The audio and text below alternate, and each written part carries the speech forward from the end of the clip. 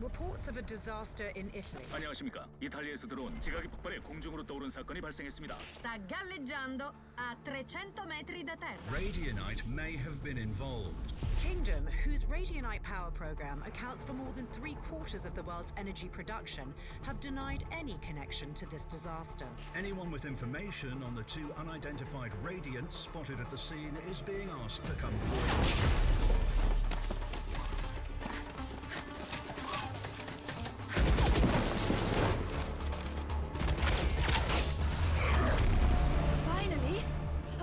You showed up? We're picking up gunfire. Did you locate the spike? That would be a yes?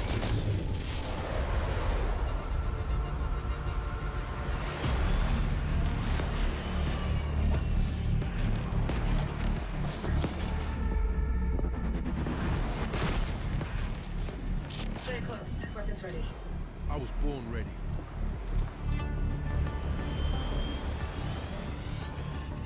This way.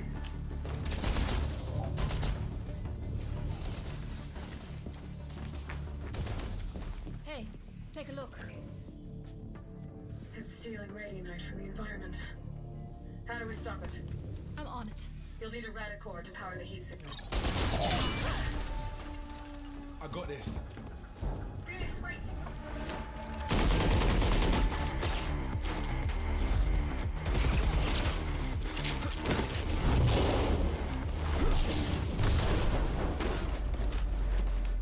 Hands up, come on.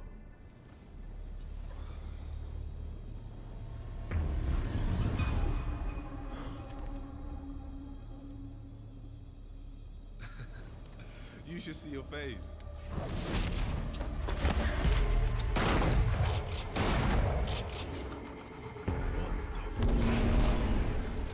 Come on. Did you find a power source? Here. Let's go, let's go. But damn! Not enough power! It needs to be superheated. Get that hit.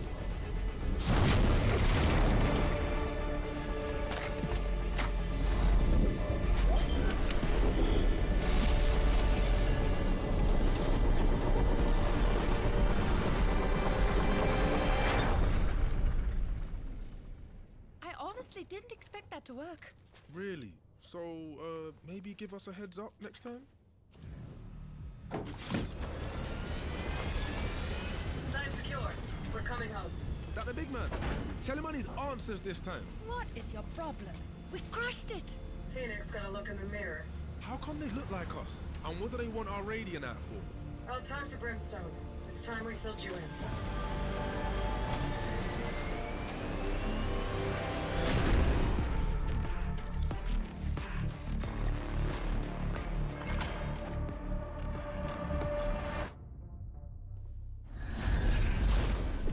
Yo, we got problems. We?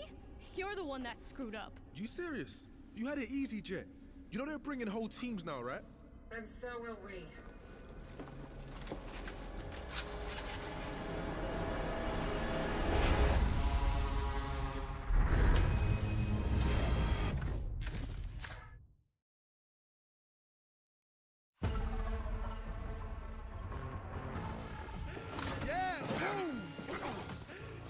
line them up, I burn them down.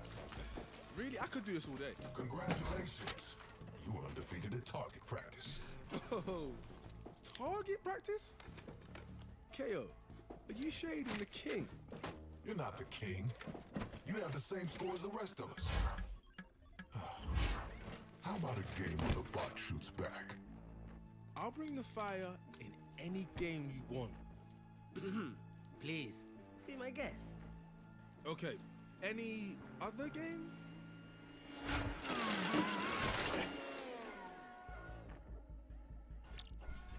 Let's dance. Yeah. Say hello to MaxBot. A perfect blend of tactics and firepower.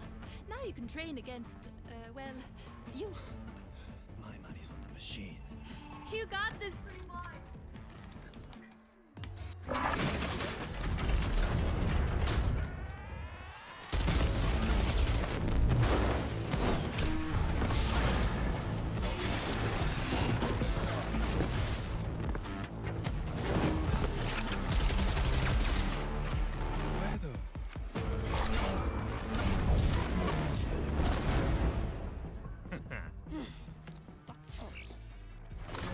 Lucky for you, I buy these by the dozen. Out of my way, Your Majesty.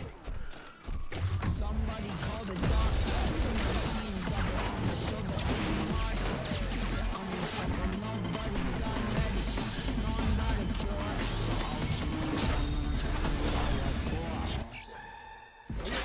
I'll Well, this is embarrassing. I'm stuck with these voices, they're all in my head. All in my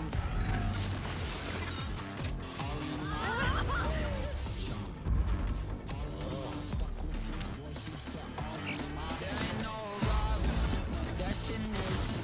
Nothing's gonna free me from my imagination. No finish, got the hope. It's gonna liberate me from my sense of broken. He makes me so proud. It makes me so rich. Oh, I should have picked this game.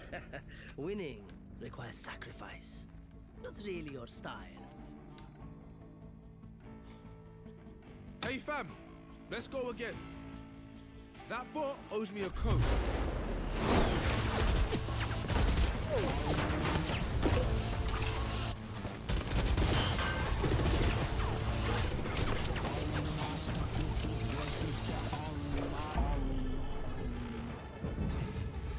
My turn.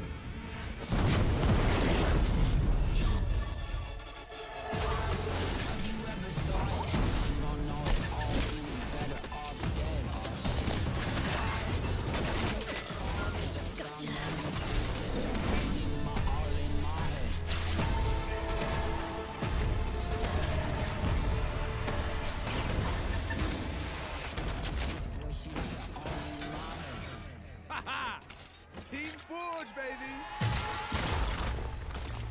What the? All right. Playtime's over. Ready up! Team Forge? Really? What? Fire and steel. Come on.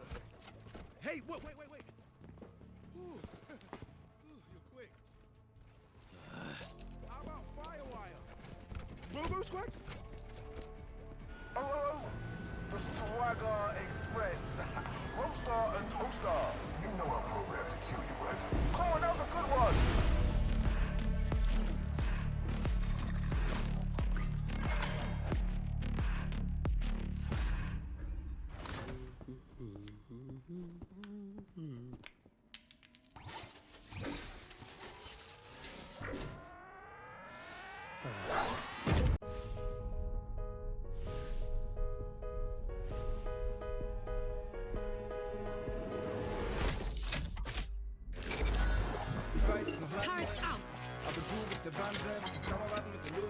Alley-oop? Egal was so geschieht, schön, dass es dich gibt. Ja, du bleibst, ja, das wär Found them. wär ich nicht so mit Had some trouble. denn alles ist smooth, so, ist relaxed, perfekt, genau so. Countdown initiated.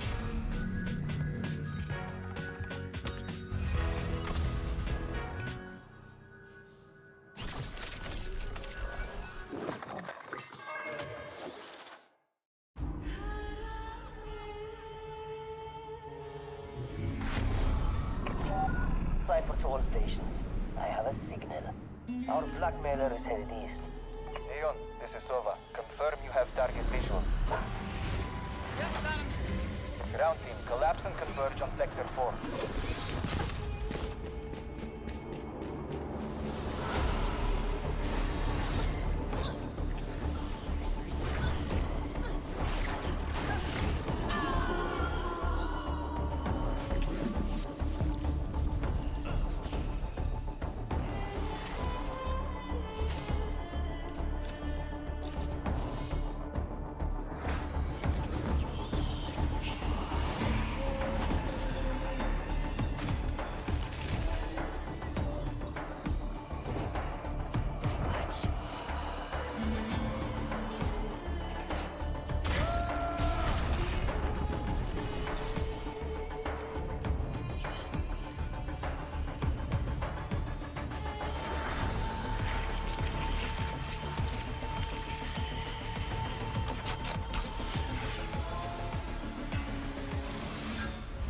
I've seen your darkest fears.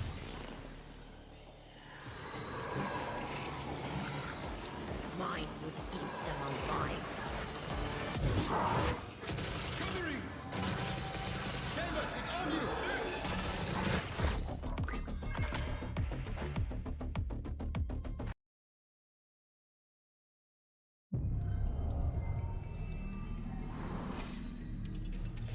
You can tell a person's character by their first action. Check me then, eh? It's a bullseye. Only type of light that I ever hide from is the red and blue lights. I don't sing their song. I don't. Where you at? Yeah, where you come from? How you born, who you wanna become? You dead? Move your body, move a leg. Everybody here. Welcome to gravity. One to the right, down, one to the left. Never stay still. Move again. We saw the beginning and the continuation. Now, the end. We are above them. Anything I want, baby, gonna take that. What I want, so I'm never leaving. Whole team Better with me, luck you could never next break life. that. Protect at all costs, yeah, like a wave cat. Relax, my friend. Time and space, they know what you think. It's a bullseye.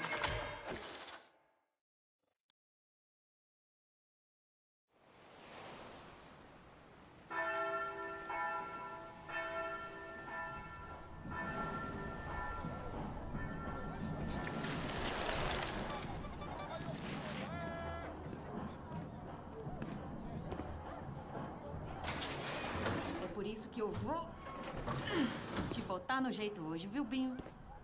Ô, dó. Já passou da hora, né, pai? Vamos lá.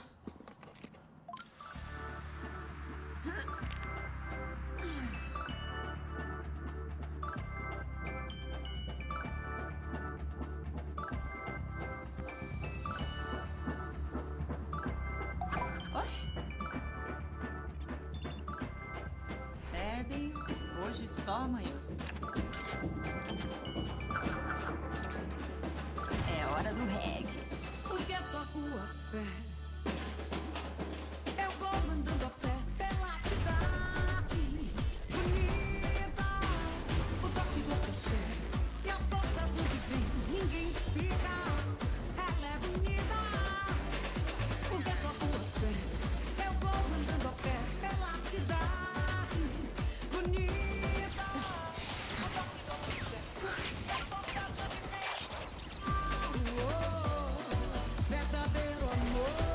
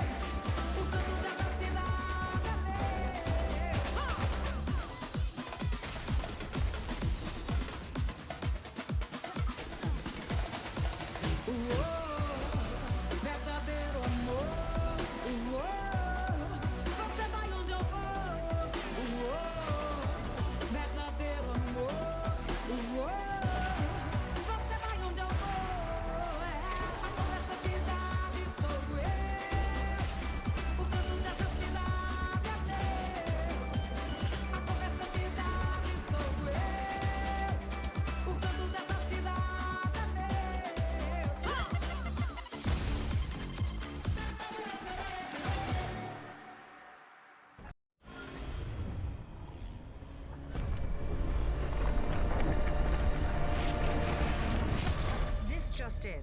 Reports of a disaster in Italy. 안녕하십니까. 이탈리아에서 들어온 지각이 폭발해 공중으로 떠오른 사건이 발생했습니다. Sta galleggiando a 300 metri da terra. Radianite may have been involved. Kingdom, whose Radianite power program accounts for more than 3/4 of the world's energy production, have denied any connection to this disaster.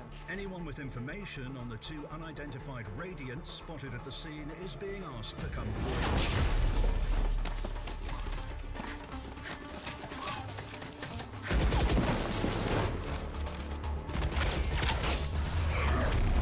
Finally!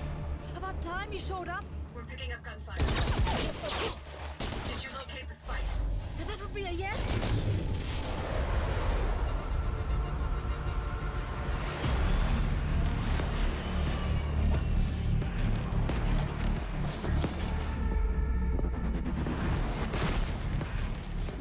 Stay close. Weapons ready. I was born ready.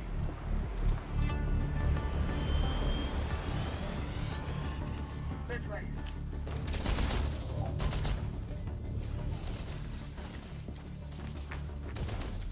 Hey, take a look.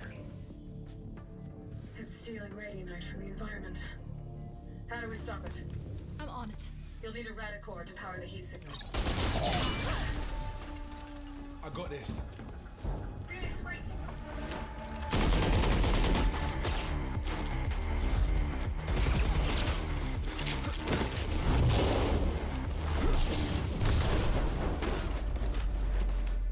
Hands up, come on.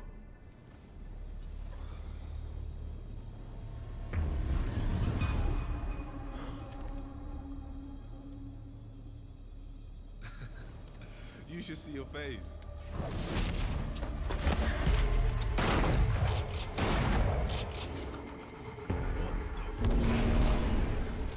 Come on. Did you find a power source? Here. Let's go, let's go. But not enough power. It needs to be superheated. Get that here.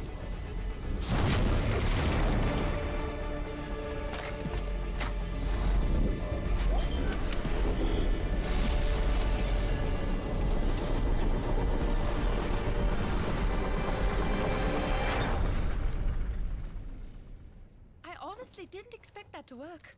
Really? So, maybe give us a heads up next time? Sign secure. We're coming home. That the big man? Tell him I need answers this time. What is your problem? We crushed it. Phoenix got a look in the mirror. How come they look like us? And what do they want our radiant at for? I'll talk to Brimstone. It's time we filled you in.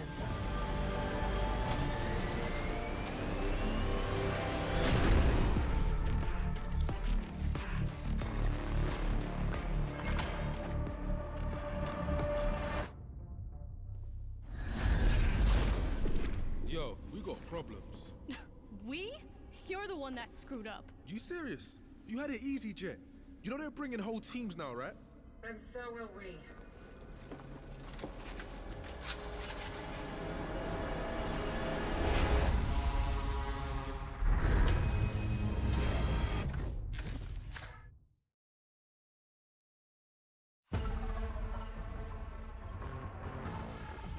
Yeah, boom!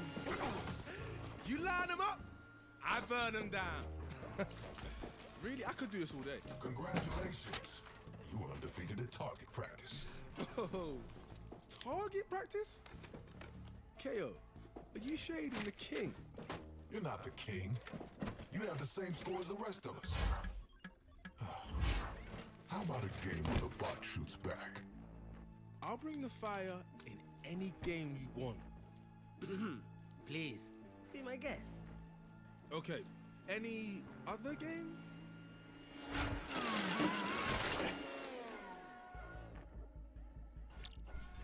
Let's dance. Yeah. Say hello to MaxBot. A perfect blend of tactics and firepower. Now you can train against, well, you. My money's on the machine. You got this, pretty boy.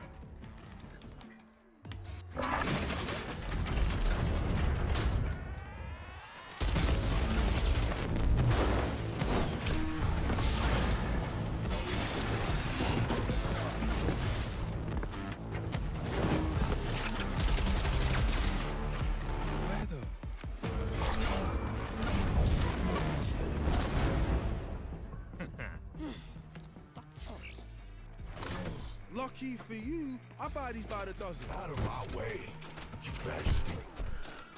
Somebody call the doctor. Machine double for sure that he's monster. I'm in trouble, nobody got medicine. No, I'm not a cure, so I'll keep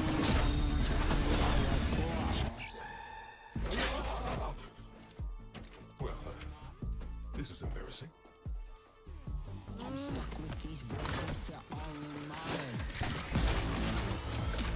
All in my head.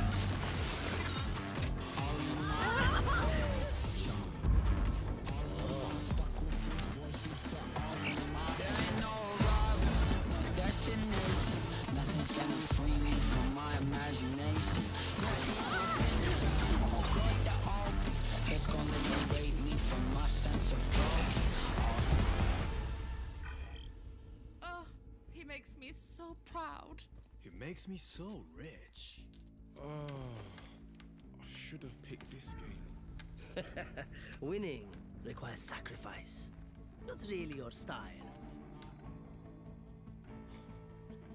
Hey fam, let's go again. That bot owes me a coat.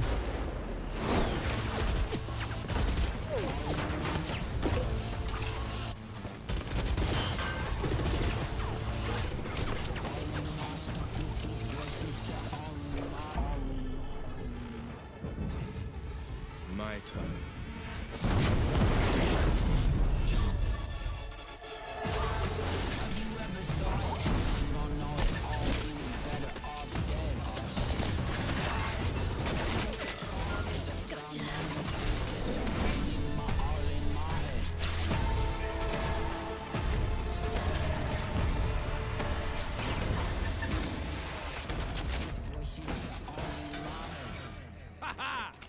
Team Forge, baby! What the? All right. Playtime's over. Ready up! Team Forge? Really? What? Fire and steel. Come on. Hey, wait. Ooh. You're quick. How about Firewire? Robo Squad?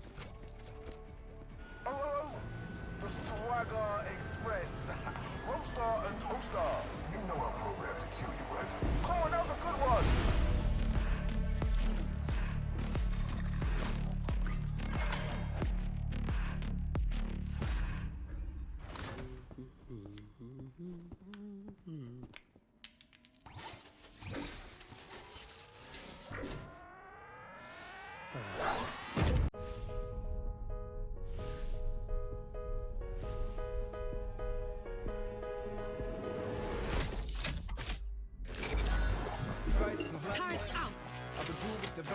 Turret out. Alley-oop. Egal was so geschieht, schön, dass es dich gibt. Ja, du bleibst. Found them. Had some trouble. Denn alles ist so, relax, perfekt, genau so. Countdown initiated.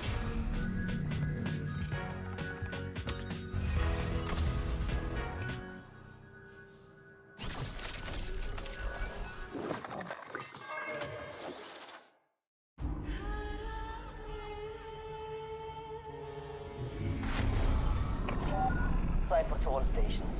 I have a signal. Our blackmailer is headed east. Neon, this is Sova. Confirm you have target visual. Yep, got him.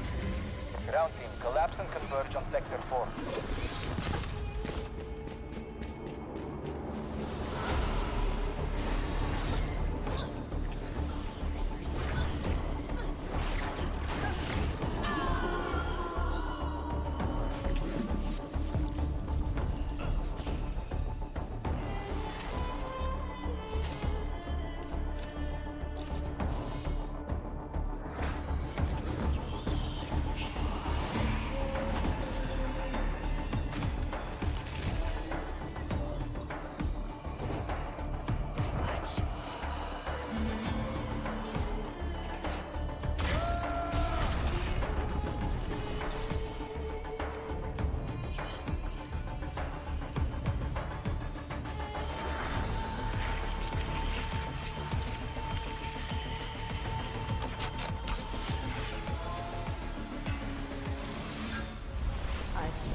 darkest fears.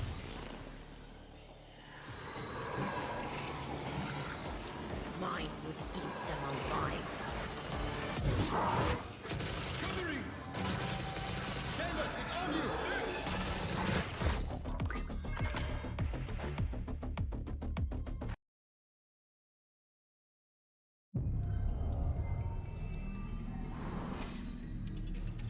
You can tell a person's character by their first action. Check me then, eh? It's a bullseye. Only type of light that I ever hide from is the red and blue lights. I don't sing their song. I don't. Where you at? Yeah, where you come from? How on your phone, who you wanna become? You dead. Move your body, move a leg. Everybody here. Welcome to gravity. One to the right, down, one to the left. Never stay still. Move again. We saw the beginning and the continuation. Now, the end. We are above them. Anything I want, baby, gonna take that. What I want, so I'm never leaving. Whole team Better with me, luck you could never next break life. that. Protect at all costs, yeah, like a wave cat. Relax, my friend. Time and space, they know what you think. It's a bullseye.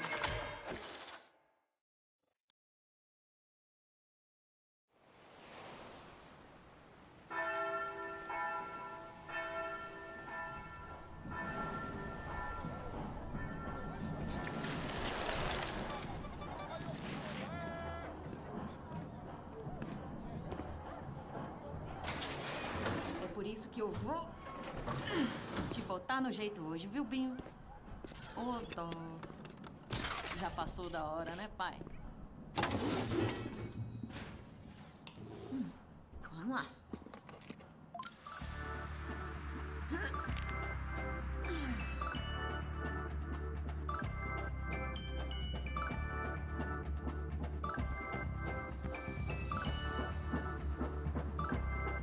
Oxe. Bebe, hoje só amanhã. É hora do reggae. Porque tua rua fé.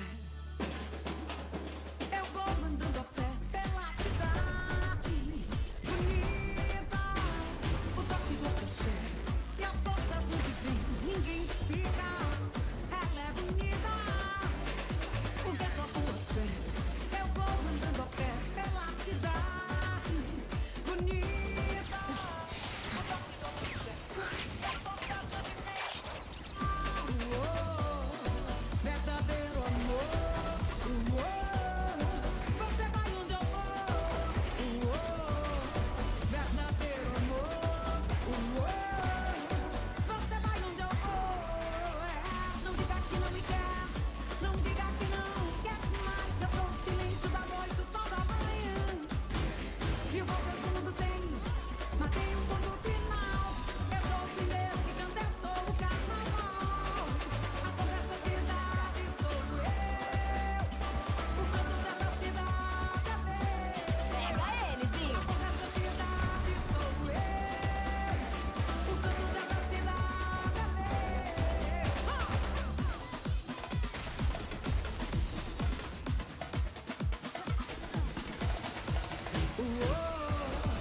Verdadeiro amor,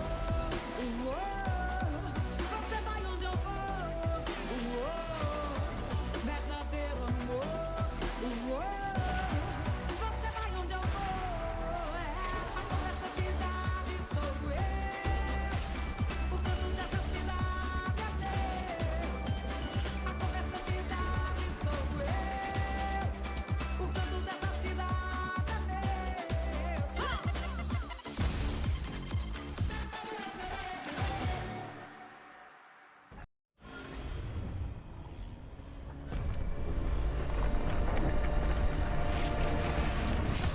This just in. Reports of a disaster in Italy. 안녕하십니까. 이탈리아에서 들어온 지각이 폭발해 공중으로 떠오른 사건이 발생했습니다. Sta galleggiando a 300 metri da terra. Radianite may have been involved. Kingdom, whose Radionite power program accounts for more than 3/4 of the world's energy production, have denied any connection to this disaster. Anyone with information on the two unidentified radiants spotted at the scene is being asked to come forward.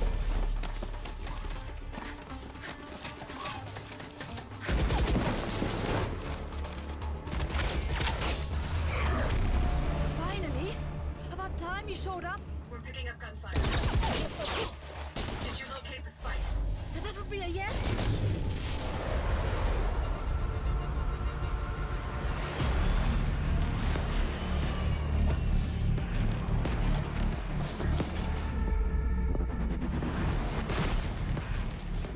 Stay close. Weapons ready. I was born ready.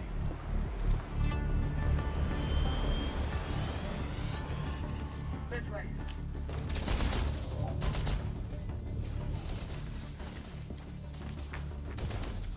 Hey, take a look. It's stealing radionite from the environment. How do we stop it? I'm on it. You'll need a radicore to power the heat signal. I got this. Phoenix, wait!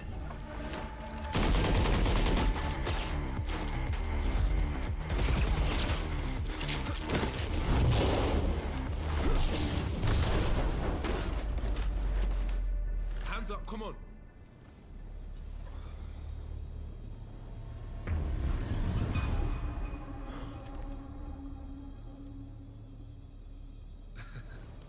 You should see your face.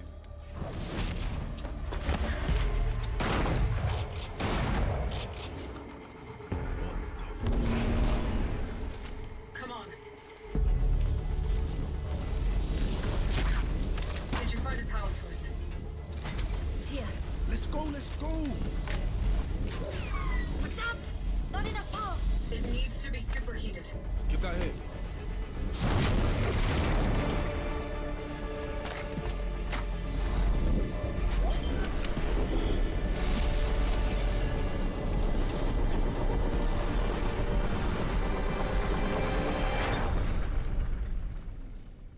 I honestly didn't expect that to work.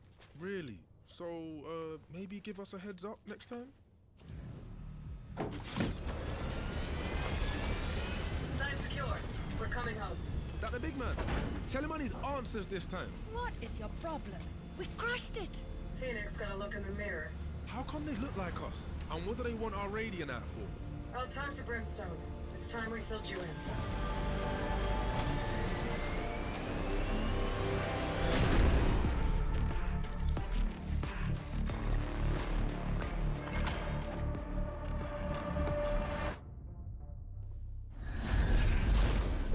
Yo, we got problems.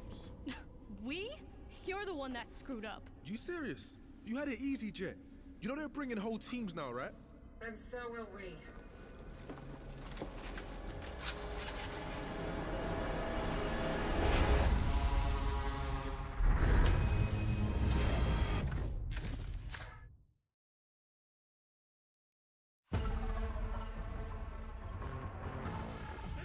Yeah, boom!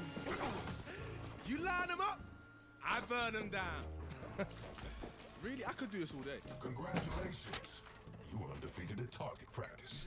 Oh, target practice? KO, are you shading the king? You're not the king. You have the same score as the rest of us. How about a game where the bot shoots back? I'll bring the fire in any game you want. Please, be my guest. Okay, any other game?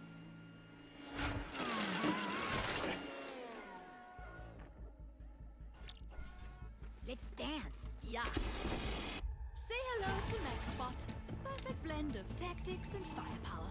Now you can train against, well, you. My money's on the machine. You got this, pretty boy.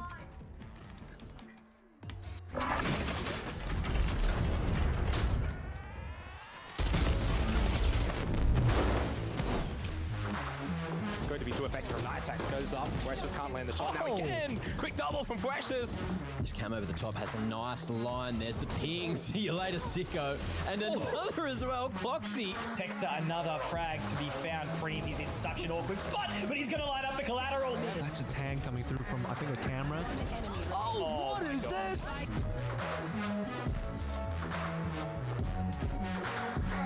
It is Super Sunday, which means day 3 of Stage 2 VOT 2022. It's myself and Digital once again to bring you the action, and things are starting to really heat up now, Will, because we've seen every single team in Stage 2 for our group stage. All 8 of them have finally been debuted. Oh yeah, absolutely. And now towards the tail end of Group 1, things are a bit spicier than ever, like you said. However, a lot of these teams have yet to play against each other, so today is going to be an absolute banger of a series. Yeah, I'm going to start to mix up the matches here a little bit. If you need some catch-up in terms of understanding what VOT is, we'll take a look at this.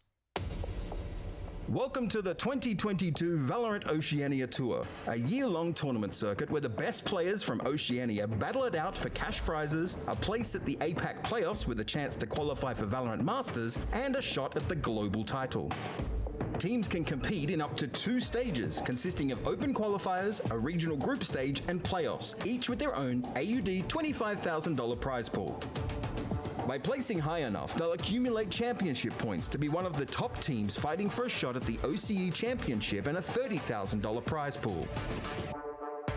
Those top teams go on to the APAC Last Chance qualifier, with the winning team invited to the Valorant Champions, where the world's greatest compete to be named 2022's Global Champions, winning an as yet undisclosed prize pool and true gaming glory. For more information, head to LetsPlay.Live /2022 VOT.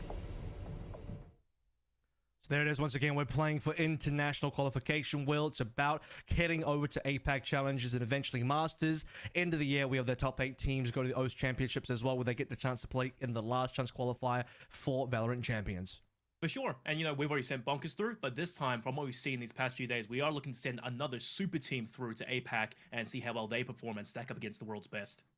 I think this is the stage as well. We have so many of these potential super teams, and they're also playing for quite a prize pool as well. 25k spread across all 8 of our teams. You go home with something, even if you come in last place, but it's about coming in first. It's about that 9k straight on top, as well as that opportunity to go to APAC. Oh yeah, for sure. The large share of the money, we all know Order. They've had that prize pool quite a few times now, but this time though, I'm not gonna lie, Cat Girls, they seem to be kind of thirsty for that grand prize, and Plix looks like he could sure use some new mods for his bike.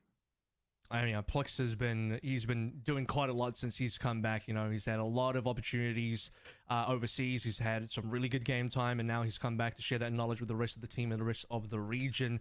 So, as we sort of mentioned though here, well, we have seen now all 8 teams. We've had results across both groups. Let's go ahead and take a look at how our groups are actually shaping up after 2 days of competition. Let's go and take a look at Group A first and foremost. Order and Bonkers have won the opening matchups versus Fun Crew and Mind Crew. I'm getting them mixed up today. Fun Crew and Mind Freak. Mind Crew sound like a fun team though. Fun Crew and Mind Freak respectively, especially that game that we had yesterday where Bonkers ended up beating Mind Freak 2-0. Oh yeah, absolutely. You know, personally, from when I first saw this new Mind Freak roster debut, I had really high expectations of them coming into, stage 2. And Bonkers yesterday, they seem to just wash over them completely, and that is why they are currently seated #1 on the leaderboard. And on the flip side, for Order, they actually look pretty good. Fantastic new roster, but at the same time, they are still human. I think it's good to have these little, poor decision making and map losses early on before they have to go overseas. And certainly before the playoffs as well. Let's go ahead and take a Group B now and take a look at where their standings are. Are there any fun names we can do here? Cat Badgers and Bobo Rain. I don't know. Bo Rain. How about that one? Cat Girls, we had debut versus Honey Badgers on day 1. That was their match victory. Bobo versus Rain. That actually went to a map 3, Will. So Bobo ended up losing the opening Haven versus Rain. Yeah, absolutely. Kind of unexpected, I'm not gonna lie. But then again, Rain, they had an absolute monster performance. And Bobo, I'll just chalk up to game 1 jitters. And then eventually they start to show up and show their chops. And Cat Girls, well, look, it's that super team that we're talking about. Looking very promising. And as for a fun name, Honey Girls sounds pretty good. I was thinking about that one. And, you know, I've got some honey in my tea next to me. I'll be sipping a little bit of that as we move along. But that's, both of our groups underway. Let's take a look at the schedule. In terms of who's going to be playing today, we're going to get a little bit of repeat here, obviously, because we're now heading into some of the more mixed games. Boba versus Cat Girls, Mind Freak versus Order. Briefly touch on that Mind Freak Order game, which could be quite exciting. It'll be the second time we're really seeing this new Order squad come through. They did lose a map yesterday, but Mind Freak also looked a little bit on the weaker side yesterday as well. Yeah, so look, Order versus Mind Freak, I'll hold my reservations for now, but I'm really hoping Mind Freak, they can reset and come into that matchup really strong. But Bobo versus Cat Girls, that should be the highlights of this entire Group 1. These two are very strong teams. Bobo, just like a very solid, structured team, and Cat Girls, well, it's the potential super team coming into stage 1. I mean, you can look at these 4 teams as well. You could almost say these could be the 4 strongest teams that we have in the group stage.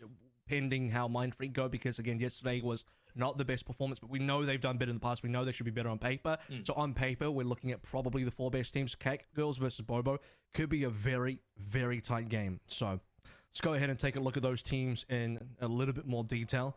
First up is going to be Team Bobo, Noz, Skrull, Tech Signed, and Dragon.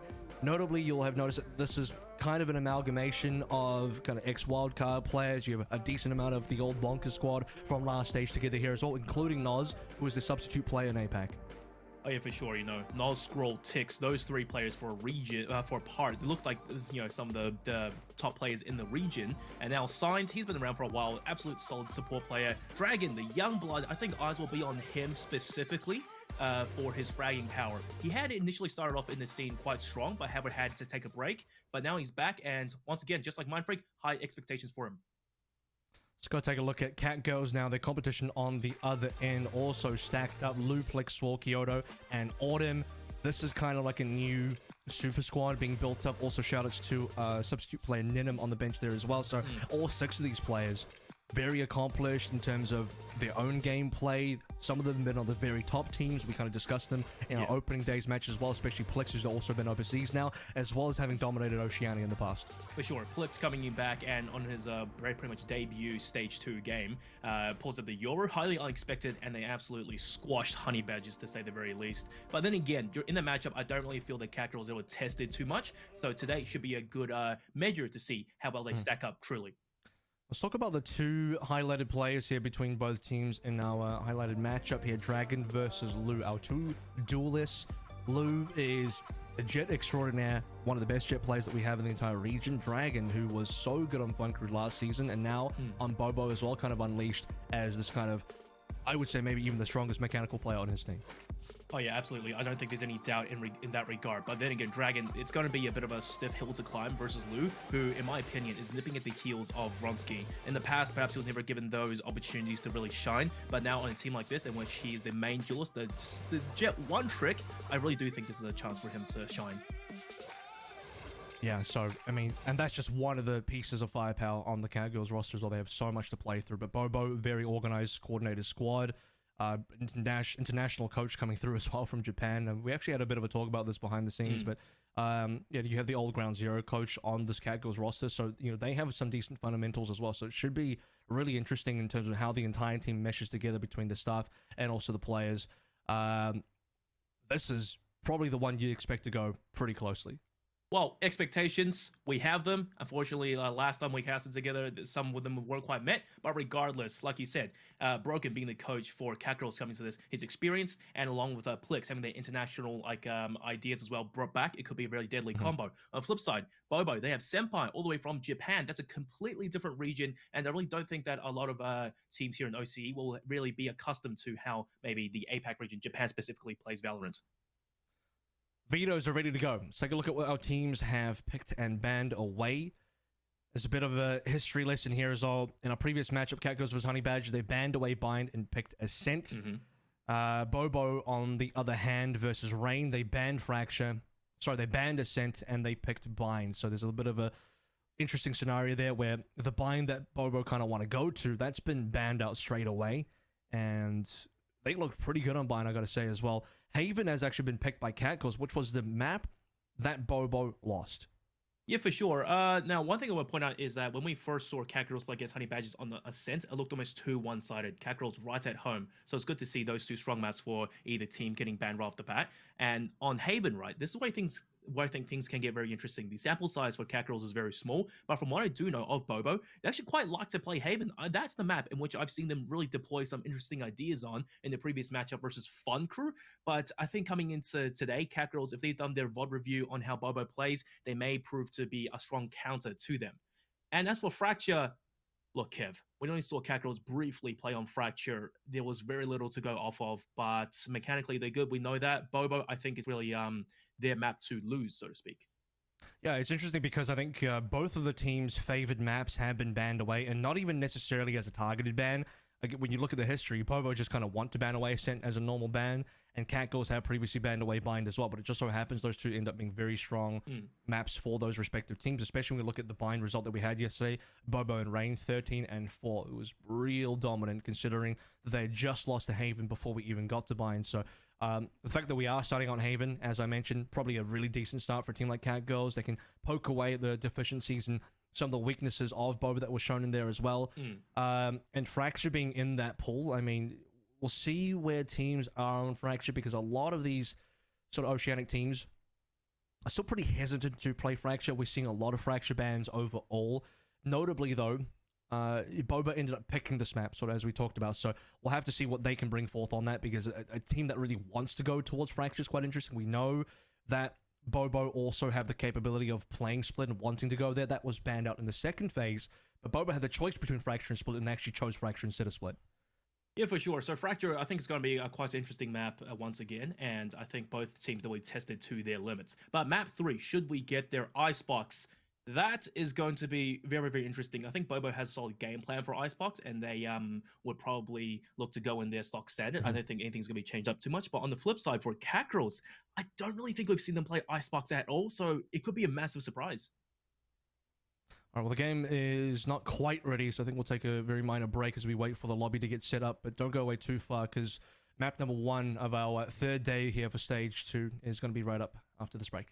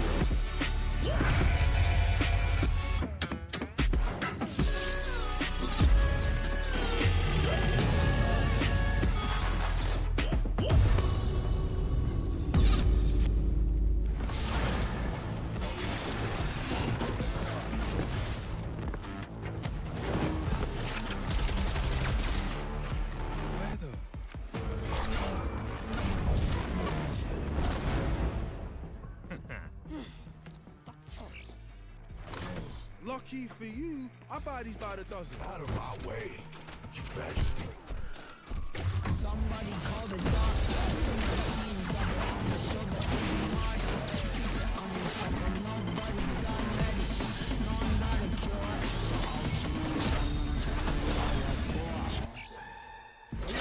I'll Well, this is embarrassing. I'm stuck with these voices, they're all in my head. All in my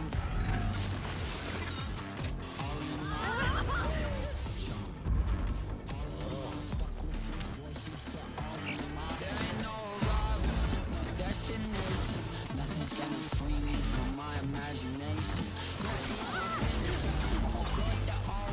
It's gonna liberate me from my sense of broken. Oh, he makes me so proud. out? It makes me so rich. Oh, I should have picked this game. Winning requires sacrifice. Not really your style. Hey fam, let's go again. That bot owes me a coat.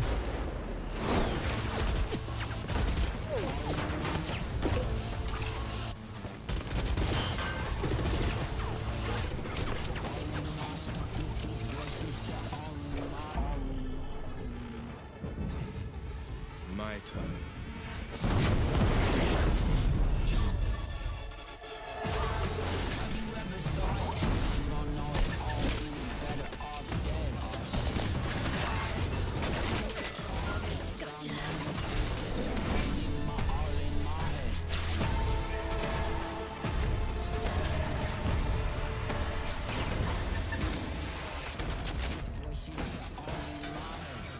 Haha!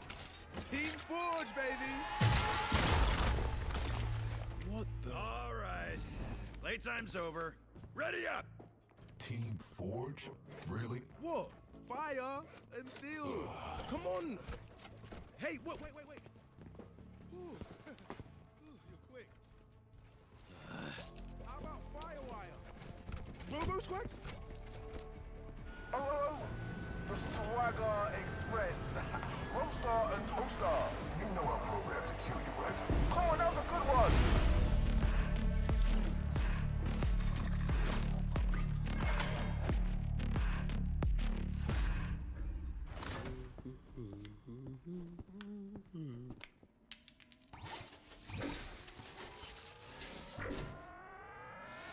Turret out.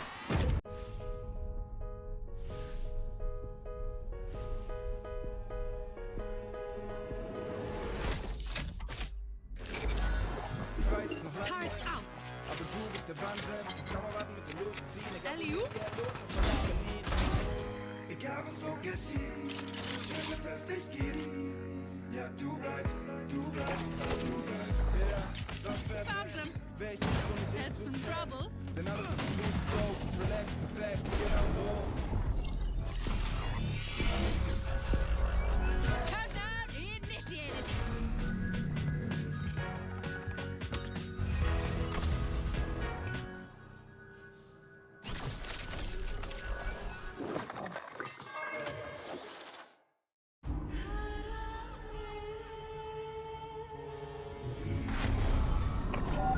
Cipher to all stations.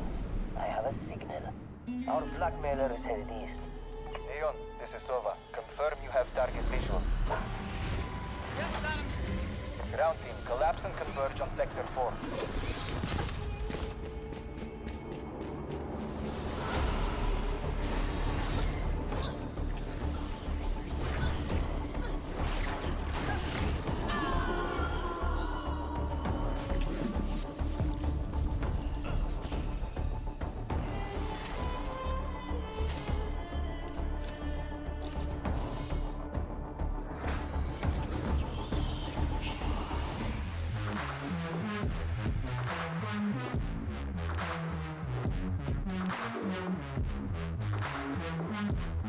Thank you for sticking with us as we got through that break there. Everyone should be good and ready to go now as we're about to head into map number 1 of our first matchup today. Haven is going to be that match, that map rather that we're talking about here, Will, as Bobo and Catgirl square up. Yeah, for sure. Look, I have my money on Bobo. What they've done on Haven in the past that has been promising. They have a solid game plan, and they seem to understand the map reasonably well. Yes, I know last time versus Rain, it was a loss, but it was a very close loss, and Rain, I think, came into Haven with an absolute monstrous performance individually from a lot of their players. But this time versus Catgirls, it'll be a completely different ball game entirely. Catgirls, as we know, they're so talented individually, but we've yet to see how they play Haven just exactly. And the last time we actually saw Catgirls on Haven, they had Nenim in instead of Plix, so things could change a little bit there. Plix's agent pool is pretty interesting at the moment. He's been playing stuff like Yoru, like you mentioned before we went to the break, and looking over their composition first and foremost because they've already locked in. Jet goes over to Lulu as expected. Autumn's going to be taking up Chamber on that secondary operator role. I guess the rest just kind of fits in as normal here. Really, the only question mark was, what is Plix going to play? Currently hovering over the sky. Yeah, Sky is a solid pick on this map. I see absolutely nothing wrong with it. I was fantasizing that what if he also plays Yoru on Haven? That will be wild now, wouldn't it? Oh my god. Okay, that Phoenix is a bit of a throw. I'm not too sure. Okay, it's gonna be roulette. Yeah, I was gonna say, I mean, they technically have the Sentinel on the chamber already. Plex is kind of in a flex role as well. They definitely did lack a few on the flash end. So Sky ends up being the choice here, like you sort of mentioned. Sky to me kind of covers a lot of what Raze used to do on this map, because Raze used to be a pretty popular pick on Haven. You're going to have that drone, you're going to have a lot of the intel backed up by Kyoto also on that, so brilliant stuff from them. Got a brief look at Bobo's team composition as well. I don't think they really changed anything up. Was Sign still on Breach? Did you catch that before we headed over? I think last time Sign, when they played on Haven, he was actually on Chamber, and unfortunately, I don't think he was quite comfortable on the Agent. Breach being a slightly different role, of course, you know, setting up his teammates with different util, and Sign maybe on Chamber. He wasn't quite landing his shots. He is now on that Breach, like you sort of mentioned, like we sort of talked about here, that was the exact same composition that Bobo had played against Rain. Now that 11-13 loss, and it was a really good map coming through from Rain. Punder and My Shoe having done exceptionally well on that particular matchup here on that map. So old Breach strats coming on through. Obviously Sign is probably the flex player on this team now, considering Scroll comes in for that Sova info position. Sign prior to that was kind of the Sova player as well, with Scroll on the team. I mean, we talked about this as well, but obviously Scroll's going to be the one playing over the Sova. So let's head into round number 1, Will. Action already happening over on the double doors. First blood and responded to on the other side as well. It's a 1-for-1 trade. Really damaged, and Blitz unfortunately cannot self-heal, doesn't even have anything. And there you go, there's the util you're talking about to set up his teammates. Counter flash by Sign, but Swell doesn't clear, leaping right in there. And Tix now having to defend the side by himself. Throws his paranoia out, and look, he was going to get destroyed no matter what happens. All down to Noz, 1v2. This is very doable. Blitz is super low, but Noz is very little util to play with. No, he's left all his util over towards the A side instead. Looking to come through Garage now. Might be a cheeky ghost on the ground for him if he's lucky, but otherwise has to clear 2 players in long. Not ideal. Will even forgo the ghost pistol. Clearing left side first to Cubby. Plex with the opening contact, then instantly responded to by Swell. Plex off the angle, Swell swinging in. And 2 versus 1 completed there. Well done by the rest of Cat Girls to finish that one off. Noz getting the 1 kill in the 1v3, but no shot to complete the rest. Yeah, and I think, really well done for Swirl as well. It was the setup over towards Garage, and he was the first player as opposed to anyone else, just leaping it through onto the C site. No holds barred, and he's opening things up for his team. Round 2. Dragon Marshall. So not a complete save coming through for Bobo. Valuing the fact that, you know, maybe some long sight lines, trying to get that opening frag. There is full armor on Cat Girls though, so Dragon might not be able to get an easy kill unless he lands it on the head. He won't even know. He will hit the body of Lou. So some damage done. 5 stacking into sewers so far. Might actually look to back out. Yeah, Cat Girls are gone. Wow, look at that respect to the giving as well. One Marshall. They don't know what the other players have, so as far as they're concerned, it could be a straight force, but B site looking to be a target for the time being. Awesome just walks on site for free. Sign pot shots, and Noz in position to perhaps go for some damage here. That's good onto Swell, but is unaware that Awesome has already infiltrated that deep onto the site. Post plant 4-on-4. I think they should really know by now that it's not a full force. At least one of the players didn't buy it. That was going to be Noz and the Clash that they got a kill from. As post plant positioning as well, they kind of have the angles covered that they really need. We have Tix on a very long sort of flank. The players are coming in now. Scroll the opening onto Autumn. Plex should be able to pick something up here. Should be. There's 1, there's 2. And swaps the secondary. Dragon's in a rough spot. And there's that pinch as well coming from Garage. Tix, there's that long flank you were talking about. He's good for 1 onto Kyoto. A second here will be great value, but regardless, despite the cheaper buy, they actually managed to take down 3 players. Plex ending with the 4K. That's valuable points towards his ultimate. Yeah, it's 4-7. So looking towards Seekers on to around the next 2, I would say, at this rate. Quite a few members on that 4/5 kind of mark for ultimates. First proper gun round now for Bobo. Looking over towards Dragon. We know that he bought up a Marshall in the previous round, so he's going to be a little bit skint on both armor and util. He's only got the 1 updraft, no smokes, 25 armor. We'll really have to make do with this one. He'll probably also end up being first contact as well, as we're really seeing a lot of these Cat Girls members stack up over towards the A-long side. As you can see, for Bobo, the Breach already positioned over towards A sewers, maybe for a little micro play there. Didn't quite come to fruition. But like you said, Dragon, he's taking the position down deep A long. The jet dash to escape to safety should the need be.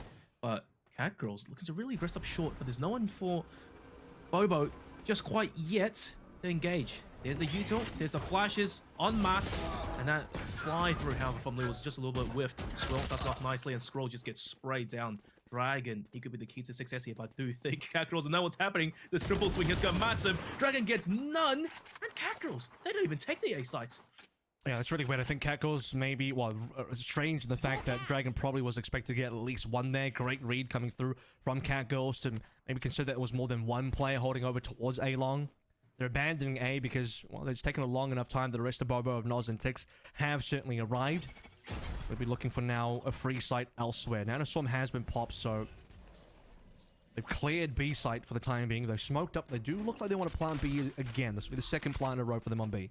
Yeah, and not only that, after that little U-turn over the A side, they picked up the free rifle with a couple of their players. This retake's going to be quite hard. After manpower for Bobo, nice shock dart to buy some more time. Noz gets tagged up. It's a great first kill, but it's a different attack trade. Tix, 1v2.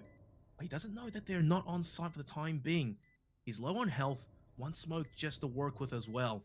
This post-hunt scenario, for all intents and purposes, should favor the Catgirls. There's the tick, there's the defuse, and they're spraying through the smoke. Flash by Plix, and Tix is just dead to rights. Tix only had the one smoke available, and that's all he had to work with. Plix still had a flash up. Kiro was about to get over towards another recon. They were otherwise low on util themselves, but just enough to push through the smoke, make a play happen. And a critical round 3 going the way of Catgirls. Now, Bobo losing that one's going to affect their economy quite a significant amount, especially considering the free guns, 2 of which will go over to Catgirls now.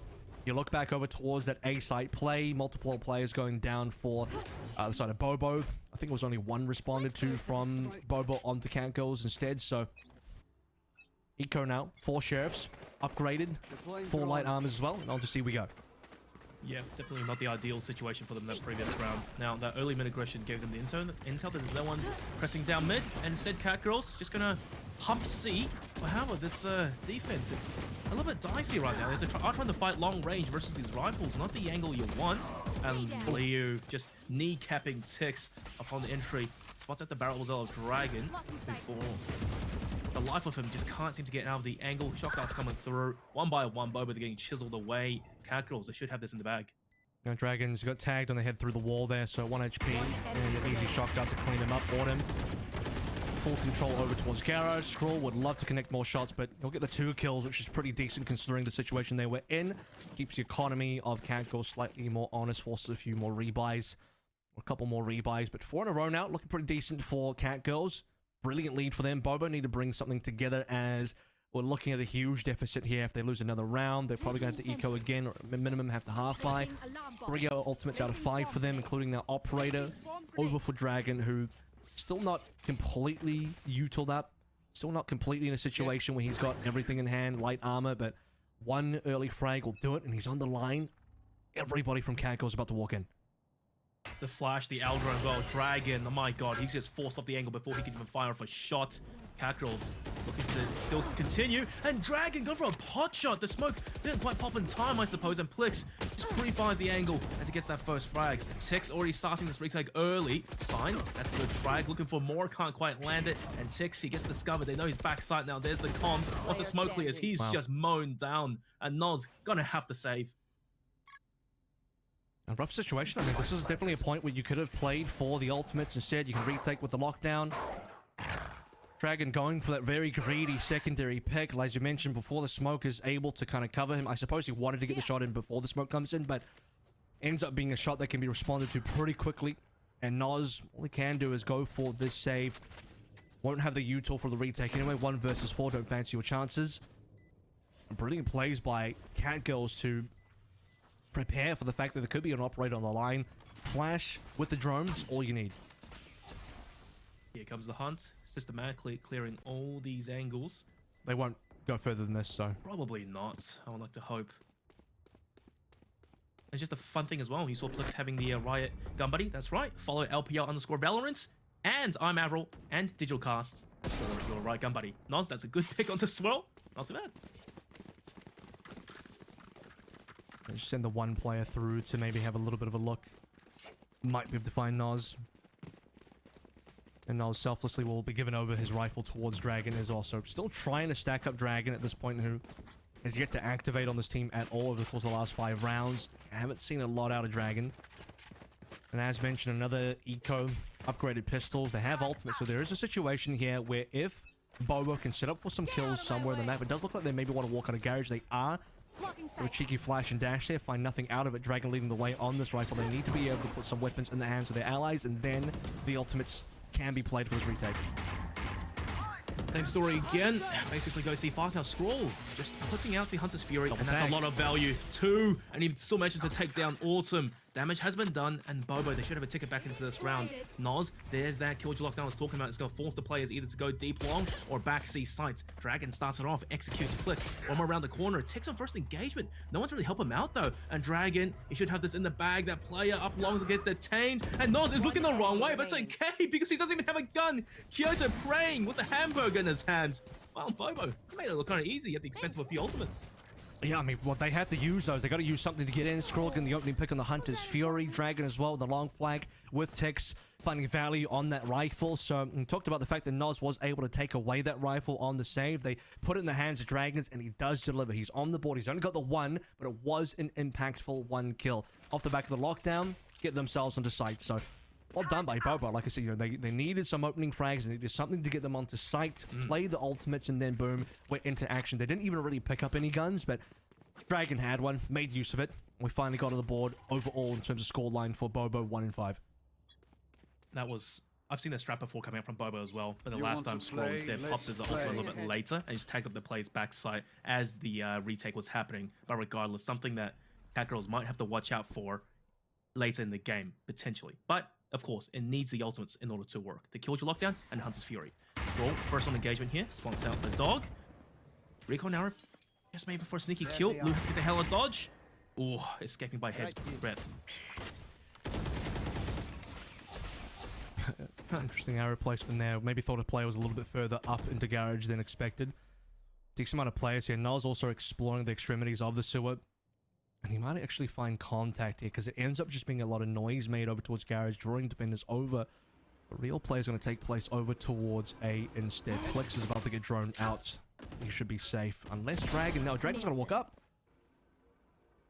Plex thought he was sneaky with that early positioning. He was caught out. Now, sign, this has to be money. Noz looking the wrong way. There's the stun, and Noz with the push. Nice little micro play there, and a takedown swirl. That's a smoke gone 1 by 1. Kakaro was getting chiseled away. But Luke, it's his chance to take a shoulder. Nah, 30 never mind. seconds He's left. done. Yeah, popped the shoulder a little bit too wide there. Tex for another swing, and Autumn, despite the tour de force, will finally get the 1 frag, but it's been difficult for Autumn so far. Just can't quite see any members. 1 versus 5. He's got the number 1. He's got the first out of 5. But nothing more to be found here. I don't believe Autumn actually bought into this round, so as far as the economy goes, they should be okay for that. Definitely be losing this round, though, so unless Autumn fancies saving, he needs to walk forward and try and get rid of as many of these guns as possible. Yeah, well, he's full armor and a vandal. It's not a bad thing to carry into the next round. But regardless, Bobo, full discipline there. No one giving him anything to work with. It's just those stray bullets and the tip-tap toes, making Autumn look left and right before they finally take him down. So yeah, Bobo, that's 2 rounds now, back-to-back. And 2 kills on that round as well. That last one that really set themselves up for a nice 5v3. Taking down player in garage. I believe that was Plex. Yeah. A as well, where Noz pushed up into sewers. Got some decent information, plays off the stun of Signed, and decent amount of teamwork on both ends of the map to get the opening frags, leaving eventually Autumn on his lonesome. So it's going to be a buy for Cat Girls. Full buy on both teams now. A couple of important ultimates on both ends, as well as the second, I believe, Seekers now for Plex in this half. B-sites worked for them in the past, and they'll try it again. Tix eating that flash, and the recon arrow as well is going to expose his positioning. Tix, paranoid gets thrown out just to buy some more time, but Autumn's already fast on the angle. That's the smoke's gone for Bobo, and once again in a retake position. They have the positioning around the outside, so there's players on the left here. Noz is trying to find them. We'll get Kyoto down. Luzin's still inside smoke. If they get past Lou, they will be able to get entry onto site. 2 versus 3 now. Blaze popped. And all 3 final members have actually mostly exited B. There's still 2 members on that link. They have now planted over towards A as well. What direction does Dragon go, and will he check his corner for Plex? And even if he does, I think Autumn just swings. Yeah. Okay, awesome. There's that first engagement. Plex may pull out a flash here. But Dragon clears the angle, but couldn't quite get the kill. Okay, it was looking slightly promising for Bobo, but now things are going downhill. Although Sign is a good shot off the Swill, and they know that the last two players aren't on site just yet. There's nothing to delay them, though. There's the fake tap, there's the flash, awesome first swing, and he does take the kill onto Sign. So, they do recover the round after all. Part of me really wants to have seen maybe Dragon and Sign work together on either. They kind of split up. End up seeing both of them in separate engagements. Sign did a great job of at least getting the first kill. Not to believe that was Swirl in heaven. The Dragon... no opportunity there over towards the A link where two players on him. Has no idea that Plex is around the corner as well. Like I said, he checks it, but isn't going to be able to find the shot because he wasn't expecting it. He actually pulled his crosshair away very quickly. Yeah. So, for sure. That, plus everything that happened on B, ended up being a bit of a scuffle for Bobo to recover from. That being said, though, they did prevent the plant on B with the Rolling Thunder, with the fact that they pushed up on grass quite aggressively in mid. Took them a while to get past Lou, though. Lou hiding in smokes probably did a lot more damage to Bobo than what they would have wanted. So, waiting through the tactical timeout here for Bobo as they kind of discuss how they can maybe play into the last 4 rounds in this 2-6 deficit. For sure. And also, Cactural's really well done on them for playing so reactive against the ultimate and instead just opting to push over towards A with the 3v1, getting that sign easily. And also on a side note, when I said follow us for your right Gambari, I was joking because someone actually did follow me. But regardless, I'll take it, man. Thank you. Placing alarm bot. And also add digital hash. What? No, I'm joking. On Valorant. Operate back in the hands of Dragon. Still a pretty quiet performance. Could be walking out with this one. So flash assist would be decent. And he's kind of just looking the wrong way. So Dragon first blooded, operated down. Another poor start for Bobo. Signed on the mark now. Tucked away in the corner. Has Nos to work with plus a turret. Should things get a little bit spicy here. Good news for Bobo is they're still stacking over towards the C side, and that is where Catgirls are. But Catgirls could also cancel this and go A anytime. Autumn is already close by on lobby. Take flight. Our drone, here it comes. May not clear the play in the corner though. That's a good job by Noz just to ensure that Sign stays hidden for a time a bit longer. B site aggression. Util gets popped, and Bobo yet again on this retake scenario. 3 players looking to go out to the garage side. It's not quite using the util just yet, so Plant has not been slowed down or prevented. Kyoto also playing very defensively to make sure that double doors is going to be covered. Indeed, Garage is now cleared. Look at all the blue X's on Garage. It's a complete wash, and Catgirls will find their 7th. Well, Kev, Catgirls, even despite taking the B sites, all of their players immediately played offside instead of for these crossfire situations, especially with Kyoto over towards grass over there, and his play in window. It's just a complete mowdown. Bobo, a very similar situation as well to round prior, in which 3 players ran out of garage, and I suppose maybe Catgirls, they kind of took that into consideration. It's a lot of awkward starts for Bobo. You mean Dragon kind of pushing out double doors, getting instantly clapped. Can't find any players. Not seeing a lot of success on those snipes as well. Had a couple of good rounds for Bobo, and literally in that case, just the 2 where they managed to get some player advantages. But otherwise, most of the first bloods going the way of Catgirls. Also, 3 out of 7 of their successful rounds have been through B plants. And even one extra one, a 4th, would have been an attempted plant to be then transferred over towards A. Speaking of which now, potential 5-man walk-up. This time they will take long control. It's only Scroll on the defense so far in heaven. Yep, Scroll probably going to take first engagement and try escape with a kill. Regardless, though, you wouldn't raise chances too highly of even surviving this. There's a util, there's a smoke. Recon arrow soon, a few seconds, but I do think you might want to consider saving it for the retake, which Bobo is actually quite decent on, over towards the A sites. But then again, the problem is they have a weaker buy, so this flank has to be money. He's waiting for the double shock to try and prevent the plant, but we'll only get a little amount of damage onto Swirl, so slightly off angle there, or rather Scroll. But the Swirl was able to plant away from the expected positioning of the shock dart's trajectory. 2 players coming out from A long, covered by Kyoto. Has been spotted. This is Dragon's opportunity to get this long range under play. Good flashes on the Swirl to enable some kills, but it's still coming up all the way of the Catgirls. Even Kyoto on 3 HP winning against Noz. 3 players alive, economy looking good. Yeah, Catgirls, they weren't stressing at all in these rounds. It looks so calm and collected on these post-plant situations over towards Heaven and Hell as well. It's just the double stack and the crossfires towards main, short, and even, once again, Kyoto on the flank watch, just doing God's work right now. On the flip side, Bobo, yeah, I was a bit concerned on the flank because they were taking this sweet time, even just getting the aggression on with the weaker buys. I would like them to speed it up a little bit, but they were being disciplined and clearing those tight corners, making sure they wouldn't be surprised. Not that really changed results at all. So Bobo down by 6 rounds going to the end of the first half. Kev, this is fast coming from Catgirls. Yeah, look at the adaptation as well that Noz put down most of his util on B because they've noticed that B has been quite a weakness for them so far. Swirl attempting to just TP in and plant. They are going to spam him out through the double stack there, so he's going to have to go for a safe plant instead. Late Hunter's Fury coming through from Skrull. I don't think this is really going to catch too much, and well, over towards spawn. Dragon walked up, which means they'll at least be able to get a 1-for-1 trade, losing ticks. You know, if Noz can get 1 kill, they could potentially have the lockdown to assist them in the retake, but time ticking away, and all of Catgirls is basically off-site. 3 over towards long, watching a potential flank that Bobo is known for in his past few rounds. So there's that reactive adaptation again, and Plix, lone play over towards Garage. Hunter's Fury by Kyoto looking to do damage. The spike just not being defused at all. And Lou, the Lion Swing gets that first kill. Plix finally strikes. This is a threat they have to deal with. Oh, he's so sharp with it. And that's Dragon all on his lonesome, just getting flashed.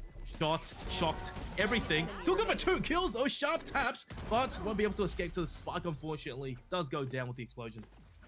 Yeah, tries to make it costly, but I mean, we're late enough in the half that money is not going to be an issue for Catgirls anymore. Well played, 9-2. And Bobo's attempt at recovering this has been thwarted time and time again. They're going to have to go for a force buy here on the final round. Guardian plus Bulldog, light armors across the board. Dragon slowly trying to catch up on frags.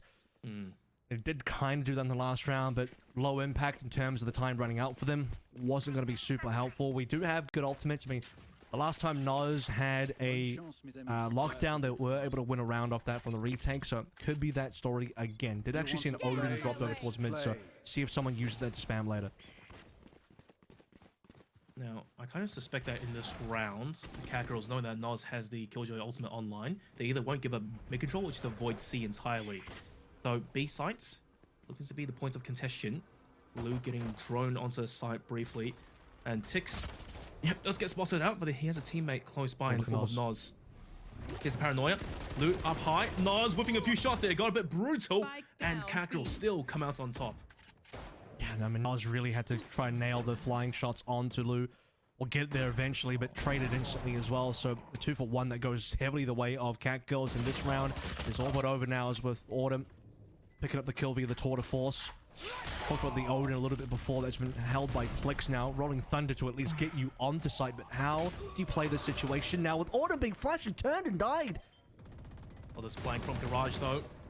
Well, could be in for something big here. Now, Squirrel is aware of it. That's a fantastic shot. Plix with the Odin trying to go for his pot shots. And he gets stunned. He can't fire at all. 6 bullets. He's out of bullets, yeah. Goes for a classic. I mean, there's still a chance yet. And it's half defused. Bobo, well done, but Kevin, that was one hell of an expensive round.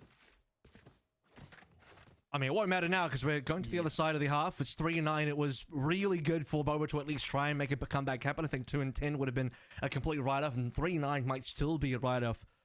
It was looking so good for Catgirls up until they lost Autumn there. He had to turn from Signs Flash, and that moment goes down. I don't think they would have had any chance of defusing if Autumn was alive on the tour, full scoping onto the spike itself. Not a shot. Autumn going down really puts Catgirls in an interesting position. The flanker, I think it might have been Swirl over towards the mid window, also going down, didn't help things out. So Bubble will barely scrape by and now on their own offensive side. Let's see how they stack up. Layers upon layers on the post-plant situation. You saw Plix as well, sitting on the Odin, go for the wall bang, coupled with the flank, coupled with Autumn's positioning. Regardless. Okay, early aggression over towards A, just to maybe fake a little bit of positioning. As we do see Bobo starting to lean heavily over towards the C site. It's obviously a different defensive look. I mean, their Sentinel's going to be a chamber, so 2 trademarks on the ground. You'll have to have as much fun using 2 trademarks as you can for now, by the time it goes to 1 very soon. Onto site we go there. It's going to be pretty much all about Bobo on site instantly. Frank is going so clear the way of Catgirls, so everyone's arrived. The rest are arriving soon afterwards as well. Scroll, decent pick, that's all he gets. Oh my god. You know the scariest thing right now is that coming into today, this game map on already, Swirl is on point, on form. He's landing his shots, even on pistol rounds. Man's an absolute monster. And in that situation, he was like facing off against 3 people individually and still comes out on top and just buys enough time for his teammates to rotate over. That's the pistol round. That's double digits. Bobo. I don't know, Kev. It might have to be a write-off. Yeah, I think we looked at Haven. We looked at the fact that Bobo did lose Haven yesterday versus a Rain, a team that they on paper should be much better than, and I think eventually did prove that they were better than, but not their best map so far. And not just talking about this specific performance, but so far in stage 2. So Flash is coming on through opportunity for Bobo and Dragon, but not going to connect any shots. Oh no, and the Paranoia missed as well, and that's so punishing. Everyone's here from Cat Girls. It's just complete bloodbath meat grinder. And yet Bobo still managed to find some picks. It's all down to Sign needing a small miracle and a half, and Plix just firing through the smoke with the classic. Gets that final kill. They're having fun right now, Kev. Well, you got to be having fun. It's 11 and 3. You're definitely smiling from ear to ear, and I think for Bobo, at this point, you're already starting to think about the next map. You probably should force this particular round as well. They're not going to, but if you don't force this round, then you're basically giving away 12 to your opponents. Part of me thinks that Bobo have probably checked out of this particular map anyway, and they're kind of just waiting for map 2 at this stage. It's going to have to take this one to a full 3 mapper to bring it back, and kind of what they did have to do yesterday as well. So upgraded pistols plus light armor. Are they going to make any sort of opening plays to grab any sort of guns away? Scroll. Solo exploring over towards A, and it's going to get tagged for that. So B looks like it might be the play, which is interesting because pistols, close range. B could be decent. They are up against SMGs though. Yep, that's a good idea. And Plix, he's looking to challenge by himself and walks into the crosshairs of Noz. That's a fantastic opening frag. But the spike is being left all the way towards spawn. So Bobo, is the game plan right now just to get some frags before they regain the spike and then hit a sight? But he was free. There was a window there. Well, I mean, you are starting to draw over defenders pretty quickly. You can start to see that Cat Girls have begun surrounding B, and I'm not just talking about the site itself, also the fact that Autumn is looking like he's ready to push out a garage at any sort of point. Dragon first down. Lou connects his shots. Now we shift over towards A. Autumn on the big flank now. Yoda's already here. But unfortunately, that does reveal his position. The Paranoid doesn't quite catch Luke. Excellent dodge on the flash. And they're individually running onto the side right now. It's a different trade and so messy. And Bobo, they do get the A sides 3v2. They have sheriffs. And in these close quarters engagement situations, they may just come out on top yet. I mean, a few members of Bobo have now landed a really nice share of headshots. Well, coming through from heaven. Unspotted, but also can't find anybody. Autumn needs to check his right side immediately. This headhunter needs to be beautiful. 8 shots in the chambers. That's everything you want. Texas waiting though. They're burning a lot of time here. And Swirl kind of just solo picks both the players on Cat Girls that were remaining. End up just peeking and dying, or rather getting peeked in the case of Autumn dying to Tex there in position. And look, Bobo might not have forced, but the sheriffs came up pretty big, starting out with Noz's opening frag on B. Absolutely massive. The teamwork over towards the A side, it was beautiful, and it managed to actually net them quite a nice deal of trades over there. And I think in that round, particularly during the start, I think Plix may have just underestimated Bobo a little bit, thinking that he could dump some use or swing and just get these easy eco frags. Things didn't quite swing their way though. And I guess the time game, overall, Bobo drawing out the rotations, like he said, really worked out in their favor. Well, it's going to end up being numbers advantage going the way of Bobo on that opening B play, because even if Plix swings, it'd have to be a 1-for-1 from a 2-for-1. He'll get traded. B control would still go over towards Bobo. So tactical timeout now for Bobo. They've used both of theirs. They used one on defense. They've used one on offense. And I think had Bobo lost that round, they would have called it in terms of, you know, checking out and just moving over to the next map. But now that they've actually won that round, importantly, with an eco of all things, their economy is slowly starting to build back up. They get to go into rifles. Sign is the only one that doesn't have full armor, but can afford it, so he should be okay.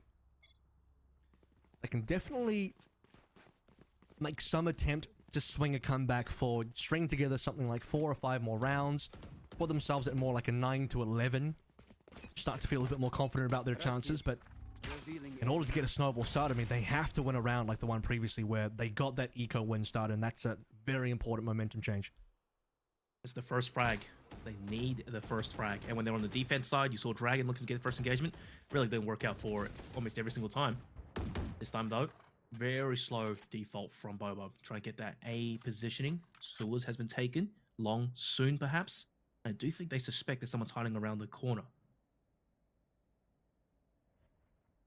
We've got the util to clear it. I mean, signed, Aftershock, still available. If they really want to push over towards A long, I mean, Lou would definitely have to be forced to dash away pretty quickly. You see the advanced push up from Autumn as well, so huge amount of information for Cat Girls over towards C, because you've got the trademark over in Garage as well. So one more time, it will just be Bobo kind of clearing over mid. They're not necessarily going to take mid, but showing presence there, clearing it out, getting rid of the trademark, just forces util to be responded to from the other side, and they're getting that now. Trailblazer, one flash already been expended. Plix seen as well, and Plix, does he want to challenge or not? Oh, it's awesome. The first player to challenge over towards C, he gets taken down, and that prompts the mad rotation over towards the site. Bobo at the same time looking poised to really execute over towards C. Late recon arrow defensively and offensively as well. They are forced to push this angle. That's a fantastic recon just out in the open by Kyoto, and they are detected. Swirl trying to go for some lucky shots here. Plix gets blinded. He's the first one to go down. Swirl having a pop-up moment. That's 2 sharp headshots. Looking for a third.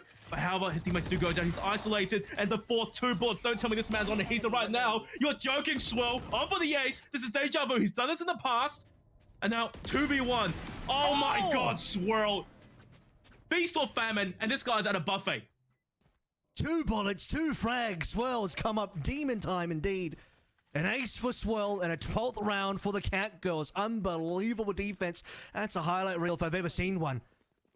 Swirl, you mentioned he was really firing up early in the rounds on this map. Things looking great for the young fella on Cat Girls, and that is going to seal the deal. Any chance of Bobo making a comeback has all but been squashed. That has to be mentally draining. Imagine having such a strong advantage, but just not able to even push over towards backside to clear out one player who's just one-tapping you. There's nothing you can do about it. Match point now, 12-4, and they're on a really crappy buy. Dragon looking to get the blades to have something more to fight with, but look, it's not looking promising. No, I mean, and look, consider that they have the money, and even then, Scroll doesn't have full armor and stuff like that. Yeah, this is. This might as well be a /FF here, I think, coming through. We have Autumn pushed up pretty clear up. First contact, and Cat's frag. It's a freebie going the way it takes. Now, hang on. Plix, he's going for a hero play. He does manage to mow down 2, and Dragon with the blades flies back in return. Somehow on these ecos, Bobo managed to come out on top. The lone bastion of defense is going to be Kyoto. Over towards the angle. Now Dragon, he clears it. Unfortunately, can't quite land the blade. Numbers equalized. Post-plant situation. Shock dart. Unfortunately, does miss. So doable. Swirl early smoke.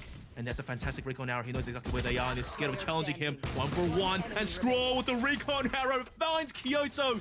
And they stave off defeat.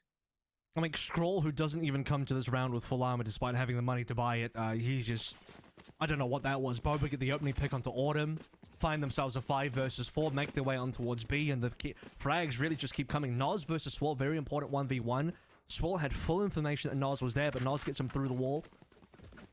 So Bobo, life still yet in them. Scroll finishing off that round at a 1 versus 1. Ultimate's available now, and suddenly when you look at the economy, let's see what Cat Girl's going to afford here. They still are on map point.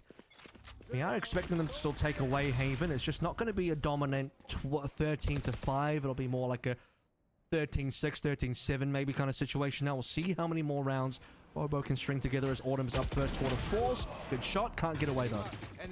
Yeah, the TP not quite on the button. Now Kyoto, Hunter's Fury, looking to find some damage. So far, so good for Bobo. They managed to dodge the ulti. Now that's an early kill. And Bobo, they always tend to do this. Just get that default, get some frags, be a distraction before they rotate elsewhere. They throw the gun away as well. So they understand that they are definitely up against a half buy or worse. In the case of Swirl and Kyoto, definitely is going to be worse. Now, Saw can still TP in late if he wants to. Doesn't have the greatest firepower to make use of it. This is going to come down to what Plix can get done on a judge. Sadly, though, there's no players in sewers, so he's not going to get a lot of value on the judge anymore. Unless somebody face checks him. Oh, that was such a dangerous position now, Plix. The judge in position to strike. That's good for 1. And managed to get a long-range pebble shot onto Signed. But right now, it's 1v1. More defenders coming over. Sign has to find value right now. That's marvelous. That's what Swill in almost unwinnable situation. Here's the Vandal of past 3 rounds, but this time a classic. Yeah, good luck. But wouldn't count him out just yet, though. He's doing damage. And yeah, he finally goes down. Yeah, half HP, you probably should count him out. Because even in the final 1v1, I think Sign just ults and wins. But 4 ultimates, speaking of, available now. 3 and 3 so far this half. It's a decent half for Bobo. In terms of a start, you look at their previous first 6 rounds, 5 and 1, this time at 3 and 3. A lot more promising. The only other issue is, again, the elephant in the room, the fact that we are on 12 for the side of Cat and Girls. And as I'd mentioned, probably is still going to be a Cat Girls map victory here. We just don't quite know the scoreline just yet. Cat Girls don't have full equipment / armor on towards Autumn. He's going to be walking up again. He did lose the situation before. He's probably going to get droned out. He is, which means he's probably in trouble. Yeah, it's good. Just flashing him off the angle, forcing Squall to protect as well. But Bobo just going fast over towards the B side. Plix pops the Seekers and Dragon's low. It's a bit of a mojo and it's madness right now. And Plix manages to clean up for Cat Girls. The ultimate's not really going their way. There's a kill to lockdown gone. Swell. You don't want to be challenging this guy 1v1 fresh through a smoke. And it's all down to Signs. 1v2. It's good damage. Now it's all about the last player. Where is Lou on this long flank? And Signs looking the wrong way. The moment he swings with his back turn, this is a freebie. Defenders win. Free round, free kill. And a mostly free Haven going the way of Cat Girls, 13 and 6. So it only took that 1 extra round for them to get it done. Signed, he had the time and a minute left, but didn't have the HP, certainly didn't have the ammo, and did not have any information on where loot was gonna be what. An opening map coming through from Cat Girls, especially that Swell Ace that we saw. Brilliant stuff, just insane mechanics coming out through this young player. And I don't know where this sort of lands in terms of our expectations, because I thought this would be a very close game. Ends up being quite a dominant first map for the side of Cat Girls. But I also did know that Haven was probably going to be one of the weaker maps for Bobo. So I would have favored Cat Girls to have won this map, and they've certainly done so with flying colors. Oh yeah, Bobo, they've played Haven quite a lot. Unfortunately, just it's been inconsistent as far as I can say. And Swirl, it doesn't help that man just having an absolute banger of a map 1 and looks to carry the momentum through. The Spirits are looking good in Cat Girls' cap, and Bobo, they've got a lot to talk about.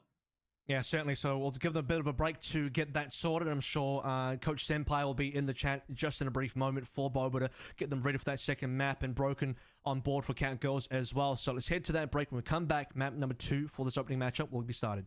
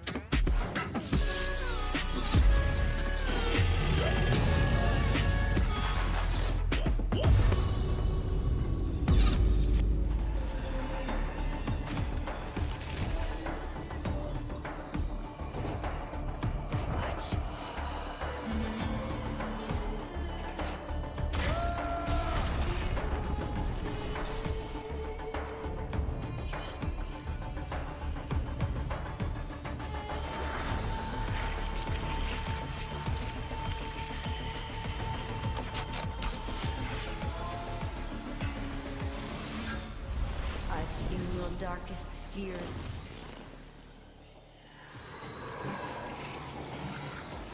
Mine would eat them alive. Covering! Chamber, it's on you!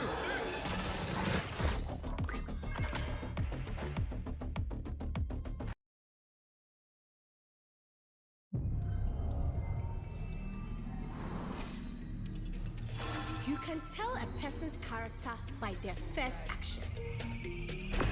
Check me then, eh? It's a bullseye. Only type of light that I ever hide from. Cause I'm red and blue lights, I don't sing their song. I don't. Where you at, yeah, where you come from? Blasting up. Who you wanna become? You dead. Move your body, move a leg. Everybody here. Welcome to gravity. One to the right, now one to the left. Never stay still. Move again. We saw the beginning and the continuation. Now, the end. We are above them. Anything I want, baby, gonna take that. Tell me what I want, so I'm never leaving. Whole team Better with me, luck you could never next break life. that. Protect at all costs, yeah, like a wave cat. Relax, my friend.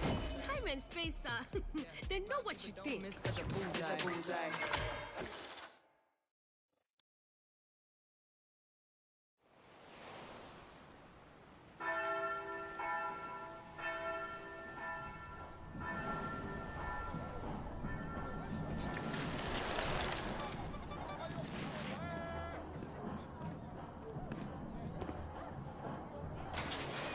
É por isso que eu vou te botar no jeito hoje, viu, Binho?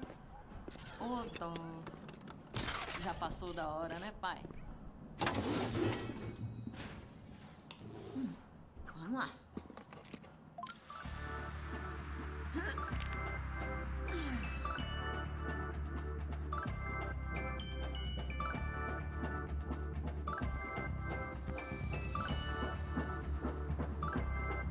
Oxe. Bebe, hoje só amanhã. É hora do reggae. Porque toco a fé. Eu vou andando a pé pela cidade bonita. O toque do axé e a força do divino. Ninguém explica. Ela é bonita. Porque toco a fé. Eu vou andando a pé pela cidade bonita. O toque do axé e a força do divino. Verdadeiro amor. Você vai onde eu vou. Verdadeiro amor. Você vai onde eu vou. Não diga que não me quer. Não diga que não quer mais. Eu sou o silêncio da noite, o sol da manhã. E o volta do mundo tem, mas tem um ponto final. Eu sou o primeiro que canta, eu sou o carnaval. A cor dessa cidade sou eu. O canto dessa cidade é meu. Pega eles, Binho. A cor dessa cidade sou eu. O canto dessa cidade é meu.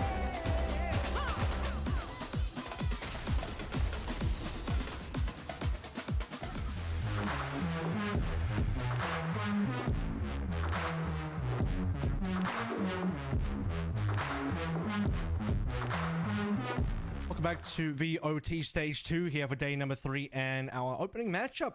That was a wild map opening Haven for Catgirl, Swirl, Ace as well. 13 and 6. Pretty dominant display for our opening map. Yeah, Catgirl's going to Haven, all cylinders firing, no signs of stopping either. Individually, they're popping off. Together as a team even, they're playing so well. It's so strong even, their executes on the attack side. But however, now onto Fracture map 2. Bobo, I'm hoping this little break in between maps has given them enough time to mentally reset, because Fracture is going to be quite difficult for them at this rate. I mean, that is their map pick. They have the opportunity to go elsewhere. Fracture ends up being the map they're going to have to live and die on now. We're hoping for, you know, if we want to go to a map 3, this has to be where Boba kind of bring it out. I have to kind of check their history on Fractured as well to just see how things have been looking on this particular map for them. I mean, they played it twice versus tried it in Honey Badgers, 13-7 both times. Honey Badgers are a team that we did actually see pretty recently, also actually on Fractures, funny enough. So we do have that in common for these teams. Yeah, for sure. Bobo on Fracture, I don't really think they've been fully tested just yet, and that also comes in true for Cat Girls, who in that first matchup against the Honey Badgers on Fracture, they had already won the mental game earlier on in the series. So coming into Fracture Map 2, I kind of feel like they had an easier time. We didn't really see so much depth from them. They were just playing their own little game, getting these frags, and just working as a team. Nothing super outstanding. So I'm really hoping that Bobo, they can pull out something out of the magic pocket today. Otherwise, we're going to go for a fast 2-0. All right, I'll send to map now, Fracture map number 2. Let's take a look at where our agents are being selected. Chamber pretty popular on this particular map as well. Now, we have seen Fracture from Cat Girls on that opening day versus Honey Badgers. So both teams actually have a recorded win versus Honey Badgers.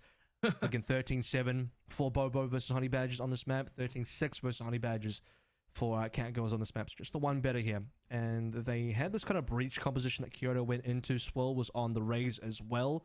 Yeah. And Swell is actually going to be playing Smokes again. So we did note that they maybe Plex on the Viper.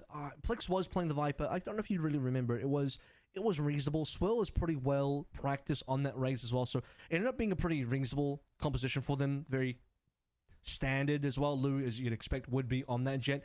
But Plex locking in the Cypher now is actually going to give them a double Sentinel kind of composition and no Viper at all. And if you were going to pick one smoke for this map, and a lot of teams actually play double smoke, you'd probably pick the Viper as your primary smokes, wouldn't you?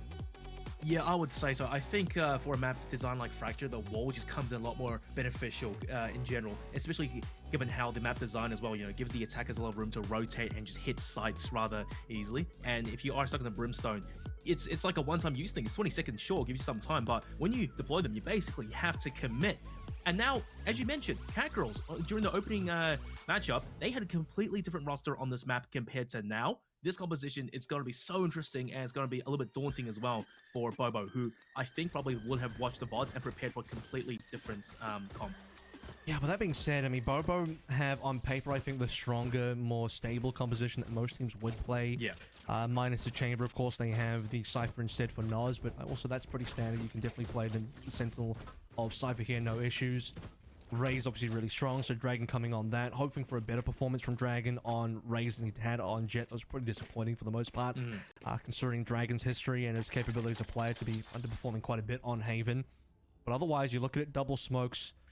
Tex over onto the Brimstone, Scroll moving over towards the Viper instead, Sign repeating the Breach, and Breach is pretty standard for this map. It's really the fact that there's not the Viper for Cat Girls that's the biggest difference maker to me. We'll see what happens. Well, look, at the end of the day, they still have Lou with those little cloud bursts, pseudo smokes, and Plex of the cyber cages, so they might just be able to swing by. If not that, it's just the individual fragging ability from what we saw map 1. You have one primary smoker, then two like half smokers, Between 3 players, they probably have 2 smokers in there somewhere. Well, early engagement, standard, breach util, and look at it. And look at the B side. There's that Viper smoke, socket screen already deployed across B, just cut it in half. And that's already one smoke forced out of the defenders.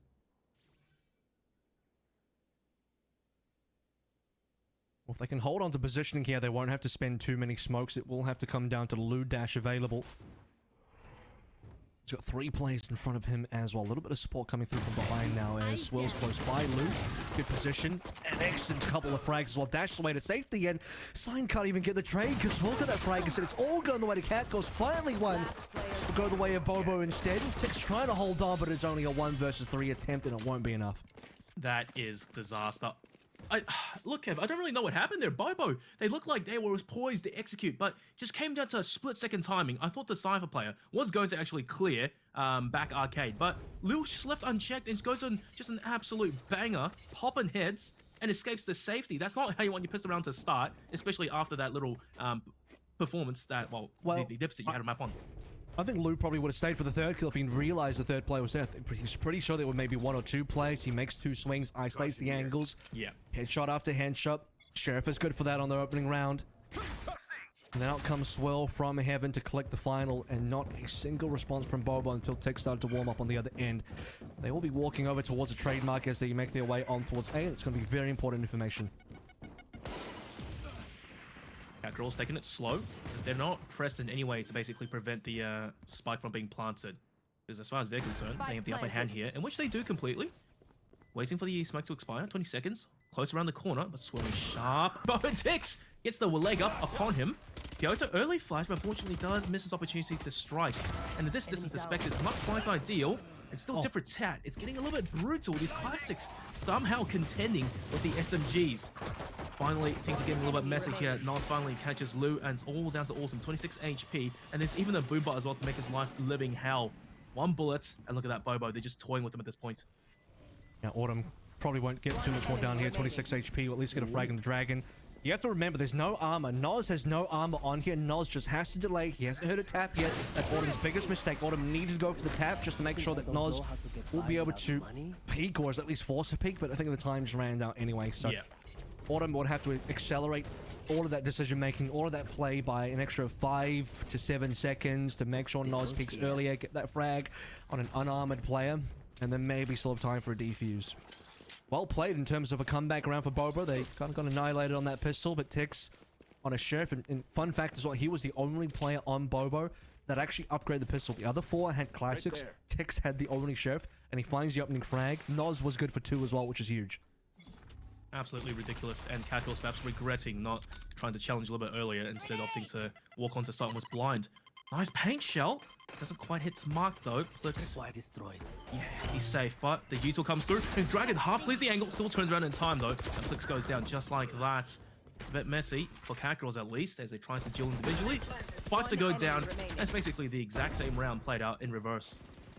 I mean, Kagos probably can't get too much done here on the minimal equipment. The only player that has anything to use is going to be the headhunter of Autumn, and he'll find something. A couple of body shots and signed air as well, but otherwise a pretty easy plant. They don't even really need to challenge Autumn all too hard, because they don't want to lose guns on their own sort of early round here where they need to build up an economy. They just want to force him away, put him into a weird spot. Ideally for Bobo, Autumn kind of just dies to the spike as the rest of Bobo walk away. And that's exactly what they're doing. All the util to make his life a little bit harder, but hang on. Wait, he got a gun. He found a Vandal. That's value for money. Okay, well. Not bad. They don't lose any guns. Any more guns than the one. Unfortunately, they are going to give away a free gun over to Autumn now. In some senses, that doesn't make a huge difference since Catgirls are going to buy anyway. It does give them maybe another extra 1k from that loss bonus with the save on Autumn. So Autumn and Catgirls kind of made a tiny amount of money there. That's why he's on 1750. And the rest don't have money. Operate online for Lu here as well. So we take a look at his opening positioning. He might be able to see somebody in the A-hole, because it does look like a couple of members of Bobo will be attempting for early control there, which can be thwarted by Lu's positioning. But I think Bobo, they're reading into this. There's the smoke early on to force him off the angle, but Lu, he's actually going to walk a fair. He doesn't respect it. He can still dash to safety. They have to be really careful with this swing now. And instead, the Sixth Sense telling them to get off the angle. Don't swing at all. And the kind of game as well, where you don't have a Sova to just drone out the operator player. You don't have a Sky to also drone out the operator player. So you're going to have to use flashes. You're going to have to use the camera. You're going to have to use a lot of other, types of util, mainly through signed, I feel, to push operators off the line. That's if they are actually aware that player is going to be there in the first place. Nos is pushed up all the way towards Dish. Now, Trademark is there, and that should still be a kill for Lu on the score. Very patient. Yeah. Understanding that if it is going to be an A hit, one player is going to be lurking maybe through A-holes anyway. Oh, Lu, he's inside the smoke. They don't know where he is just yet, but Autumn, he's the defender on site. It's a bit dirty, but Lu is the first one to strike, putting a bullet into a spine, and swings again. 3-piece for Lu. Dragon caught on the plant. No one else of Bobo yet to get on site. And now Catgirls, they're happily content with just sticking back. An incredibly difficult situation for Sign and the rest of them. They get on towards Sign. Sign is looking for the spike. Oh, wow. Gets his positioning, but has to go up against way too many players. A flawless from Lu. And from the rest of the Cankles to defending. And it starts with a great read. Good patience being shown to take down Scroll early. And as a note here, despite playing double smokes, the Viper is still really required to open up a lot of the angles, put down that toxin screen, get A started that way. They've lost full A main control, which means that Cankles understand that, realistically speaking, Bobo can only come through drop. So they put all their attention onto the drop players. Lu denying the plant was everything for that round. If he doesn't kill Dragon before the plant comes through, Bobo probably have a chance. Now let's see what chance Bobo have now as Lu rocks up again for the early operator play, stunned off the line. One other thing to note as well is that Scroll, he's always been playing Sova, and on maps like this, when he's forced to not play Sova, because it's not the beneficial meta agent, he may struggle a little bit. But I know man's been grinding, great player. I just want to see how much value he finally has on Viper. It's still early game in this map, so we haven't seen him go too deep just yet. Regardless, though, things aren't looking fantastic. Just like you said, just missing a little bit of util to help him safely clear these corners. And they learned the lesson. Just clear the angle first, otherwise a sneaky Lou might be hiding. But this time it's also my first engagement. And it's that kind of conditioning, right, where you only need one successful round where somebody hiding between, you know, the lower two boxes actually finds value that now Bobo are kind of not forced to, but certainly they feel the need that they probably have to do a little bit more clearing, to do their due diligence to try and make sure they don't get kind of capped from behind from a sneaky player anymore. Yeah. So we're back over towards A. They have to clear the trademark first. They do so. Plex knows what's happening, and he has to hold off for dear life. Oh, he's still so sharp though. Catches Dragon flying through the air, shuts that down real quick, looking for more. The flashes, and then just the bodies leaping upon him. Now, there's neural being activated, and know exactly where the defenders are. Signed. Great tracking of their first frag onto Kyoto. Bobo with the upper leg in this round. 3 alive, trying to come back, and that includes Blue. Might want to think about popping the knives here as well, because otherwise the angles might be a little bit tricky here. 1 HP for Tix.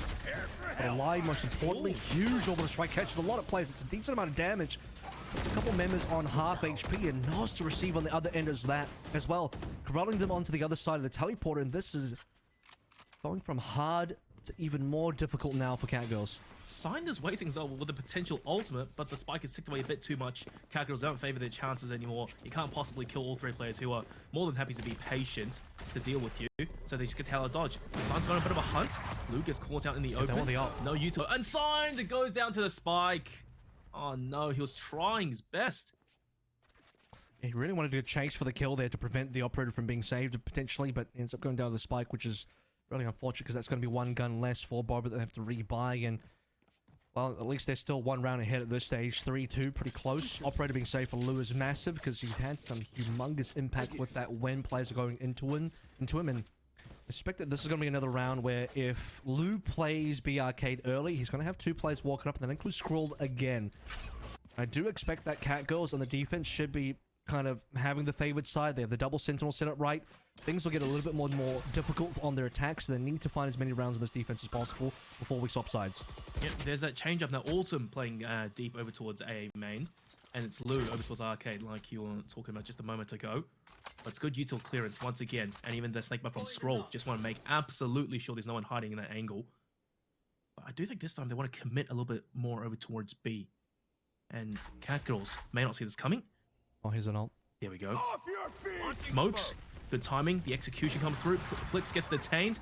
And now he's 1 good shot here. And Dragon will win that easily. Luhammer does frag back with the ulti of his own. Bobo yet to really step onto the site. This is good delay by the util. But Will eventually gets it. And it's a 4v4 post plant. The smoke should be fading soon here as well, so you got to be a little bit careful. Sign will dodge out all the util. Unfortunately, Catgirls are not going to read the correct positioning of the plant. They have to go for a full 4v4 retake. We did notice that the knives have been popped by Lou. He actually got a kill off that as well. But still a lot of members alive for Bobo in terms of important members with utility, like the Flash. See if Dragon get anything. Indeed, he does. Oh, and the ultimate gets popped. It's brutal. Dragon for 3. This round explodes Lou. 1 by 1 by 1. Bobo, they finally strike post plant, and they take down Catgirls. A full dismantling. 4-2. This is a better start now on map 2. Yeah, certainly. They get rid of the operator as well, so they've really expensive a gun that they have to take off the hands of Lou. I'm pretty sure that Lou will still have enough money in the following round to buy up. Barely just. Got about 4.5k. Autumn on 5.3, but we are going to take a tactical pause now from the side of Catgirls as they are down 2 rounds to 4 in the early 6.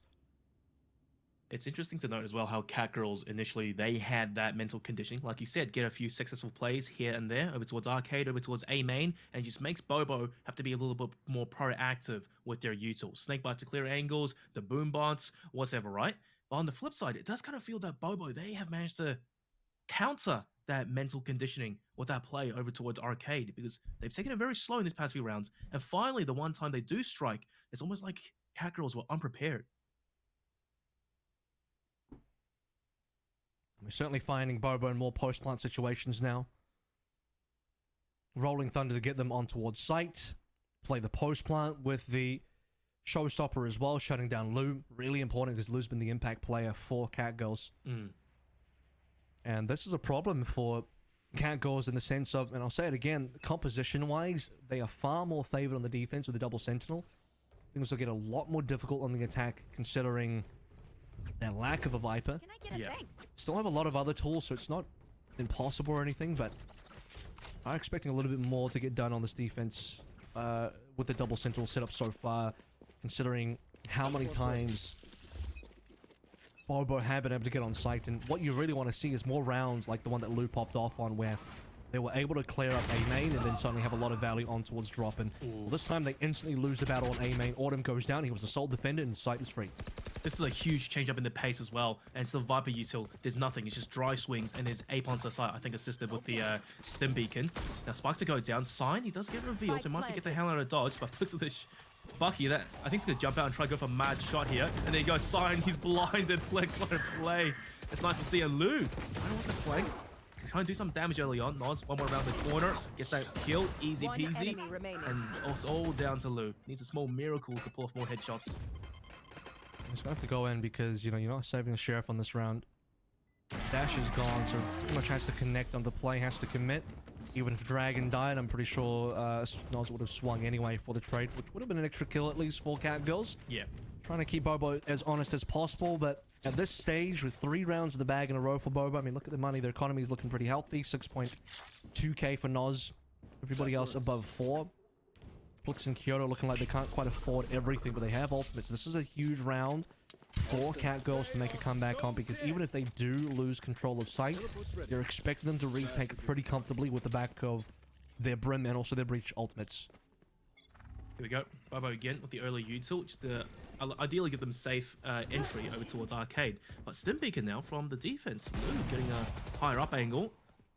And I would say Scroll, they're almost lucky to escape with his life. And there's the ping. They know exactly what's happened from Bobo. It's a good read, and slowly but surely they'll be funneled over towards A, in which there's only a lone defender in the form of Plix to lock it down. And Nos will be triggered by the trademark, actually. He'll delete both of the Sentinel utils going through. Plix with still, I believe, 1 cage to work with. I think that's his cage, it is. Good catch on 2 players, Plix! 2 important players down, and that might be the round over. Plix for 3 so far. And there is not going to be a plant. That's even with the Viper's pit committed. Oh, hang on now. Scroll, he's managed to take down Plix, that defender on the site. Still 1v3. This is a small win condition and gets a blind spray down through smoke onto Lou. That's the traces that he saw and he tracked. 40 seconds, plenty of room to play with. Also gets baited out. And Scroll hanging on by a thread and swings a bit too wide. Misjudged perhaps the boundaries of his ulti. And finally does go down. But seriously, Kev, Plix going absolutely massive on that round. The defense of Cypher on the A site. And he was solo as well. He was by himself. It was 1 versus X. You know, everybody coming towards him, and he would have been successful just with 1 kill. 2 is amazing. 3 is unbelievable. So it's really pulled out all the stops to make sure that defense was going to be solid. But Swirl as well on towards the end, stopping Scroll from going on a spree, because Scroll nearly saved the day there, Vipers, but it's very important. Gives them a lot to work through. They baited out the orbital strike as well, but Swirl had the great read that maybe Scroll was going to come out onto the side of the Vipers, but indeed that's exactly what happened. So, new round now. An expected and well-played comeback from Catgirls to buy themselves back into the half. It all starts with 1. And Plix as well starting to change his positioning off these sites over towards A. So these teams starting to read and adapt into each other. I think map 1 was just a bit uncertain as they were prodding and feeling, but map 2 I think things are really heating up now.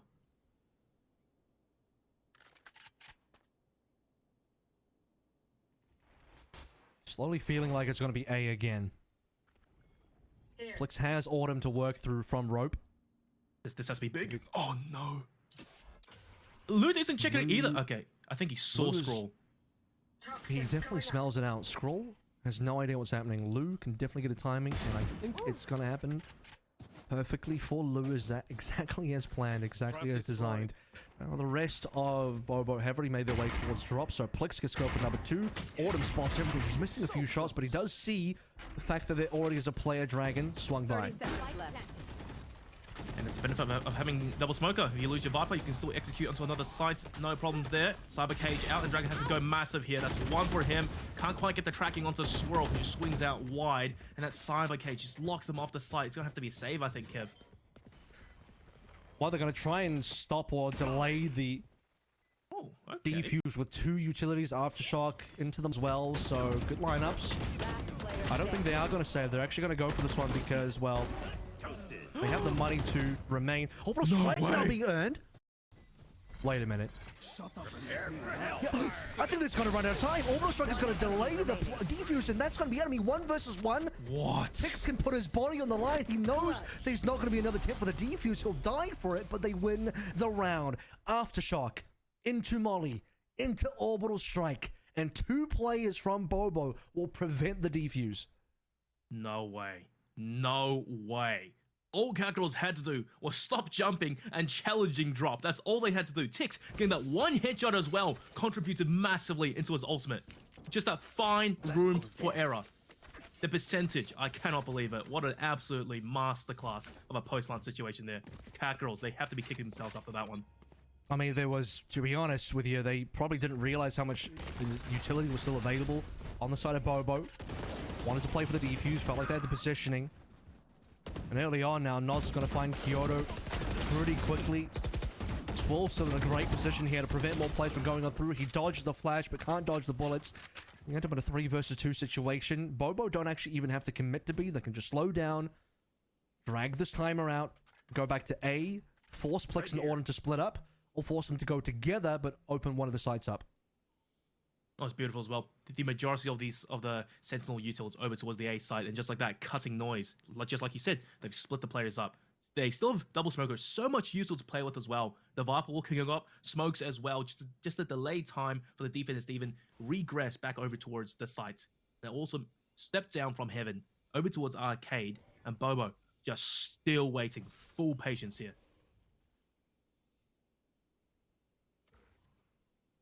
And you can't really see this round going too wrong for Bobo now, considering the 3 versus 1 that they'll be able to find on Autumn, who already caps. Pops rather a bit of a headshot through the box. Now Autumn might get one going his way, but turn this to a 2 versus 1 now. Plex has no util to work with. Well, the ultimate's not going to make a difference. Can he swing in time though? They don't know he's there. And he's got... Oh, no, doesn't quite have sign. I thought he had a timing on sign, but no, not quite. Jesus Christ, I honestly thought that sign was going to go down there, but that's a masterful flick off of a jump. But yeah, look, once again, I think that's the benefit, like you said, of the more stable composition of Bobo coming into play in that round. They lost scroll, no biggie. Tix blocked the smokes, still execute onto the site. And Autumn, he did a great job, granted. However, just swung a little bit more without waiting for his teammate to come, perhaps back him up a little bit, and had to go down. We have a 3v2 advantage, attacker versus defense. You know they're probably going to end up splitting up, so... Autumn did as much as he could there. The 1 kill is reasonable, what you'd expect in that kind of situation at the most. Here we go, and it's going to be a save for Catgirls. Blades have been popped over by Loose, saw him get a lot of advantages off that. Clicks on his lonesome, and he'll get instantly fragged. No chance, they knew he was behind the wall. Yeah. It's good that they are adapting to how he plays. That sneaky, ratty little position up top with his cages and traps and whatnot. And the frenzy at point blank could have done a lot of damage. Easy. Plant. Post-plant now. It's going to be Catgirls with some util. They try and retake. The flash. It's getting a bit brutal. The blades get missed, and Lou has to dash to safety. He's going to try again, though. That's a 1-for-1 trade. 4v2. Sharp shot by Kyoto. Looking to aggress even deeper, and it's all on his lonesome. Can't quite get the second. It's a shutout from Bobo, but it was well done getting 2 players killed regardless for Catgirls. Yeah, I mean, good flash from Kyoto. Really split up both Signed, and I think it was Noz there as well, including the stun onto Noz, but to be fair, Noz even got a kill through the stun. Kyoto really set them up for the 2 frags that were able to get. Not expecting more considering it was an eco. Double operator setup now. We talked about the fact that when you have Autumn Chamber and Lou Jet, you have these rounds where you can go for the double op, and usually that would just be an op and a Tor, but this time it's going to be an actual double op. If they lose one of them, Tor's going to be available on the next round as well. Yeah. So, one of the ops will be looking over towards B Arcade, the other one's in Autumn's hands over towards A main, should be able to find a player early. Well, you say should though. This time Scroll not using his util as liberally as it did in the past. And this walks straight through the door. Autumn's not covering that angle. Now Plex has to be the one to go absolutely massive here again. Just depends how they swing. He's changed up his positioning. So it's an adaptation. The flash, it's a bit brutal. And still 1-for-1. Autumn's down as well. Sign just gets the frag with a Phantom, no less. Close range. Here we go. I know exactly. Spike is still in hand. Neural Threat to reveal the positioning. They know all three players will be coming through from spawn. Nobody on site. Nobody on drop. Should be a free plant. Plex whiffed a lot of shots there despite getting the 1-for-1. Took him a while to get that, and Autumn got nothing done. So player advantage massively in favor of Signed and also the rest of Bobo. And speaking of Signed, that Rolling Thunder for this post plant, pivotal. If they even need it. It might have to be a save. I don't know, Kev, because that's Poison Orb as well. I take it back. Dragon in position to strike as well. That's one. Looking for the second, and Kirsten trying his best, and the classic somehow does lose in that engagement. I swear to God, he was going to get that second right click on. And Bobo just being patient and Sign, holding the Rolling Thunder like you mentioned a moment ago. There's no way they lose this post-fight situation. The initial Bolt line as well, just to buy some more time. And just a full-on crossfire. No util, no smokes, nothing to block off a couple of angles for Cat Girls. Yeah, that's going to be the first round going the way of Bobo. I mean, a complete turnaround considering how they ended on Haven. The exact same scoreline, but the other way around. They were 3-9 in the first half on Haven. Now they are the 9 side of that 3-9 scoreline. Cat Girls, unfortunately, caught a really rough start. And we talked about the fact that double Sentinel should give them a little bit more to work with on the defense. Now they have to attack with double Sentinel. They kind of lack the secondary smokes that will get them through. So Lou's going to have the big job. Smoke dash plays. All that kind of stuff. I have a lot of faith that Cat Girls can get a good post plant. We have double Sentinel set up. Post plants can be pretty good here. Their flanks are going to be well covered. You're going to have both trips and trademarks to be checking for flanks. So it'll be quite hard for Boba to have successful flanks, or at least if they go for them, they're going to get found out. That is going to be most of Cat Girls' strength.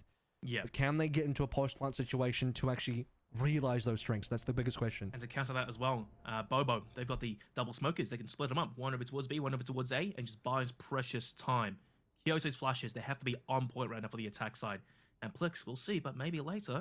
Like, I don't have a feeling he may go on lurk, but that will be proven sooner. Now, there's that early info by Noz and Scroll. There comes the Toxic Scream to buy some more time. However, he himself does get detected by a Cyber Cam as well. And Scroll just lines them up. Scroll's going 3, tapping slowly. That's so much work done early on. And through the smoke, Noz catches just another swirl on his lonesome with a classic. This ghost around for sure. Get the spike at the very least. Give yourself some more money in the next round. But look, he's not poised to win this. He doesn't trust it. I mean, he went for a fake tap. Already had smokes down. He's going to have to go for the real tap eventually. I mean, you're right. You kind of have to go for the plant here. You're surrounded. You can't really back out. Time is going against you. Numbers are certainly against you as well. He's actually just going to swing wide. Classic versus Dragon's Ghost. On the high ground there as well. It goes the way of Dragon. And no extra money because no extra plant. Well, that's probably the worst possible start to a pistol round you could have for Cat Girls now, isn't it? At least the plant will give them extra money, like you said. Maybe some upgraded pistols, but this is just straight classics all the way. Sure, we have seen some crazy eco wins throughout the past few days. Forcing! Yeah. Oh, no way. Yep. You're going to do it. They're behind. I mean, I respect it when you're behind 3-9 and you're thinking about in what ways can we get a significant comeback going? You know, take some more risks. If you win the force here, you are going to ruin the economy of Bobo significantly and start to get some rounds back your way. This is going to have to it's be one fast. of the few ways for you to actually get into action. Now, the Headhunter doesn't reveal anything because we know Autumn has it every round. That means Bobo don't know it's a force just yet. They will soon. Fine, maybe looking to take first engagement. There's the Cyber Cage, and this is almost a telegraphed B-side take. With a big flank. Oh, yeah. Oh yeah, just that single trap may just buy a little bit more time necessary. And Cat Girls not engaging just yet, so they can potentially deal with this flank and then focus on the site. Smokes out from both sides.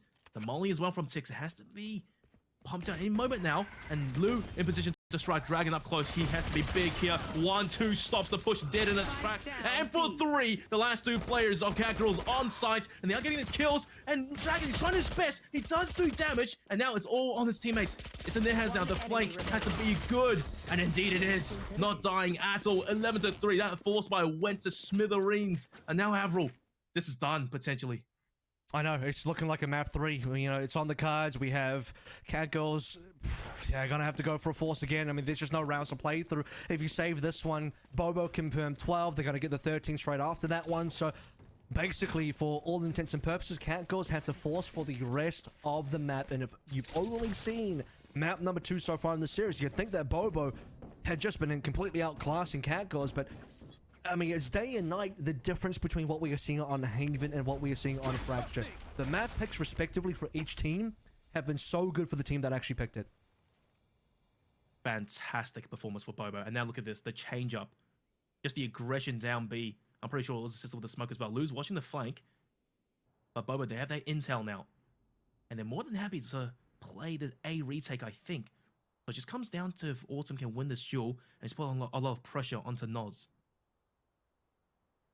Remember, it's still dangerous because it is another force coming through from Cat Girls, so it's not like Bobo have an insane equipment advantage. They have a significant one. Swirl and Kyoto only on Sheriffs. But everyone's got some form of armor.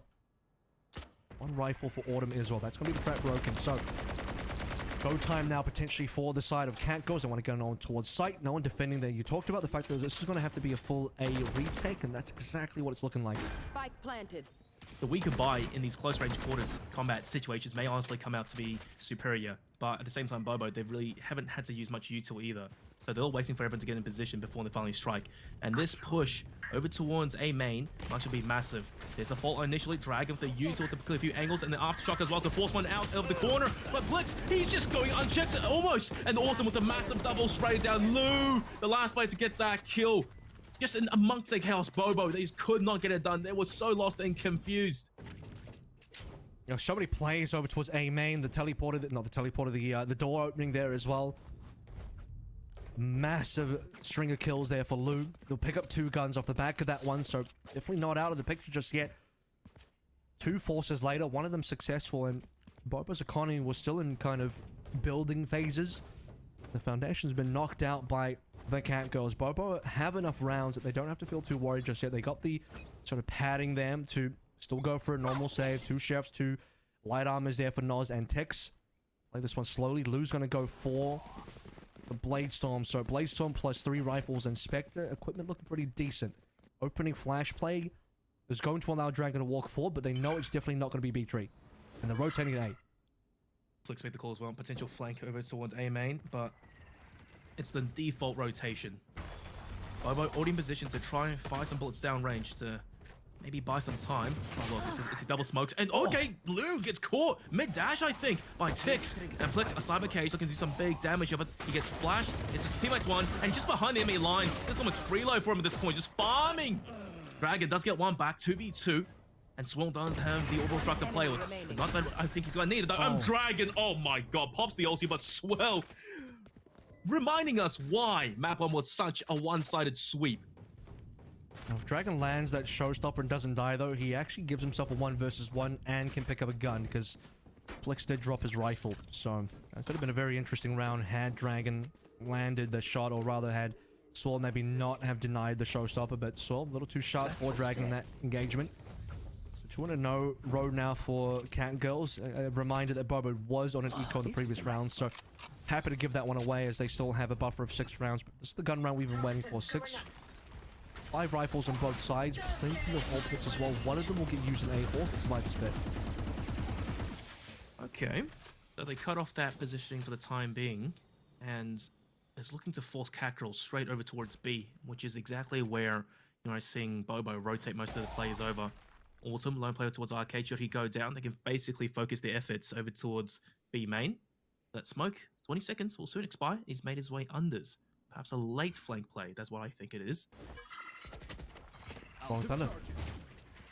Massive. So he'll raise the hands, probably pop it through. A couple players are going to get caught by that. Dragon onto Autumn straight away. It's brilliant stuff though. Signed. Still alive. Has to make sure that he can survive this one. The 1 versus 1 is going to go the way of Lou, and now we have a situation where the Rolling Thunder still has not been played in and won't be played in now with Texting the Dragon, the Kyoto, and Sign and Dragon. Dragon in particular there with a double frag, unspotted behind the smoke, and he'll get the cleanup for 12. You can bet Dragon, he was clenching so hard in that moment after being fault lined, and that jet smoke just in front of him about to dissipate. Oh my goodness, it was a matter of timing. And just the worst of times, they were staring him through the smoke as well. As soon as it's gone, they turn the other way. Oh, it's just a series of unfortunate events. That goes there. Yes, this should do. This goes here. Now things get really tough. Sword looking like he can't get any guns at all. Rolling Thunder is available. That has to be Kyoto and Catgirl's entry into a site they had previously used Orbital Strike to do that. Dragon has information, actually challenges, which is I think a little bit greedy. Because if he goes down there, I mean that's going to be the entry for sure. On the side of Catgirls to get on A, but Dragon will get out. A little bit of life lost there, but let's play. Otherwise fine. That's Tor activated now coming through from Autumn. At the same time, Bobo, no one's really on the A side. More than happy to play retake. And I think the last time this happened, Catgirls, they had the upper hand. Granted, I do believe that was against an eco. But still, regardless, it's a lot of respect that they are giving to Catgirls. And they're just walking onto the side almost for free. On the flip side, though, I just want to mention that Bobo, they've barely expended any useful just yet. The camera does spot out one. So this is told of exactly what's happening, and Tix goes to a really wide swing there, walks into a whole firing squad. That's not what you want, but this time A-Main gets cleared really early on. This is a multi-pronged retake. Yeah, look at all the nades flying on in. We have the aftershock paint shells. I don't think the damage has landed correctly just yet. Lose on half HP against this post-plant Rolling Thunder for Kyoto is going to be very important if he survives. Score going down. It's just less useful for them to use. Noz stunned up. Can't quite walk on through the cages. Trying to cover them at the moment. Spraying through the cage is actually kind of working out right now. Neural Theft is going to reveal the position for Noz to at least get Plix down. A 1 versus 2 situation is signed. He's going to have to do it all. He's too low. He's far too low. And he runs out of shots as well. Match point. Map 3 being staved off for just a little bit longer. Now, Kev, I really want to pick your brain about this because Bobo, they have plenty of util to play the retake with, but yet time after time, we're finding them just leaving A sites unguarded. And I do really think that is what changed these rounds. Catgirls just having free entry onto the site, having more than enough time to set up post plant. And the players over towards drop as well. They don't even have to get onto the site to help them. I think it's more difficult to maybe go for the retake on B compared to A. So, I mean, we're looking at a situation where it really just comes down to where your readers, where you're going to put your numbers. They're defaulting 2 members on A. They leave less members over towards A, considering the strategy of having a better defense on B. And, well, they're going to have to need a better defense on B now, because this is the side that is under pressure. We haven't had a successful B hit yet come through from Catgirls, and this so far has been the best one in terms of at least getting numbers low. Noz just sprints onto the side by himself. And now overall strikes should force a few players into him, and they both get tagged up by the Rolling Thunder. Tix should be dead to rights there. It's just a hard shot to land, won't get it done. Dragon 1v5 ace it to win it, starts it off nice, but Kyoto already quick on the trade. 7-12 now, Kevin. This is getting a really competitive. It is, especially considering that Bobo's going to have to go for eco, so expecting an 8 and 12 here. Your Bobo, you're sweating a little bit. You know you still got rounds to burn through, but you don't want to get too comfortable considering Catgirl's ability to get a bit of a catch-up here. If we look at only this half in a vacuum, it's actually a 3 and 4 in favor of Catgirl, so a very close half. But when you put that in context of the 3 and 9 start on the first half, things don't look nearly as good. Still is going to be the Rolling Thunder 4 sign, so if they can maybe make a play happen, they do look like they want to get aggressive on A holes, where if they get some guns, put themselves in a winning situation, or at least a winnable situation, the Rolling Thunder can come out. Yeah. We obviously saw that Kyoto got a massive amount of value attacking with that on B last round. One thing though, I don't really think that Catgirls ever play much defaulty as well. They seem to have this trend of going A or B and then back again. And that's what prompted, I think, Bobo to really think it was the A push coming through. But this is twice in a row now, going over towards B and systematically clearing all these angles. Oh, yeah. The ball goes up. It's close range though. These pistols, they can be good for something, but it's not going to be easy. 3 in the cylinder. Dragon has to step the hell up right now. And the flash, oh dear. Just not in the nick of time. 1 by 1, they are getting picked off. And Catgirls, just get the hell off of B. Go back to A. Yeah, they're going to use the theft as well to confirm the last positioning of 3 members. They know it's all in spawn, so it should be pretty decent. Autumn challenges that. I'm not too sure what's going on there. He knew that there were players, and well, he went there anyway. So there's a gun on the ground. Bobo don't go for it. We're just going to try and get this read done and dusted with 3 rifles. When I say done and dusted, I don't necessarily mean win. I mean just kind of run at them and see what happens. see if it can be possible. Not expecting that Sign will use the ultimate anymore. They needed a little bit more to work with for that to happen. It's not useful as well to clear Plix off the angle, and these cages buying so much time. There's that trap as well. Plix, yep, pops out a couple of heads, loses his to Scroll. There's that damage you were talking about, but now it's all down to Scroll. Yeah, Flash. Blue cleans house. Speaking of flashes, I think the difference maker was the tower play. Now, Catgirls had actually spotted Dragon on the site itself. They knew who probably was going to end up challenging tower, which is why Lou was so prepared for it. The timing of the flash coming through from Sign, probably about a second late in terms of what Dragon wanted to do. So Dragon ends up getting contacted. The flash comes in late, and while Dragon dies as we head into now the Bobo tactical timeout as they need to consider how to close out a final round. This is their buy round. They don't want to be losing a buy round going to another eco, because this would be 9 into 10. And once Catgirls hit 10, it was 10 to 12. I mean, at that point, we are staring down the barrel of an OT. So for Bobo, taking the timeout now means that this has got to be the round. This is the round where they finish 13 and 8 and take us to a map number 3. They cannot afford to lose anymore. Two ultimates online as well. Dragon couldn't quite get to the showstopper off last time because Swirl just dunked on him. This is part 2, the revenge story. Signed, as you mentioned quite a while ago, he's still holding on to the Rolling Thunder. On the defense, the question is, do they use it aggressively pre-site take, or do they actually use it to assist them on retaking? But from what I've been seeing the past few rounds is that once Catgirls, they go onto site, they double Sensi util, like you said, well, in lieu of Autumn, it's mainly Plix. It just delays so much. What you're also seeing here now is going to be 2 players from Bobo walking up into Dish. Another 3-man setup over towards B. They've only got the trap wire defending A main, but nothing for drop, which means the entire flank in spawn is free.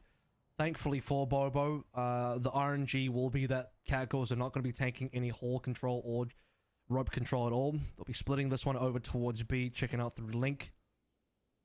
Well, there's plenty of defenders here to deal with that, including a Sentinel of Noz, and also Scroll on that Viper. Noz gets info, so he knows something is coming B.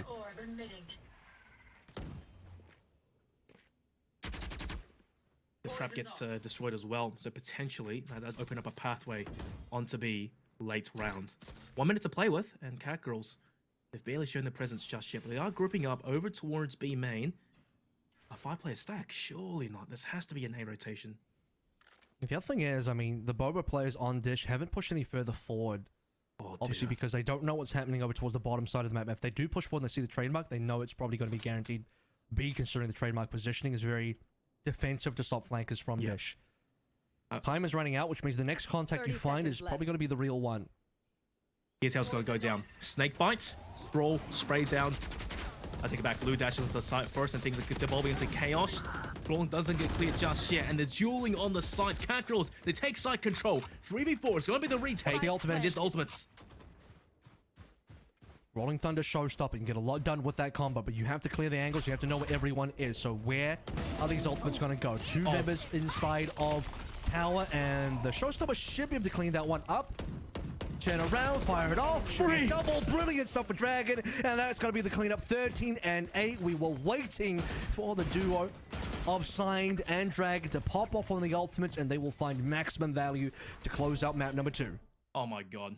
That showstopper, absolute money. As soon as the Rolling Thunder managed to push the players up and he heard the footsteps, that was it. Just shoot it over towards that little kill box. There's no way they could run. Man, well done there. It came a little bit close though towards the end. I'm not going to lie. A little bit too close for comfort, dare I say, for Bobo. But regardless, they won't be going down 2-0 and they will see a map 3. I mean, we have, I think, 2 competitive maps-ish here. Certainly this one a little bit more competitive than the previous one. But a 3-9 start for both teams on their opponent's respective map picks, which means so far map picks have been important for our teams walking up. Fracture looking very clean for Bobo, all things considered.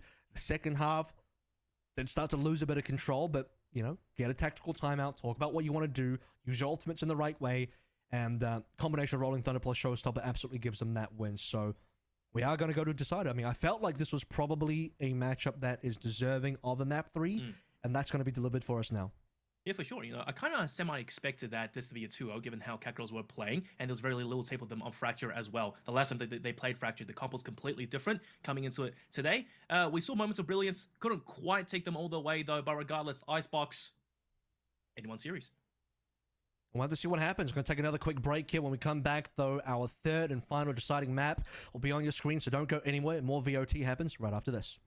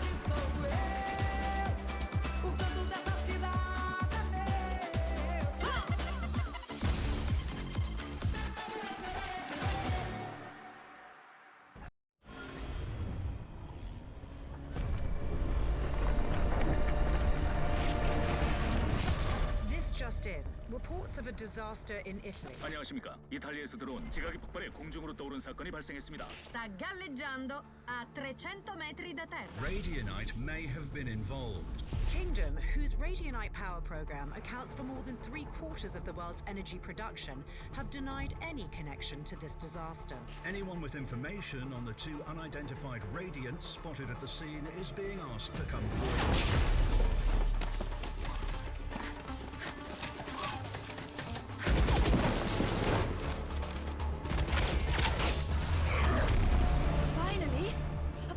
You showed up? We're picking up gunfire. Did you locate the spike? That would be a yes?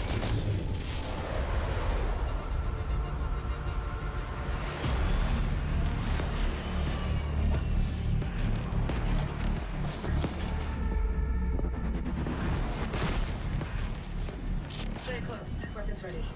I was born ready.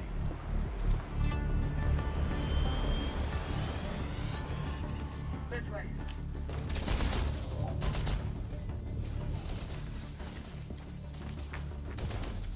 Hey, take a look. It's stealing Radianite from the environment. How do we stop it? I'm on it. You'll need a Radicore to power the heat signal. I got this. Phoenix, wait!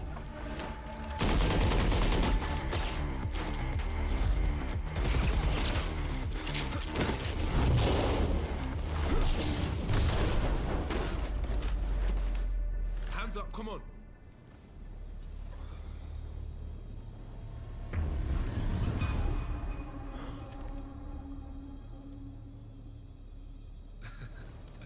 should see your face.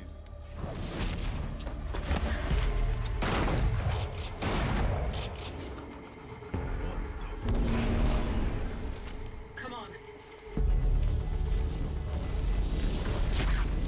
Did you find a power source? Here. Let's go, let's go. But Dad, not enough power. It needs to be superheated.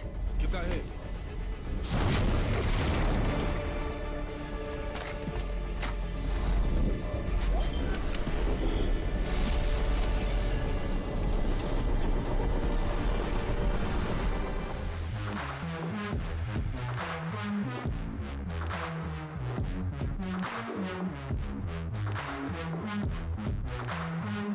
Welcome back to the VALORANT Oceania Tour Stage 2 here. We're about to close out our opening match of the day here for day 3.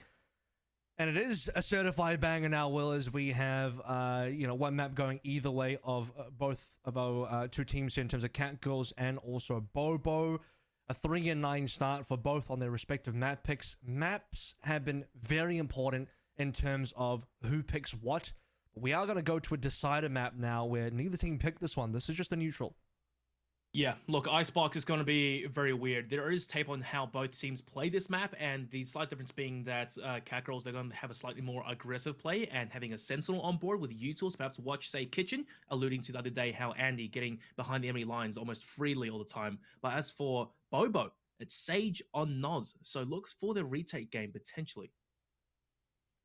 Which means they will be running no duelists. So once we see what Signed and Tix kind of lock in here, based on historical data, Tix is going to go towards the Viper, and then Signed is going to go towards the KO. Signed already having hovered that one over. Looking over towards Cat Girls right now, they're probably a little bit more of a standard kind of setup now. Yeah. No Sage, Lou over towards the Jet. I would definitely say, looking at compositional, the difference between the two compositions, Cat Girls are running something a little bit more standard for our current meta, as Sage is starting to fall off in favorability.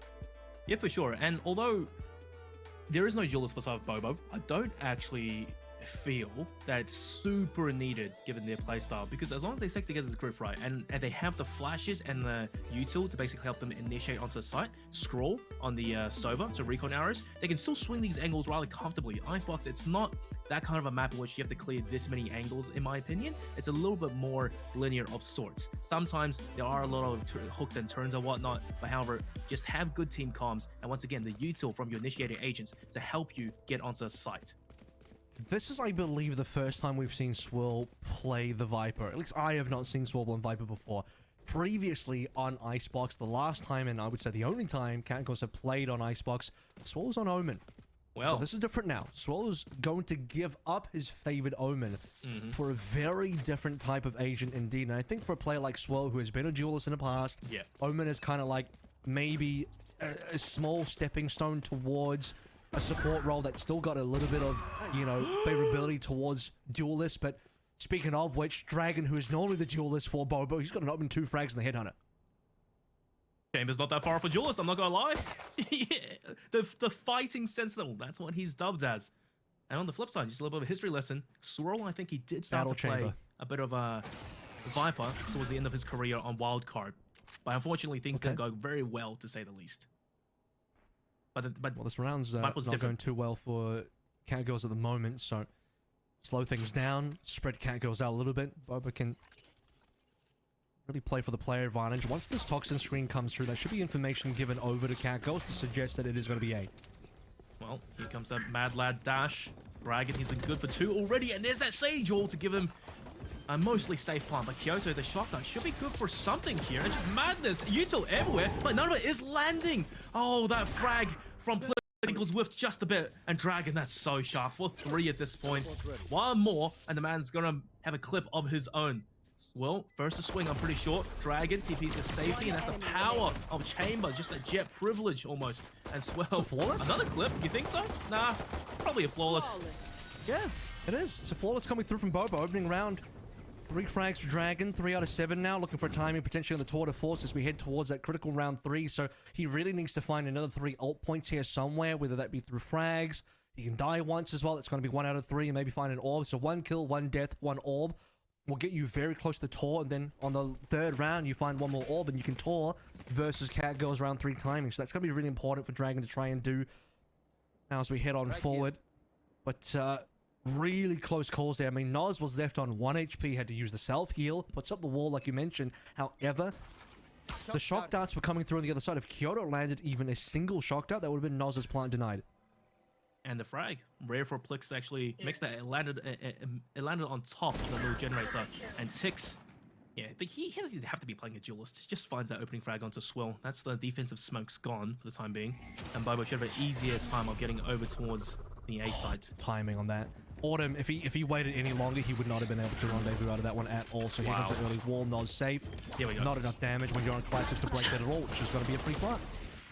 What is going on there? That's the second round in a row now that Frag hasn't managed to quite land on the money, I'm pretty sure. But regardless, Kakarot, the bleeding players one by one. Around the corner. Flawless? No. Around the corner, that was Lou. Good for one. Well, it's basically a flawless. Honorary flawless. We'll give him that. Well, the only upsetting thing is that Dragon didn't get any closer to his ultimate, so you're not going to see a Tour de Force come out just yet versus the rifles of Cat Girls. It'll still be 2 marshals. Are they gearing up for A again? Looking towards a trademark on B Garage. I mean, that tells you a lot, certainly. They can go for an A sort of push. Yeah. You can see that Tix is going to be looking for some sort of information or maybe a lurk up in towards mid. If he gets a successful lurk, likely to see Bobo transfer from A towards B. But for now...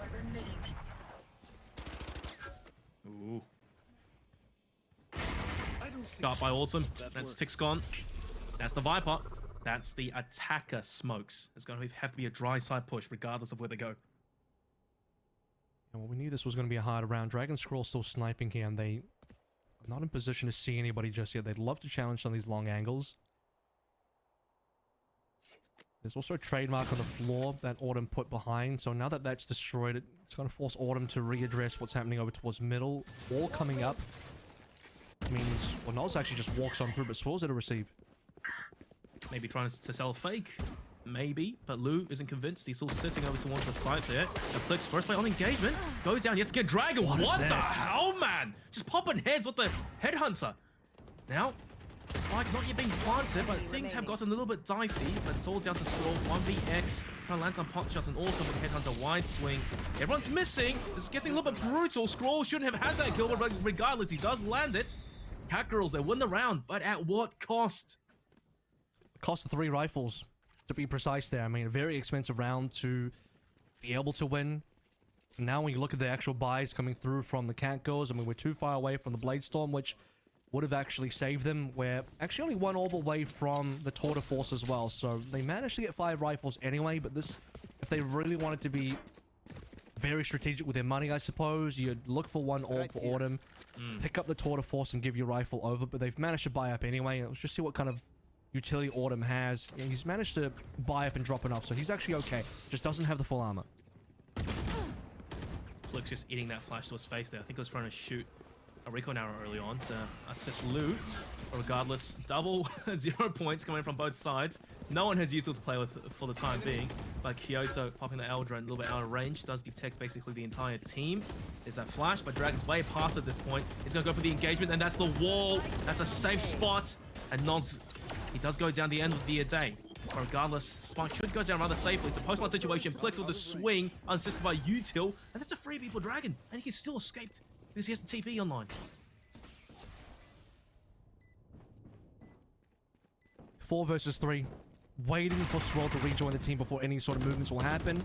Wall's got to drop soon anyway, and actually I think the wall got broken. As soon as that happened, Kyoto gets the frag on a Dragon, so we'll even up the numbers for this retake. Now signed. Playing near that poison cloud, playing inside the smoke.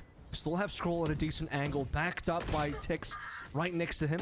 With Tix going down now, we're back to even 2 versus 2. Look at Sign though, they haven't cleared the angle, and there you go. Simultaneously, last 2 players of Bobo take down the last 2 players of Cat Girls. That's a clean round. That's 3 now on the board for them. And I do believe that does put the economy of Cat Girls in a very tough spot. It is going to have to be the Tor round now. Lou's still 2 away from Blaze Storm is really rough. If he was 1 away and they get an orb, we can see a double ult round where it might be a eco, but you've got 2 quote-unquote guns on you with Tor and Blades, but right here. Just gonna have to be the hero tour to buy them the value. Good news for Autumn is he will be on the line straight away up against all 5, so very likely that he can find a brilliant shot, put a gun onto the floor, put the numbers into his favor. So we'll see if he lands that. Box and screen might cause some problems, as will the drone. Oh! Such good timing on Dragon as well. And look at that, the Champions Vandals glowing, indicating he's the highest fragging player in the entire server right now. And you know what's funny, Kev? I think as the night goes on, the players of Bobo are getting hotter and hotter and hotter. Dragon, Scroll, everyone's starting to step up now. And bringing that Dragon's fire, he's firing up. 8 and 2 so far. Doesn't even give Autumn a chance to TP away. The only real chance that Catgirls had this particular round was to play off the tour.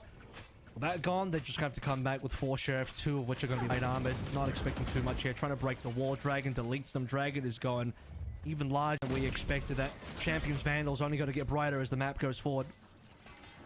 Well, it's going to be a form of a attempted retake, really. Exit frags at this point, but they're getting nothing. Tix shines, Nos as well wants a slice of the pie. Bobo, a flawless round. It's anti-eco for sure, but at the same time, you cannot discount those sheriffs from what we've seen whole series long. It's a farming round, isn't it? I mean, you want to farm up your ultimate. Scroll and Sign only 1 away from theirs. They basically got 5 ults at this stage. They can get some decent control on both A and B to find an opening orb. So 1 player is guaranteed to, between Scroll and Sign, to find the extra ultimate. A lot of ways to enter now.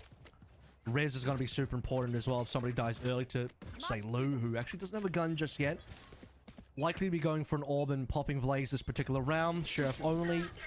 3,200 in the bank. Viper's Pit already being placed, and there it is. Blades popped. I think Lou's going to go for a swing here. I don't really think he's that player to just sit back and wait. I've got the 0 point. Dragon, yeah, go back to your glowing Vandal. Stick with that for the time being. You ain't getting no tour. And Bobo, a huge pace change up. More than happy to just play slow and just piece together the puzzle. Running through green at the moment is going to be Scroll, so opportunity to maybe force a bit of pressure on towards B. See that Plix has already started to rotate. It's actually maybe even considered an overcommitment from Catgirls to have 3 members on A with the Vipers, but typically you would start rotating some members off if you are going to pit. Dragon's been left to his own devices on A, but the rest of Bobo now working their way through mid. Are they going to cut into orange? Kyoto's waiting for them.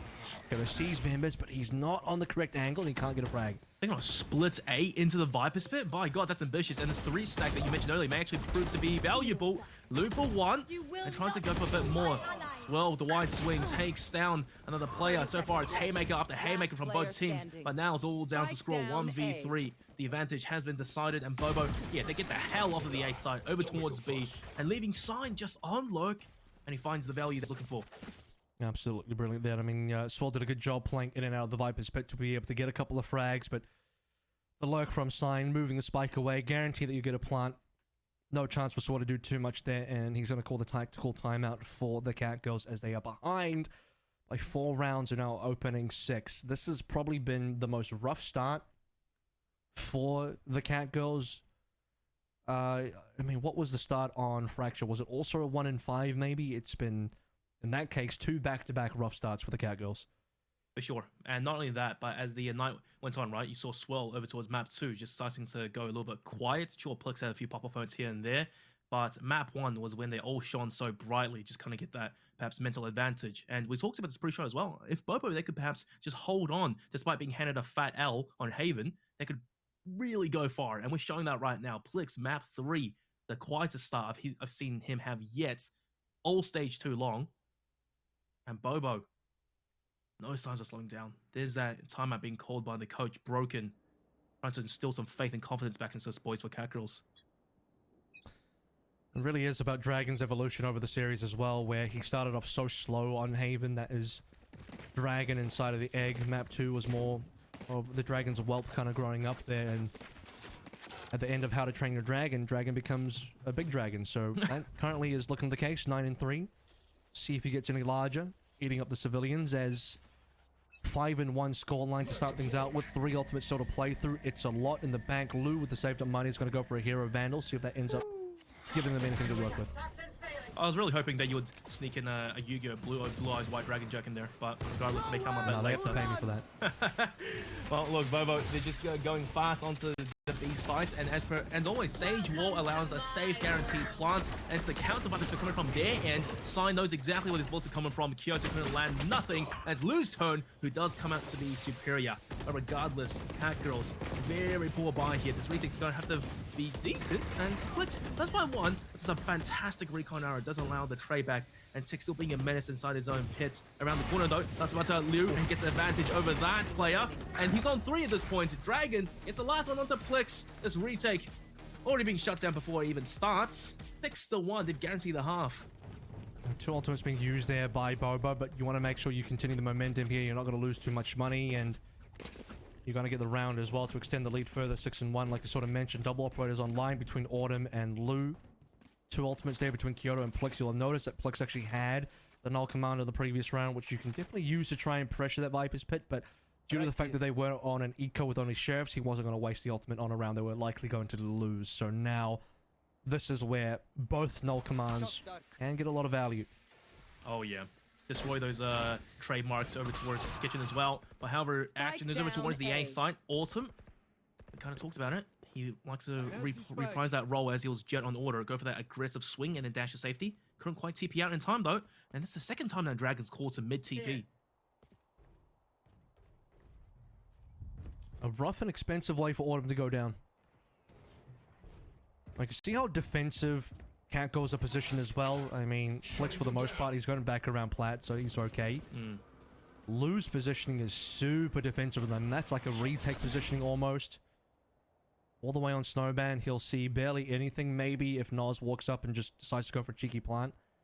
But at this stage, Cat Girls have no information, and as sort of mentioned, Plix all the way at the back of site isn't going to see anything until it's too late, so... Yeah. Regardless, this toxic screen is going to give Lou absolutely nothing to work with. And at the same time, you see Swirl situated over towards the kitchen. That's what happens when you lose your Sentinel util. You have to dedicate manpower to hold the angle. No command. Yeah, just to guarantee the aside entry. That is sneaky, and a push out after as well. That's so aggressive. That's a change up with how they normally like to play that post plant. Against rifles, they're going balls to the wall, heavy and fast. And now, Kyoto, 1v3. He has some util to play with, but all the players are so split up. It's almost like a 3-way trifecta defense. There's no way he comes out of this alive. Shots off the arrow, they know exactly where he is. Here's the reload, gets baited into walking around the corner, and Tix is there to receive. Careful. Even that first corner feels pretty impossible. You have a player top and bottom, even if you kill Tix. Sign swings straight away. Very hard to play through, and speaking of signed, I mean, null command walking up, Scroll pops the recon, Lou can't dash away, they scan Lou, he turns for the recon, but as he does that, he's instantly fragged, so no chance at all. Brilliant way to shut down both operator players. Autumn dies instantly to Dragon, as we sort of mentioned. It feels like a while ago now, but yeah, the fact that Lou also can't get anything done there through great utility placement coming off of most of the Bobo members, I mean, that was just clinical in terms of how they took B. And this is what I would like to say, Bobo, they have such creative ideas, and when it works, it looks masterful, to say the very least. The retake Haven, D site, and now that, as you were talking about. Bobo, they get stopped just a little bit though, but that toxic screen does go down, and the defensive one comes up. This is a scary site to take now, considering how many players are actually here. Almost all 5. Autumn still on the boiler, but he's got a close rotation, so he's okay. You're up against 5 sheriffs. No, 4 sheriffs and a headhunter. Might as well be 5 at this stage, and they're all kind of close, roughly crossfire as well. Lou's positioning in particular is going to be really important. Here comes the it looks like Bobo actually want to commit. Yeah, it does seem that way, doesn't it? But the counter util does come through. The defensive toxic screen, so it's going to last for too long. And Lou in a very, very, very rough spot, getting SEAL Team 6 to hell. Clicks with the swing, can't land any shots. Bobo, they're making this look so one-sided. It's going to be 8-1. It's all down to headhunts of Autumn. He needs a miracle. He needs a religious intervention right now. Okay, hang on. Maybe I just called it and Jesus Christ has come in clutch. But regardless, Steins will end that story then and there. He slays the dragon, but that's about as far as he gets in the dungeon today. 8-1.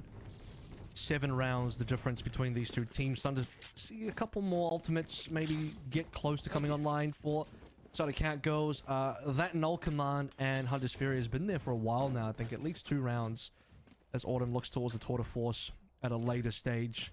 Noah's nearly onto another Resurrection on the other end as well. And Bobo Not lacking any control. No fear. Walking up into A versus a full 5-stack of sheriffs.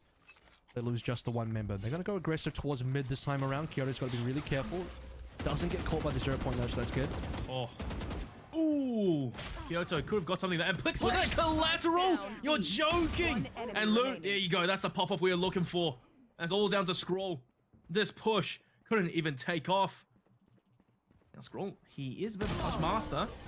Oh my goodness. And I've jinxed it. A flawless round. That's exactly what Kakarot needed to kind of shift some momentum. But they're still down bad, and the economy, they have to do more damage than that just to break it. That works. If you're down bad, we can't help you on this stream, but maybe elsewhere as we look towards the last 2 rounds.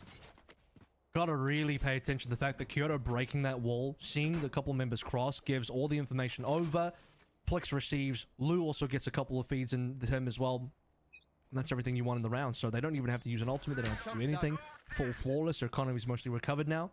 Tour de Force finally being popped by Autumn. So they got one operator online. Has vision on towards A.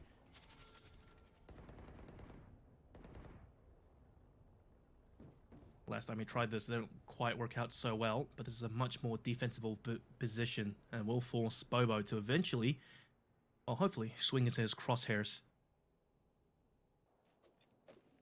Oh, and poor Dragon, he's lost that glow on his rifle now. Tix is taken over. Ah.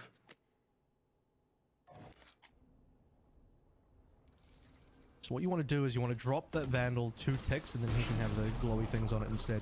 It's a buff.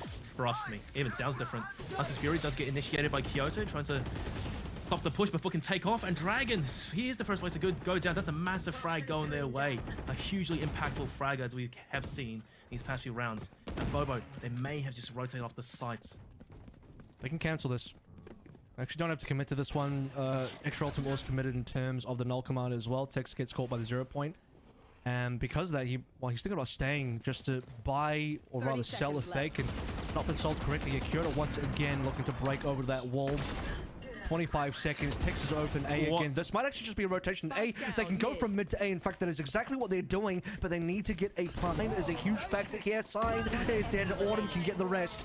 That's going to be the round over now. Tex will pop the ultimate, but he can't find the spike. And a third is found finally by the Cowgirls. That was brutal. Late round, I mean, initially I had some hope that they would still manage to go back to A because Tex managed to catch Swirl on Lurk. But then that mid push, I just don't think that was it because they didn't have the perfect intel that we do. But Kakarot, they barely even committed to a full rotate over towards B. In fact, they were more than happy to play retake B. So they were ready to counter that. They were already there in position. And that was a big ultimate, I would say, wasted by Tix. Here. Trying to save the round. Want to play? Let's play. Unfortunately, doesn't go his way. Mid play being cut off by Kyoto again. Kyoto's been the gatekeeper of mid so far. He's done a very successful job of doing so. Lou suppressed. Just rough as a jet play, but you're not going to see Boba push into B just yet. Just kind of testing out the waters. Tix again going to be attempting to explore extremities over towards mid. Double trademarks cover. The trademark positioning would tell you that they definitely want to end A. What the hell is this arrow now? Scroll has... He has 2 lineups to destroy that piece of util. Oh my goodness, man. Well, we're all in Kyoto. Keep the defense honest. Hey, sorry? Keep the defense honest. Oh yeah, for sure. Maybe it might cause a player to have to rotate over towards Kitchen, because as far as Kakarot are concerned, they have no one watching mid right now. So that is... Plex is already looking through that sort of tunnel, so he's going to check Kitchen sort of area. Double scan coming through from Boba. They see everyone to the back of sight, not able to really get an angle on Kyoto on the backside. Head was shot, but not quite a shot. Dragon missing twice. 2 shots remaining, not doing too well. Tix will at least defend mid. Here we go, Dragon now. He missed with the tour de force, but he's a rifler through and through. Triple kill for Dragon. Lou frags back and pops his ulti. 1v4 to attempt this retake. I don't know, man. This is a little bit too far gone. He's down to 30 HP. You gotta try to save the operator at the very least. And Dragon, one feed, finally does find a kill with the tour de force. And Tix gets revived. 9-3 kill. This is dominating. the most important part that we're not going to see anymore until maybe a couple rounds later is that Dragon gets to have the shiny Vandal back as he's now the kill leader once more. Oh, yeah. But absolutely. Things could change. Things could change as we head into the defensive side. Another 9 and 3 half. We've actually only had 9 and 3 halves so far on all 3 of our maps. 2 of them going the way of Boba, 1 of them going all the way of Catgirls. And as we saw on both of those previous 2 maps, very difficult, if not impossible, for the 3-sided team to make a comeback happen. They will make some attempts to make it happen, but ultimately it's a big deficit to try and climb back from. They need 6 in a row at some point. And speaking of 6 in a row, if you actually look at our opening half there, Boba managed to get 6 in the middle series between round 4 and I believe that is round 10, or rather 9. Dragon, can he do another 3-piece? Okay, no, gets forced off the angle after missing that first shot. He is out of there. It's a whiff knife. That's not good now, is it? Run away off of A, conga line over towards B, in which you do see Autumn kind of semi-clearing it ahead of time for his team right now. So they know at least that site is mostly clear. They still have to worry about those closer angles when they go over to the spike plant. But 5v5 post-plant situation, this is going to get brutal. Seems like Tex wasn't quite aware of the situation and didn't hear anything in mid. Certainly didn't call over any rotations. Oh! Full 5v5 retake here. Disgusting shockdown on Autumn. He needs to dodge this one. Yeah, he does. Okay. Tries to get the flick onto Dragon. Both headhunters will go wide. By the way, he's backing himself right now, and that's a fantastic 0 point. It just allows Dragon to push right up in their faces. And he's back up as well. They're one by one. They're mowing down the players of Catgirls, but Kyoto finds a massive shocker. 2 for 1. And now it's a 2v3 post plant. But somehow Bobo, they're still bringing this back. And it's a crossfire. It's a double up. And they will take down Kyoto. There was a moment there, a moment of brilliance in which Catgirls could have won the round. But no, it's going to be double digits for Bobo. Are we going to see another force? Last time Catgirls were here, they were 3-10 down. They had lost the pistol in the second half. And on Fracture, they instantly went to force. So, hell no. Take a look at their buys now. Blue onto a Ghost, Marshall, oh my and God. Here's the rest of the force. Right on time. All right, Kev. Next time I go to Sydney, that first bev's on me. I really thought they wouldn't force. They tried it last time. Didn't work out. You just don't know Catgirls like I do. Yeah, I'm sure you're a massive fan of Catgirls. Just well. Let's just start with that. Looks to be a really heavy A stack here, but Bobo, they're more than ready to deal with this. And you can see Scroll as well, just looking towards mid, getting 0 info. The 0 point offensively, and Plix just leaping onto the site, trying to get a few multi-frags, bring his confidence back, but no, gets nothing out of it. Awesome, does manage to frag back, but Lou, he is good for 1 without escaping unscathed though. There's a dink to the head. Find a position to strike, but bites more than he can shoot. And Bobo down to the last legs here. 2v4. They need a small kind of a miracle to bring him back. But there's a long shot from Dragon. Does take down Autumn. 2v3. The numbers are going down as we speak. And the Elder in a time like this, the assist Dragon onto the site. He eats the recon arrow as well. Oh well, it's all down to Stroll. Looks like the force did work after all. Time ticking away. Scroll come and jump off heaven. I'd say Catgirls, they take this one. Yeah, they certainly do. As time is going to run out here, Scroll can't even really walk forward with any sort of ease. He managed to land a shot into Autumn a while back. Because of all the armor purchase, the Marshals don't have huge effect there. Lou also, by the way, half HP, then surviving against a shockdown. He was on 1 HP afterwards. No one spotted him. Dragon wasn't looking. Lou went completely missing. So ends up surviving on nothing. But still has his life in his hands. Successful force, so we're kind of turning around the storyline a little bit now in terms of Catgirls having a better start on the second half compared to where we are on Fracture. Although, to be fair, on Fracture even, they lost the initial force on round 2, but then won the round 3 force. So we've just kind of moved up that situation by 1 round. Let's hope history doesn't repeat itself, and Catgirls will give us a much closer map 3. At the same time though, Bobo, they do back up a little bit, and Scroll just dodging the bullet by a millimeter. And 5v5 post plants. Wow. Which is not good for Bobo considering their equipment. Marshall and Scroll again, so that's going to be a difficult retake for sure. Ooh. It's going to have to come down to all the utility they spend, and that really comes down to how much utility they have, because, I mean, they don't really buy a lot when you go for an eco like this. Dragon 2 shots left on the headhunter. Would love to have caught the first. Oh dear. Bullets now flying left, right, and center. Lucas there kill onto a swirl. And Lou, there we go. There's the flick of that wrist onto Noz. Autumn to finish off the round. 5 to 10. That's clean. Barely losing any players. Dragon can go for a tour de force here, so he's managed to farm out enough kills in the first 3 to play for that. Which means he can drop a gun for his teammates, indeed does so. Tix with 2200s on the bank gets the play the util.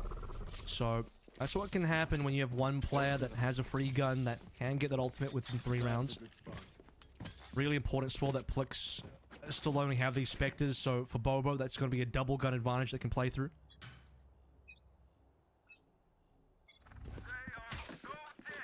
Well, tour de force down middle of all places, trying to go for this early aggression, and Catgirls. What is this now? 4 rounds back to back. Hit the A site. Look how passive this defense is on A. I mean, everybody's basically offside. They see the toxin screen now. That should give you info that something's happening on A. Noz has arrived. The slow orbs can certainly slow this one down. Viper's Pit is going to be tough to break through. Yeah, well, thankfully they do have the recon arrow to at least assist them, and perhaps Aldrone and Noz as well backing off the side early because they want to use the Sage Wall to go for the retake, the defuse. But that's an interesting plant spot though, because he's going to be open from both angles of 410. Plix point blank does execute ticks. This allows them to have an easier time getting back onto the site. Recon now scans quite a few of them. I do think this might have to be a save call. I mean, I don't think the drone tag. Scroll must have missed the tag on Plix. Plix should have been dead right if he did get that tag. And I mean, Plix, unfortunately, with the Spectres, are going to land enough shots on Dragon. Dragon's the only member that shouldn't save here. The rest of them might go for it. But with those 2 frags, I think they can go back in. They don't quite have Swirl. That's still a bit of a problem. Kyoto's on 1 HP, so with effective shots, they can do something with it. They are going to give this up now. Dragon going down. Scroll and Noz thinks better of it. Can't quite find into it. Viper's Pit, and that's going to be enough. A single ulti really changed the entire round. If there was no ulti guaranteed, you'll see Bobo leaping onto the site, taking those fights head on.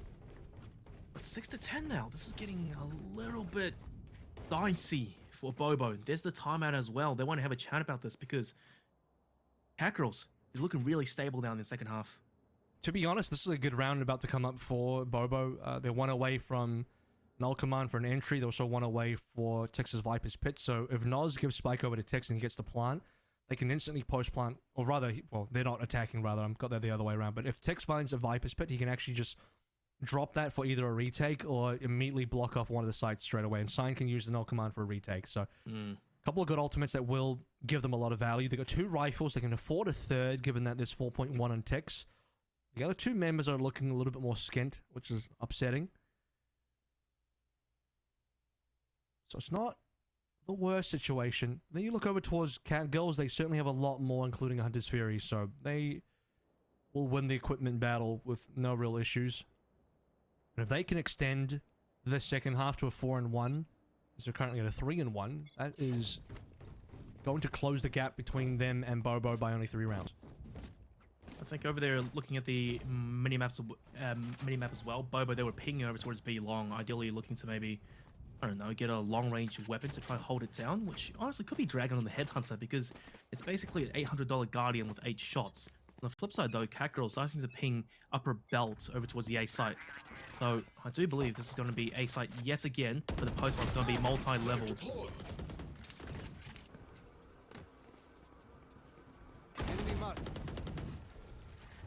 Okay. Good preemptive Sage Wall before the 0 point can fully pop, and this will force Catgirls off the angle. Granted, they can still just kill Noise and re-aggress back over towards A, but should they walk over towards B, you have Dragon there with a Headhunter, and he could be good for a few. Might want to wait for the wall to drop down. The Sage Wall, that is. There's multiple walls here being placed by everybody, but it seems like they don't want to cancel A and go over towards B. Mid is currently being watched by Scroll as well. He's not getting any info there. So go quiet. Wall be dropping in the next 5, 3, whatever seconds left remaining, and at that point, that should be when Catgirls make their next move. And the util should have recharged the 0 point, whatnot. Catgirls, here it comes. Now Tix could be in a really good position here to really shut down the push. They stop at the wall. No, it detects him. Sign somehow lucky to escape with his life, and Plix gets caught out in the open. Not, how do you do that? Through the smoke, he picks up another, but Kyoto does frag back. Now once that goes down, it doesn't really matter. This is going to be swollen 1v4 the situation. Let's see how sharp his Plix are now. Getting wallbanged to death before he could even fire off a single bullet. Well, nothing really happened that round. It was just straight duels, and Bobo came out on top. Was a lot. I mean, Noz managed to get through the smoke, which is pretty incredible. Finally dies there, but everyone arrives. Swole barely gets a plant down before getting wallbang, like you sort of mentioned there. So Bobo in position. They did not leave A. Neither did the Catgirls. And both teams just had this huge heads-up fight where, look, if Bobo actually bought the fake in terms of, you know, that Catgirls cut all noise, sounds like Catgirls are re-aggressing other parts of the map, Bobo would have been in a lot of trouble. Bobo, I believe, had no defenders on B at all and only Scroll to look over towards mid, and even then, he didn't have vision on mid to actually see anyone cross, which means if you're shifting past mid, you can actually get to B for free. So, good gamble by Bobo. Decent RNG there. Sign will get the opening frag here as well. That's a big frag onto Luke, but this is so far a finally a change up in the game plan. We're going to go through mid, and we're going to go towards B side. But however, when you're stuck in the kitchen area, it's kind of hard to break through it. Sign is already aware of what's happening, and the timing just looks like the worst of times. 0 point. Sign doesn't really need his util. He's fine without it. Just take these duels head on. And Catgirls looking to perhaps plant on top, but once again, it's not easy. Sign is an ultimate, by the way, so if he does get pushed and he is feeling the pressure, he can do something about that. Tips going down is going to create some difficulties. It is still a 4 versus 4. Hunter's Fury available for Kyoto on the other end as well. Most importantly for Catgirls, or rather for Bobo, they have control of green.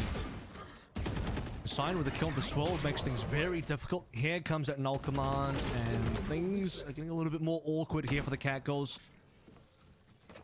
Fully suppressed.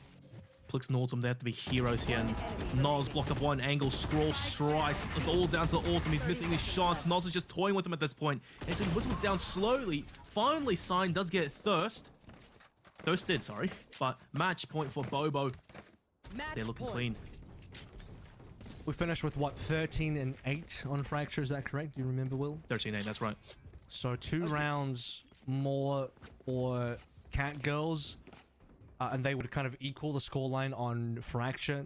But, yeah, this is not looking comfortable, especially when Dragon's on 6.5k for money. I mean, they have enough money that should Bobo lose a round, they're not going to be ecoing just yet.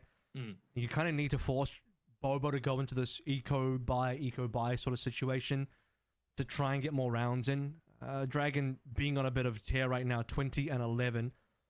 He's already dropped a 20 bomb within, 18 rounds, so he's getting more than 1 kill per round, which is pretty hot. On the side of Catgirls, as we look at their current tactical pause, their money situation is clearly quite dire. Lou's got enough to drop a play here. Autumn can tour as well, so the likely solution is going to be that Lou will drop a gun to Kyoto, who then buys some util, and Autumn goes for an ultimate here instead, and they need to try and use that to find some good value. They can enter with 2 ultimates here. Between the Null Command and the Hunter's Fury, they should have some good entry options. On the flip side, though, during the first tactical timeout by Bobo, I'm pretty sure the coach, they had a chat, and so far the analysis was Catgirls have been going A every single round. But that's why we're going to leave Dragon as lone defender over towards B, and everyone focus over towards mid, focus over towards A, just make sure Catgirls have a rough time. Oh, look, that's enough analysis. Let's see Dragons a gold vandal when we get the chance. And here's the thing as well, is just to add on to what you said, okay, they're going to leave a solo defender Dragon on B, but they're also going to Viper's Pit A, so they know Catgirl wants to go A, and because of that, the Viper's Pit just causes so many problems. Well, it doesn't matter, and Plixie pops up, unfortunately. They know exactly where he is. Yes, they do manage to get the kill onto Tix. They can get the rest as well. Well, he's in a very awkward position. There has to be Lou to get up there and help him out. So yeah, it's doable, trying to piece them together. All right, Plexi, live to fight another day. But regardless, Bobo, the rotations are all here, looking to start the before the spiking goes down. That's it, the double swing onto 1. It's so messy. Plix with the frag does pick up 1, but numbers have been equalized 2-2, and Scroll has a Hunter's Fury that he can play with. The difficult thing is the spike on the floor here as well, so Catgirls has to somehow try and recover this one, and it's going to be difficult. They still have the tour de force out. This drone is going to be pretty nasty. I don't know if the tag came on through Lou with the brilliant shot. Scroll cancels his Hunter's Fury because he heard the updraft. He thought he was going to get chased. He thought he was going to get aggressed upon. Brook can do this. He can do this. He's been in this situation many times, but this double swing should go into it. That's it. That's the end of an autumn. One shot is all it takes. Oh my god, Kev. This round, it was madness a few seconds ago. Tex was in a very interesting position as well because he kind of revealed his spot within the pit. Yeah. Goes for a kill. Unfortunately for him, the RNG is kind of bad in terms of the one player he found was the one player on Catgirls that could have been res, and he did get res, and guess what? Once Plix came back up, drops in a fragment, and that ends up getting them a kill as well. So despite the heroics of Noz and the rest of Bobo, where they got a couple of frags on Catgirls entry, numbers still heavily in advantage of Catgirls considering no res for the side of Bobo. They'll have that now. It's going to be another A push. It's going to be an operator on board for Dragon. He'll instantly get a frag. That's the first time he's done that, and that was the setup flash as well. It was almost premeditated, and Plix still swung right into it. That's a massive frag to open this round.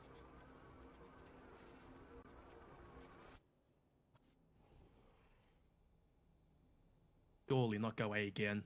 They know the Dragon's over towards A, but that was early round. He could have gone anywhere at this point. Canceling, I think. Autumn is exploring B, and he's getting good vision there. He's getting great vision, actually. So the fact that Autumn is pushed up this far should give confidence to Catgirls to maybe head over towards... Nope, not anymore. He dies to Tex. Well, that means that they are going to go A. He walked too deep. But then again, he may have sold a potential fake, because last time Autumn did that, you saw Catgirls just walk over towards B side at the end of the day. But there's the util, there's the start. Lou does see Noz with the scam, but teammates are coming over to assist them out. 0 point. That will shut down any util for the attackers for the time being. And Lou goes down like a sack of bricks. One by one, they're getting traded out. It's brutal, and it's 13-7. Even better than map 2. Bobo, they take down the superstar Catgirls. Elation on Noz's face there. He's like, oh, okay, we got that one. That was, you know, second half always looks a little bit more scary. First map was also not great coming through from Bobo at all. I think Bobo, you look at this team as... In some ways, I mean, both teams are very exciting. Bobo probably a little bit more refined, and we always looked at Catgirls as the more frag-heavy, maybe less structured team. Although, you know, I think Broken, their coach, is doing the best job that he can to maybe change that around. That first map of Haven was something to behold. It did look like Bobo were kind of mentally out of it for a little bit, especially towards the end when you start noticing some of their buys and what they're doing. It really seems like they kind of checked out of the map. But once you get towards Fracture and they were in command, that you go towards, you know, Icebox, same thing, same 9-3 start. It's Bobo in the lead, and they don't give it the lead easily. They don't give it up at all. Yeah, for sure. And, you know, once again, alluding to one of the points I said earlier, as the day went on, the players of Bobo started to get more confidence. They started to frag the hell out. And Dragon, for most of that game, he was having the golden vandal, so all the more power to him. Tix as well, going massive individually. They were all having brilliant moments. And Catgirl, towards the very end, they were just falling off a little bit, as much as I hate to say it. All right, well, we're going to have a winner's interview. Man with the best reactions on cam in OCE. I don't think we even got a winner's reaction. What was your winner's reaction there? I didn't get it on cam because we just had your little grayscale photograph there, but you got there in the end. Second halves on both the last two maps maybe got a little bit dicey, but you won. Yeah, for sure. It was like, I don't think there was much. I think everyone kind of like was pretty happy we won. Like, they're a pretty good team. Like Plix and stuff. I think it's. I never played against him. Like, I'm pretty new to the scene, so it was like pretty cool to play against Plix, like someone who's gone international, like such a great player. Yeah. But yeah, it was a pretty good win from the boys. Pretty happy. Then again, it's just group stage. Like, we gotta get that first slot at the end. That's all that matters to us. So yeah, look forward to the future. First seed, and I can see that you're repping the Fnatic jacket. Give us a little flex there, boy. And at the same time, I want to say, you know, map 1, Haven, right? Traditionally, I do think that is one of Bobo's more favored maps. But however, you guys got completely shut down. Was it just maybe first game jitters? I don't know. Like, I think we're a pretty slow starting team. Like, I think if you look at any of our previous matches, I think it's always Haven, and it's always the first map, and we always lose it. And it's been in like 11-13 fashions. I think this is like the least close one we've had. But yeah, I think we're just slow starters. We probably need to do like warm-up scrims and stuff, because I think the comms lack, the aim's a bit lacking on the first map, and overall, I think our Haven's not as strong as it should be with the amount of practice we do on it. So yeah, but hopefully we're going to improve on it in the future. Like, it's a pretty big importance since it's such a big map, such a like picked map as well. Yeah. But yeah, I don't know. We're looking forward to the future. I think we just need to focus up again, get that first slot. I think Order's looking pretty strong. Catgirl's looking pretty strong. Just need to get that first slot in the end. I think when we fix up our Haven, should be pretty strong map. And you mentioned the future as well, right? So you've taken down Catgirls, who everyone came into stage 2 as that massive super team, and we don't know how they're going to play, and they absolutely come off with a strong performance. So the future, inevitably, you guys will have to play against Order, who is looking to be pretty on points right now, except for Icebox versus Fun Crew. But how do you feel about that? I think honestly the changes from Order individually are better, but I think as a team, like since they've replaced 2 players, I think they're more beatable than ever, right? I think Catgirls and us will give them a pretty good run for their money, hopefully. Like I haven't played them, so I wouldn't know. But I think losing Tux, I think he was like a rock for the team. I think he's such an amazing player. And again, losing Auden, a lot of firepower loss. So I guess we'll never know. I don't think we'll face them for a while, to be honest. I think if it like works out, we'll basically be playing them in the winners' grand final of like playoffs, since we'll be on opposite. But yeah, you never know with Order like what's going to happen until you play them, right? You never know how good they are. For sure. You got RDW on the other side as well, your ex-teammates. So with Bonkers kind of being broken up, we have a lot of that strength being spread out across all the teams. Yeah, I mean, we look towards some pretty good results from you guys in the future. You've only got Honey Badge left to go, so I think you've already said it, but pretty much it's you guys to potentially win your group, face Order in the winners finals, and for you, a second trip back to APAC. Yeah, the trip. Now that I've come home and experienced it, it's a pretty addictive feeling, to be honest. Like I want it more now. I think giving that little taste, you could say we choked in our group stages against Persia Esports. So like getting so close to getting that extra week and playing like all the big boys, it's kind of an addictive feeling. I want it as like so much now. I think all the boys do, especially having Noah and Scroll go to APAC with us. I think we have like unmatched experience. We're really, really excited. But yeah, a lot of good teams this stage. So just gotta watch out for everyone, right? All right, well, we'll look forward to your future games, and congratulations to the win. You kept it interesting. A third map in here. I think this matchup deserved a third map anyway. Lots of big frags, lots of big plays. Will, that is our first match done. We still got Mind Freak Order coming up. Any sneak peeks from you on that one? Well, look, originally I honestly thought that Girls, they would show the hell up and make a clean sweep for Boba. Glad that I was wrong, but Order versus Mind Freak, I'm still on the same train, although once again, I'm happy to be proven wrong. And just to end that on one note, maybe Six saying it's addictive to go overseas to Thailand. I'm pretty sure they put some crack or something inside their bubble tea or food. That's why he wants to go back, but we'll see. Righto. I mean, they got good food over there, so we'll see what happens. And we'll get to the end of the stage. Plenty of good teams this time around in stage 2, and we're only in the group stages, so don't go anywhere. The night is still young. We've still got one more great match coming up.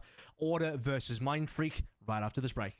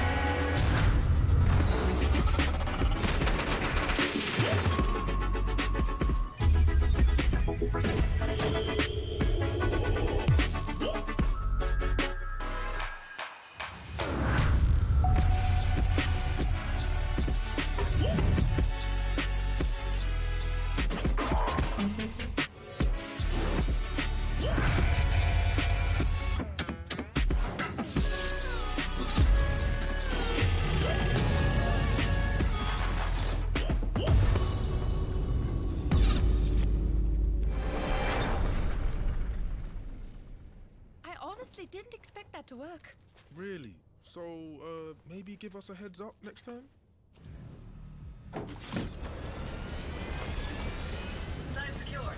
We're coming home. That the big man? Tell him I need answers this time. What is your problem?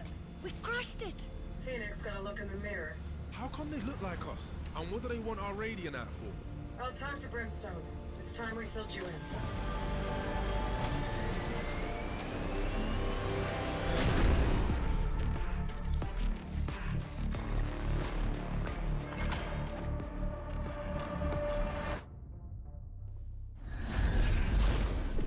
Yo, we got problems.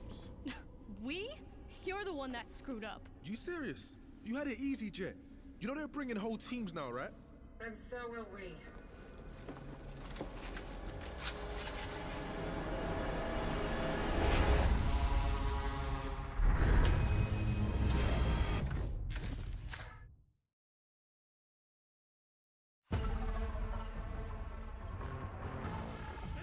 Yeah, boom! You line them up, I burn them down. Really, I could do this all day. Congratulations. You were undefeated at target practice. Oh, target practice? KO, are you shading the king? You're not the king. You have the same score as the rest of us. How about a game where the bot shoots back? I'll bring the fire in any game you want. Please, be my guest. Okay, any other game?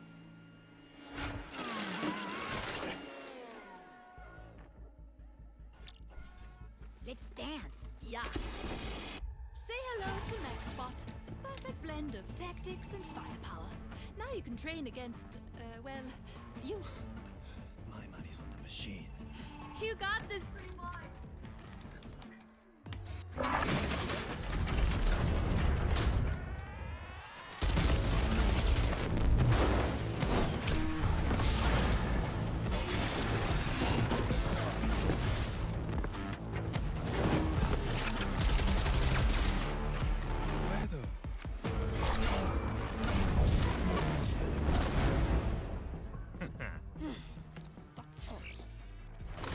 Lucky for you, I buy these by the dozen. Out of my way, Your Majesty. Somebody call the doctor. Machine double on the shoulder. Mars, teacher on the shoulder. Nobody got medicine. No, I'm not a cure. So I'll Well, this is embarrassing. I'm stuck with these voices. They're all in my head.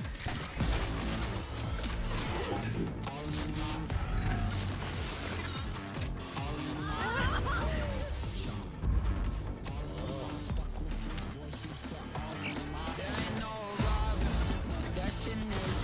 Nothing's gonna free me from my imagination. It's gonna liberate me from my sense of broken.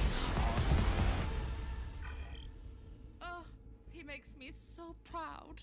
It makes me so rich. Oh, I should have picked this game. Winning requires sacrifice. Not really your style. Hey fam, let's go again. That bot owes me a code.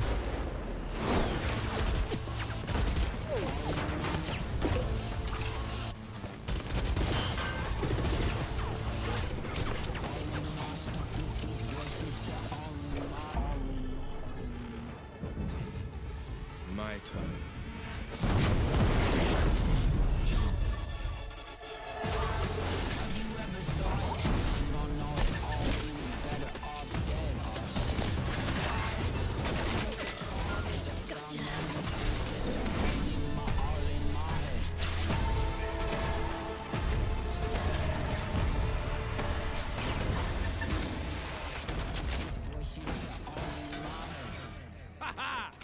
Team Forge, baby! What the? All right. Playtime's over. Ready up! Team Forge? Really? What? Fire and steel. Come on. Hey, wait. Ooh.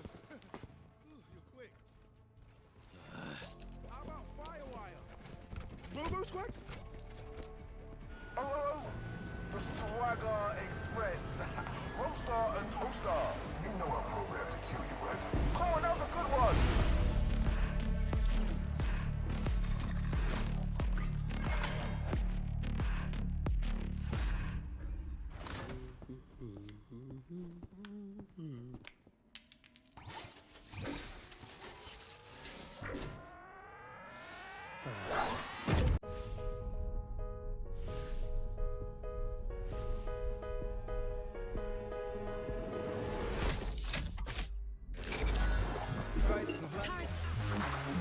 Going to be too effective from Nice Axe. Goes up. Precious can't land the shot. Now again! Quick double from Precious! This cam over the top has a nice line. There's the ping. See you later, sicko. And another as well, Cloxy. Texter, another frag to be found. Cream, he's in such an awkward spot, but he's going to line up the collateral. That's a tag coming through from, I think, a camera. Oh, what is this?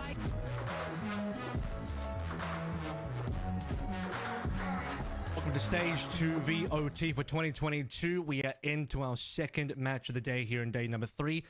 Let me have Everyone Digital back once again to bring you Order versus Mindfreak. Now, we just finished up our first match, which ended up being a 2-1 in favor of Bobo versus Cat Girls. Pretty exciting game. A lot of frags, very one-sided starts, but the second halves were always very entertaining. Oh yeah, absolutely. Especially map 1 on Haven. That was the most entertaining map for me by far. Because Cat Girls, I hyped them up. I was saying, oh my god, these guys are looking so promising. And that's indeed what happened. They showed the hell up Swirl with a massive clip moment. But however, as the nights went on and on and on, Bobo started to stabilize and they actually looked to be the superior team. And they might just be the best team in their group now for Group B, but we're heading over to Group A for some action, as we did promise that Order and Mindfreak would play our two big orgs in VOT. So let's go ahead and introduce our first team. It's going to be Mindfreak. Duddy might be the replacement on this team for Ronsky, but I think some people would think that losing Ronsky is a big deal. Certainly is a big deal, but Duddy is a worthy replacement on this team. Chax also comes in today. And he is replacing, who is it again, Will? Chax was replacing, that's a great question because Tensai. So that's Tensai. right, you're right, Tensai. So yeah, it is kind of unexpected last-minute replacement for Tensai. Chax, he is known to be a sharp player in the scene. He has been around for a while, but can he reach that same level of Tensai and slots in seamlessly onto Mindfreak? I'm not too sure. He's a solid individual player, but Mindfreak, they like to play together as a team. That's why I felt that Dusty was a much better slot for them. But look, the opponents they're up against, oh man, there's something to be beholden. And that's the problem, right? Because you've lost Ronsky, and unfortunately you're going to have to play against Ronsky now. He's on the other team. He's on Order, the new super team of Oceania. They've always been, and they somehow continue to always continue to be. So Ronsky joining up with RDW, recently coming back from his trip to Thailand and APAC challenges. RDW comes in to replace Tux. Ronsky replaces Autumn, who's now Cat Girls. The rest of the squad remains the same. Maybe a couple of shuffles up in terms of who plays what role. Mainly we're looking at Texter here. They had a 2-1 matchup in day number 1, where they ended up losing Haven to Fun Crew. No, Icebox rather, to Fun Crew. So not without their scrapes, not without a little bit of difficulty, but they have looked good, but they did drop a map. Yeah, absolutely. And just to talk about the old order of days long gone, right? They went they went uncontested for way too long. And as Jordation once said, when teams have to go up against Order, they just automatically go, oh no, you know what? We're gonna lose anyway. So they don't really want to prep to fight against Order. So seeing this new Order, already lose a map to Fun Crew in rather reasonably convincing fashion as well, it's good that they have something to work on before potentially they go over to APAC. Well, let's take a look at our two featured players here for this matchup, and it is going to be Duddy versus Ronsky. The replacement on Mindfreak, Ronsky goes off to Order, and the person that fills his shoes is going to be Duddy. We'd had our eyes on Duddy for some time. He'd been a pretty good player, but he's really going to have to step it up now to fight against probably is, the best player in OC in Ronsky. Yeah, the best jet by far. Yesterday we saw them on map 1 versus, well, not yesterday, but during Fun Crew, right, on Breeze. Ronsky was just running straight into their faces, just checking, what's going on, and he was just fragging them out. There's nothing the Fun Crew could even do about it. And now Ronsky, like you said, being poached onto Order, looking to backstab his old team. It might be pretty funny to see what happens tonight. Yeah, man, it'll be an interesting match no matter what. And we talked to RDW the other evening where he's looking forward to playing against his old teammates and old teams. I'm sure Ronsky will be doing much of the same. Let's take a look at the veto now in terms of how that's going. We noted that Breeze was an insane pickup for Order, as it always has been on that first day, but as we get through this, you'll notice that it did get banned out by Mindfreak in that second phase. Interestingly enough, Fracture maintains to be the ban for Mindfreak, which actually gives Order a free ban, because Order's 2 bans have been Fracture and Split, I believe. They still get Split. They get the extra bind ban, and we're going to Haven. The interesting thing about this world is that Order actually first banned Haven in their matchup versus Fun Crew, but here, not only have they left it open, they're going to pick Haven.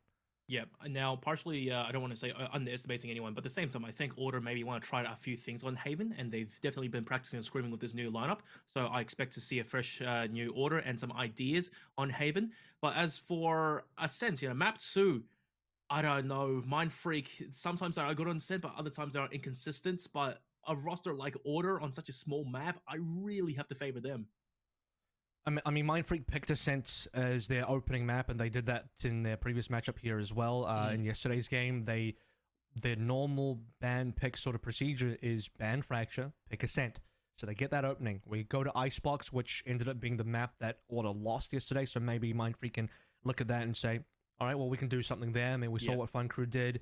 There is a capability of maybe beating a team like Order on Icebox, and that would be where you're 2-1, but you would have to win your own map pick at minimum, if not win the Haven of Order's map pick there as well. The important thing is that Breeze is off the table. I'm a little surprised Order don't just go straight to Breeze and, I don't know, breeze through the BO3 with that. They leave it open and allow it to be banned away, which means they feel really good about Haven, or I'm not too sure. They're doing something with Haven here, because they had the option of Breeze, but they took Haven instead. I really do think that Order just want to try out the other maps and see how it goes against the other opponents inside their group before they want to really use their ace in the hole being Breeze. Not wanting to give away perhaps how they play too much of it, because one of the reasons. Well, it's too late for that, Will. It's too late for that, because they've had a million games on Breeze on stream, so it's too late to hide strats on a map now when you've played it like 20,000 times on stream already. So that's true. That is true. But however, with this new roster though, the whole strat, Vronsky, go kill. But yeah, one other thing I want to mention is that map 2 Ascent, right? Mindfreak picking that map. Yesterday, they played against the Bonkers with a departure of their IGL being minimized and Mirza in replacement. Things did not go well at all. We were watching it, pre-show today, and Mindfreak, they just kind of lost the plot.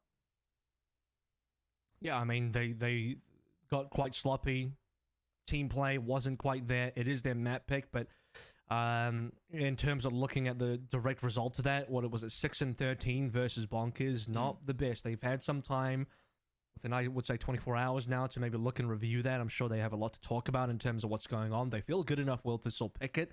If it was a real problem for them, I think they would just not pick their Ascent. They'd go somewhere else instead. But they feel like whatever went wrong versus Bonkers, they can correct overnight and bring it to Order and maybe get themselves a map win to force a map 3 here, assuming Order get their map win on Haven. But even looking towards Haven, we have a 10-13 result where Mindfreak got 10 versus 13 against Cat Girls in the semifinals of the Open Qualifier for Haven. So there is that previous result for Mindfreak to look at, whereas I think for Order, I mean, they haven't had to play this for 2 to 3 months now.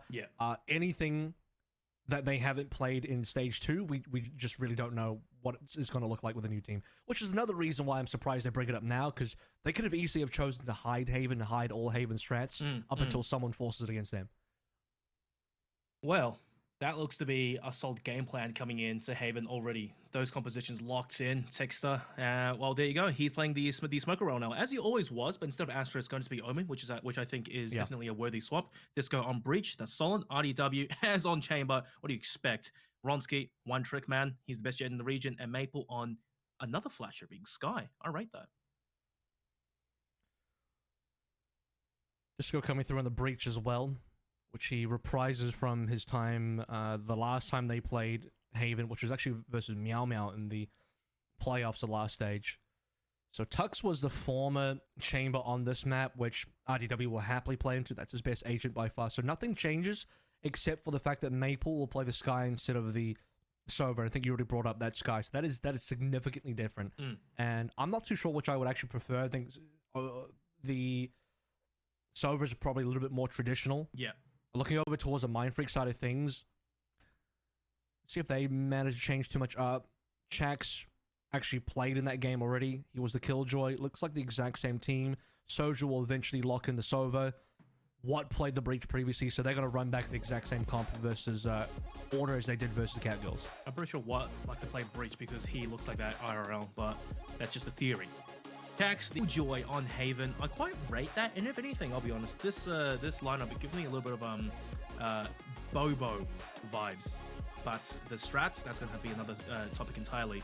And to talk about your point of Maple being on Sky and Server being more traditional, that is definitely a fact. And I think that Sky on a map like Haven, you may limit yourself in a way that post-plant situations, you just don't have that util to deal with it, you know, like the ultimates, the counter, perhaps the Killjoy lockdown, or just, you know, to counter a defuse, shock darts in tow. So Sky being the secondary flasher and healer as well for his team, I think the whole point of Order is just to go in their faces aggro and basically just play on-site post-plant or something.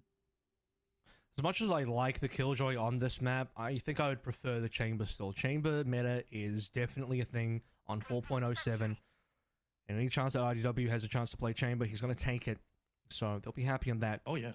And the other thing about this kind of Sky position is when you think about Sky, you think about Disco. And Disco's actually not playing it. What I get out of this is they really perhaps value the double flash. Because Duddy Boy is going to try and walk down in mid. He's been stunned down and potentially caught as well.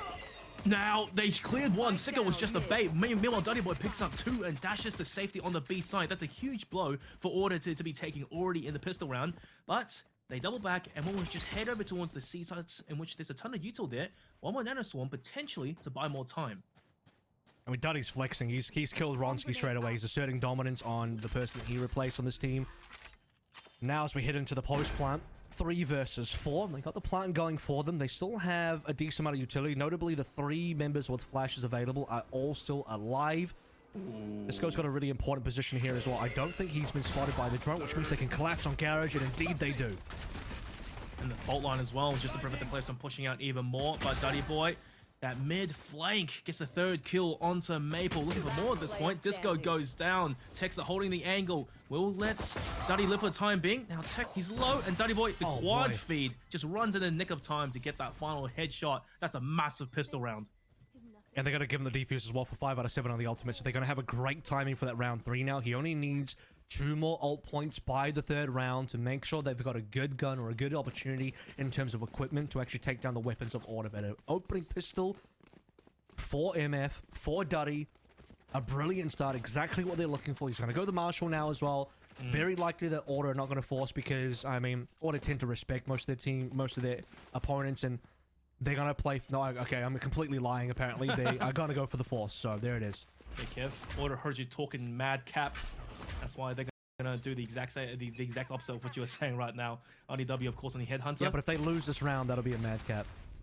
Well, we'll see what happens. I have faith in them, right? I have faith in them. But Duddy Boy seems to be let off the leash a little bit, looking to do his thing. But that will force him off the angle. Doesn't invest the dash just yet, and Soji is there to save him, but Tex does a massive spray on the Spectre. Picks up 2, and Order, they just back off A. Well, they can go anywhere. They have spike control. They've got a couple of kills over towards A. They've got a frag over towards B as well. We have now RDW exploring in towards Garage. Tex has to get past all of this util. The Killjoy is still alive, so all this util is going to be relevant. Shax's timing here has to be very important. He doesn't really have an opportunity to wait for What for too long. He hasn't swung or shown his positioning, so he's an unknown player, as is Maple in mid, unknown. Yep, this Maple look. Okay, if he does manage to finish off What, this gives Shax a lot to think about right now. Can't just aggress onto the C side. And all that they've gotten off of C sides again, looking to bring the spike over towards B or something. They need to just plant. Yeah. It's just a waste of money. I mean, they've gone from A to C to B, and they didn't plant anywhere, and that's just 1,500 down the drain. I mean, they've won the 2nd round anyway. It's a big enough investment that... Let's actually take a look at this one. No, actually, that's fine. They actually even have the Vandal on Texter for now. Duddy Boy's timing on the... What is it? The Blaze Storm is still 1 away, so you can still get that. They can just prioritize an orb. It looks like they will be getting the orb towards C long. Blaze will be popped this round. He can even give the Sheriff over to another player if he wants to. Sicko's right there. But guess who is on low? That's right, RDW. And they already know what's happening. Order with the foresight. Spraying through blindly, trying to finish off Dutty. He doesn't quite manage to do it, and that's the Blades online, just like you said. Meanwhile, Order, they basically get free entry over towards the A site. The util, the dash, the flash, the smokes, whatnot. And it's just all about RDW on lurk. Okay, trying to catch a few players. But Maple's there to join him. What knows? I heard the noise. He doesn't know about RDW though. Oh, RDW finds out a little bit too late, and now they try and collapse on top of him. What will still get a kill? RDW's caught in the corner. He dies despite the trademark coming online. It's a 3 versus 4. And Duddy Boy can still get more done because, again, he has the blades available. Yeah, well, that doesn't help when Texter is just pushing aggressively by himself, the Vandal hero, picking up all these frags. So what kind of trying his best right now to set up Duddy Boy to go for some frags, but he's used the dash already, and that's a cloud burst. So maybe Exis is what he's going for. The last play does manage to catch Lonsky somehow. He's going for more. Duddy, oh man, made it a 1v1, but however, just couldn't quite get the headshot onto Disco. Order wins the round with the weaker buy. Oh, sorry, with a better buy, but regardless. What you're trying to say is Mind Freak nearly got the round with a weaker buy, and that Blaze Storm made all the difference. He got, what, 3 kills off the Blaze Storm? Did a decent amount of damage. If it wasn't for Texter going large, you're getting the 2-piece over towards A, Duddy could have had an extra member or 2 to work with, and that might have even been an MF win on that very pivotal round 3. But guns online now, everyone's got one. Operator on for RDW as well. Ultimate online for Texter. Things could get bloody. Oh, look at that util just for A control early on. But it is only one player, Ronsky, to make it down deep. And Texter, the TP, Heaven goes unchecked. That's a player down already. But what? He does manage to get the backstab onto Texter in return. And Order might have to respect this A side for the time being as back off. Go aggressive elsewhere. I mean, it was looking so good until it wasn't. What just coming around the corner. Taking down Texter. 1-for-1 trade. Soldier's going to be gone for the moment, though, as the alarm bot gets taken down. Checks needs to find some frags. Will be able to find one. Can't quite finish off the second player. Ronsky looking to go large for this particular round. Still a 3 versus 3 operator. Still in the hands of RDW, and they have gone to C now. So, another round the world play. We go A to B to C, but this time they will plant. Ardew, fantastic shot onto White, looking for more, and Sicko may have just dodged the timing. But RDW closes the gap a little bit further. Chasing his tail, and that's going to be Sicko. RDW, damn near lands that shot, though, go but dicey. But Order post-plant 2v2. Ronsky going in a bit of a around-the-world scenic route lurk position. And Sicko might just catch him. Or not. Mindfreak, what's the story here? 24 HP for Ronsky. Could go for a backstab through this window as well, and indeed he is. This is going to be very important positioning. Disco needs to buy time. Disco is down, and that means that Ronsky, he didn't activate in time. Duddy outplays them both. Sicko puts down one smoke, and he just leaves his life in the hands of Duddy Boy, who, by the way, is starting this game off with a statement piece. Outdeals Disco, and then flips around and outdeals Ronsky. That's not something you see every day. If Disco survives for even half a second longer, Ronsky activates and Duddy's dead. Then Ronsky gets a 1 versus 1 and could win the round. But the fact that Duddy instantly deletes Disco gives him the time to swing around, get Ronsky as well. It's all they need. Ronsky will be popping blades for this particular round. RDW only the headhunter to work with. Not great equipment value for the side of Order. Get out of my way. 2-2. There's a defensive ultimate as well. Watt has got that Rolling Thunder, which they can use for a bit of a retake here. Aggressive movements on Garage. I mean, 3 players on the defense for Garage. That was a leash as well. I swear to God, Ronsky was going to run into Garage to go for the aggression, but instead it's going to be the B side. Dashes right in, and it's just madness. He can't see anything. There's smokes left, front, and center, and there's the stun. The Watt just dives right in and finishes Ronsky just like that. Texter the frag back. So once again, it's going to have to be C side, but Duddy Boy is there lying in wait. And Order, they're forced off of whatever side they're trying to aggress to. Yet another cross-map play. And I'll leave the trademarks behind there as well. RDW still alive, so really important they can check the sort of flanks. RDW might even just stay over towards mid-window. Duddy walking down. He's going to have to get past that trademark. It will be an A plant. No one's here to defend at all. Orders going to find themselves with a free site. Safe plant. Not going to get into the corner, which would have been slightly better.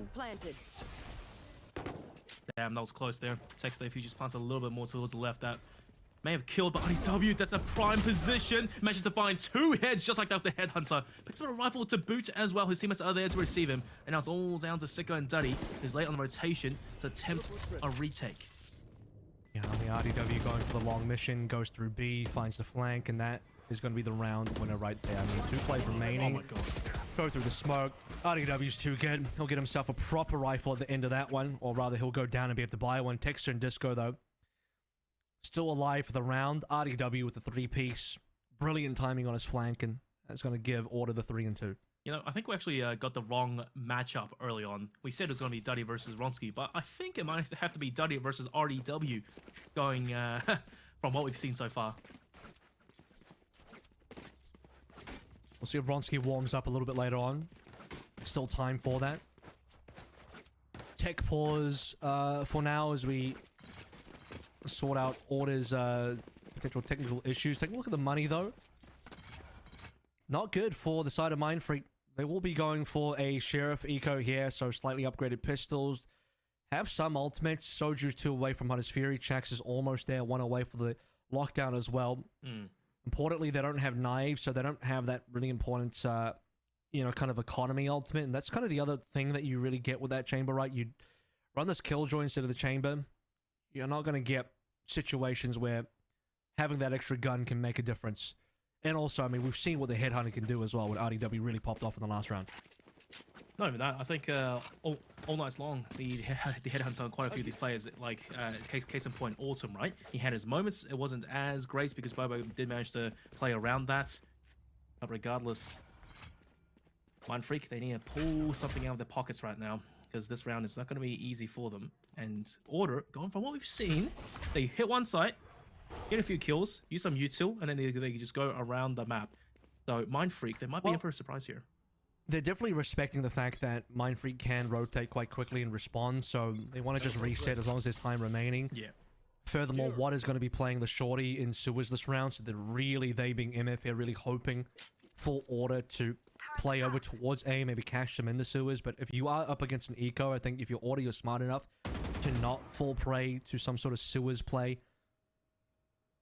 So even the patience being shown here, I mean, they're not actually pushing anyone on the map. They're expecting MF to get aggressive somewhere, and they just want to defend any sort of potential flash and dash play. I mean, you got Breach and Jet here, so Watt and Duddy Boy could set something up, but with nothing happening, Order feel confident to start moving up. Although mid might just be contested real soon by Mind Freak on the backstab, so Texter has to be watching to see misses back and needs that first shot. All right, he's the one receiving lots of damage in return. But C-Sites, they're starting to clear it now, and they should be able to aggress on and get their spike down and force Mind Freak with the inferior buys on the retake. Both trademarks are active and unpopped, by the way, so they have a huge amount of info that the flank is completely clear. RDW for a freebie over towards the double doors. Excellent stuff. And you can take a look at damage. Duddy Boy will get Maple, which is a little bit upsetting, but otherwise it's fine because RDW has activated and completely annihilated almost everybody.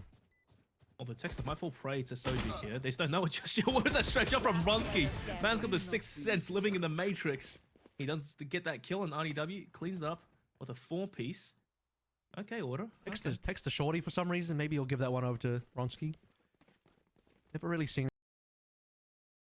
it, but you never see what he gets done with that one. 9-4 so far, so he's catching up to Duddy, who's only 1 away. 2-4 though. That's the real thing you have to worry about. That's the scoreline that is pushing Order further ahead.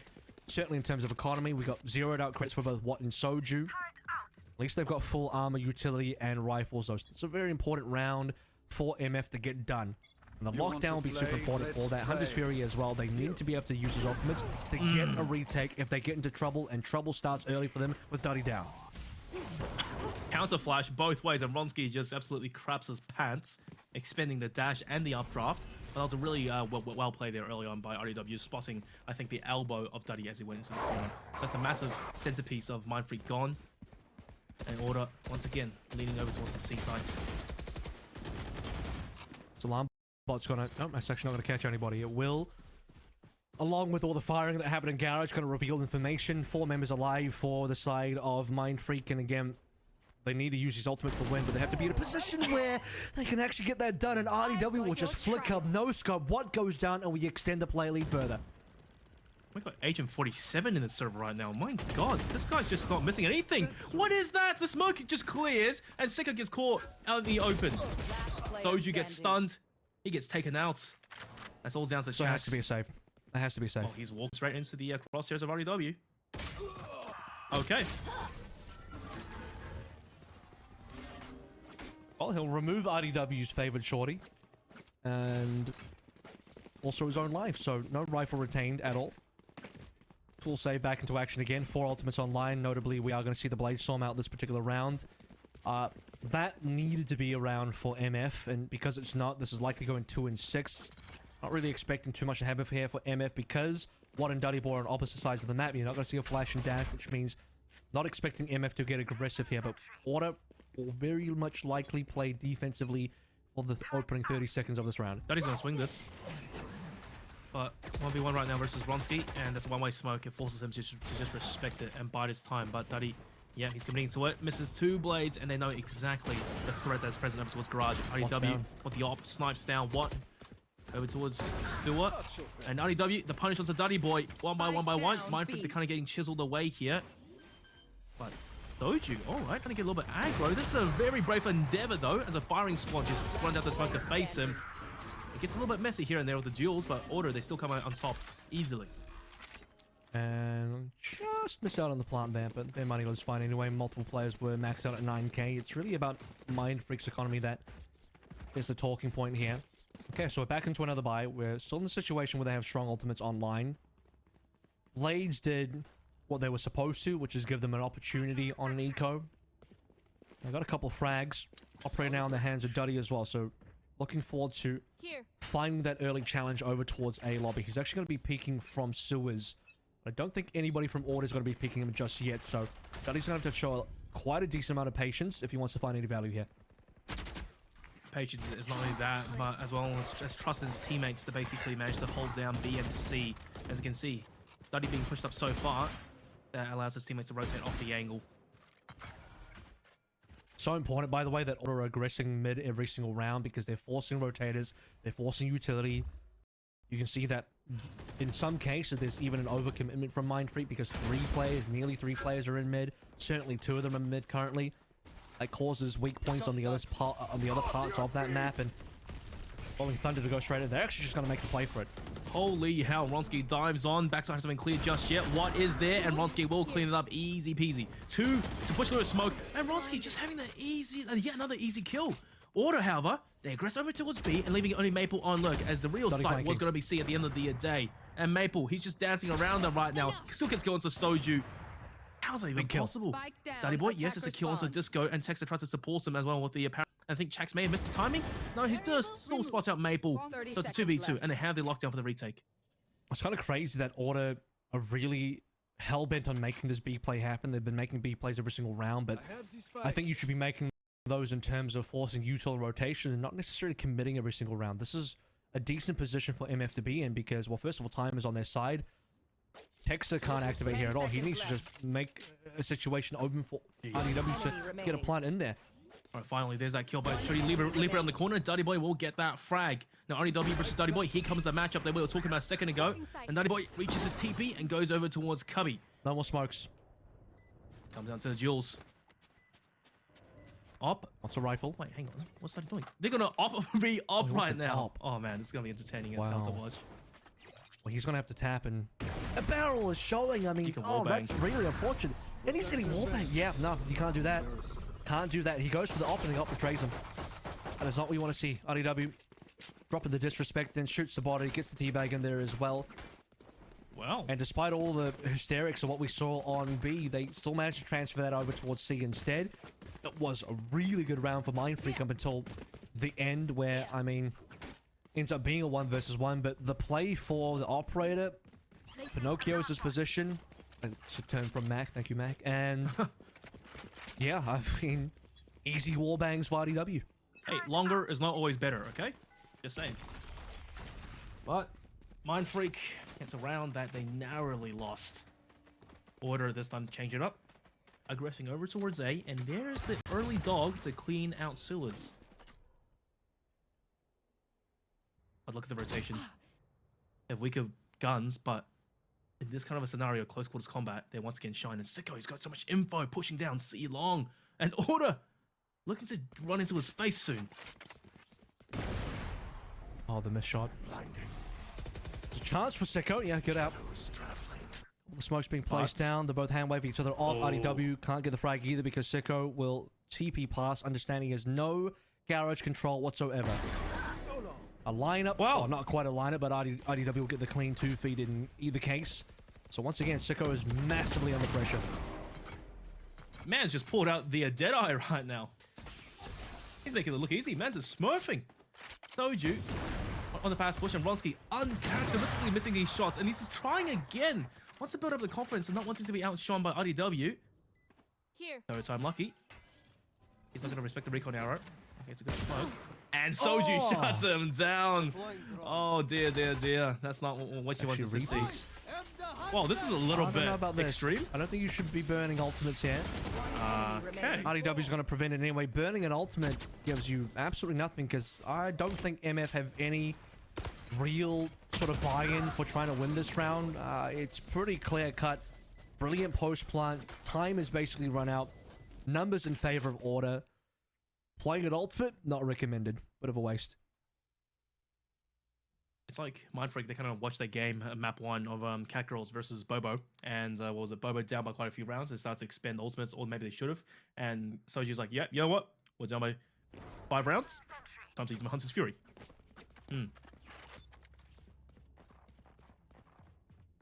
But in all respect, though, look at RDW. Man's having the game of his life right now, just clowning on Mindfreak. Want to play? Let's Dirty boy. play. Another try. Another whiff. And no garage has to be an angle that they have to respect for the time being. Looking for the repick here. Disco sees it. But he also sees a bullet straight in the face there as well, or wherever it landed on the body. That's going to be a 1-up now for MF, who definitely need to buy back around at some stage. 2 and 8, only 2 rounds left to play through again. We look towards so many ultimates. I swear this lockdown's been available for Chaks for about 5 rounds now. Just haven't had a good situation to use it on a retake just yet, or in any sort of situation. Order have been going B so many times. Now they'll be going B, it looks like, again. But as I said earlier, Mindfreak are putting more and more resource into defending B, and so you gotta be careful, because there's so many Mindfreak members here, including Duddy. No. They always pressure B, but then they always run over to the C site. No, they don't. They commit B plenty of times as well, and it has come back to bite them. And if this fails, they can run over to the C side. Nah, I'm kidding, but Sicko gets a shutdown to Ronsky, who's sprinting at him, trying to get a few frags for his team. But Tex, paranoia, go for a hero play here. I don't know about this one, Chief. He runs into a full firing squad, leaving Maple in a 1v4. Jesus Christ has to intervene right now for him to come out alive. But they're all lined up. That's a flash. Maple, yeah, good for a 1. I'd hope for something massive there. Didn't happen. They're only all lined up if Maple was literally back against the wall and just getting all 5 players coming through in single file at the same time. I think from Texas POV, he knows numbers are bad for his team. He wants to make a play happen. If he makes a successful play, actually gives Order a chance to win that round. If he fails, well, they were probably losing that round anyway. So 3 has at least been secured for MF, which means we get a minimum 3-9. Could 3 and 9 be the 2 numbers of the day? Is that the scoreline we're going to experience now? Because it will be 4 maps in a row between 2 series that we see that same scoreline if Order win this round. Nah, Mindfreak, they're going to take this round. It's going to be 48. They're going to break the curse. We've seen enough 9-3s today. Right? Right? So Vronsky can land these opening shots now. He'll be challenging for Duddy, who's not been afraid to push on through. Both players all opt up, and Vronsky wins the duel. So we talk about MF maybe taking this 4th round. Well, they'll have to only work with 4 members now, spread out across both of these sites. And actually, this will be the 1 round where going to be should be pretty easy for Order, considering the lack of personnel on those sites, or on that site particularly. You do have Soju trying to transfer over from A-Link all the way to Garage. Texas even got that spike in Garage, currently looking towards the window. But they don't know that Mindfreak has dedicated no personnel or utility to the B site. It's more of a C site stack of anything, and Order might just be walking into this trap. There's a smoke from Tex, though. It's time to cancel. I mean, they're not going to cancel anymore, I guess. Pending Rolling Thunder coming on through, Soju getting a little bit aggressive, punished. And they have enough now to pretty much go on towards C, but RDW's deep enough on A that they can go back to A if they want to. This does not look like a full commit on C. This is absolute madness right now. And Maple with a push through Garage manages to backstab. 30 seconds What? left. And well, Chaks, he's been holding on to that Killjoy lockdown for the entire half. Maybe he's saving it. Lad, now's the time. Now's the time. Destroyed. 100% dead, but oh, no. Damn, 9-3. God damn it, Kev. And you gotta believe me. You gotta trust me. This is some bad juju. These are things I know. These are things I know. Speaking of juju, shoutouts to Juju Edits for Order. Best content in OCE. Alright, swapping sides. Order on the defense now. As we look to MF to... I don't know what they could even attempt to do to bring this one back. They unfortunately had no significantly good rounds on the back end of that first half, where they could have really leaned into more ultimates to try and get it done. I respect that what ended up using the Roll of Thunder on C. He probably suspected there'd be more players in long, only ended up catching Ronsky. And Order were not afraid of pushing up further onto C at all. Speaking of pushing up, RDW might want to do that on C long. Certainly positioning for it as the rest of MF are going on. Alright, MF, pedal to the metal. This is an ambitious play by Maple, though. Next up, maybe it's a swing with him. There's the flash out. It doesn't actually catch anyone. And Duddy Boy having a bit of a pop-off pistol round. I jinxed it. As he does get shut down to Maple. Wow, juking in between the bullets like like Neo right now. He manages to come out on top for the most part. And this does leave Sicko in a basically unwinnable situation. 1v3, lost control of the spike. And there's that fast flank coming from RDW. One in the chamber.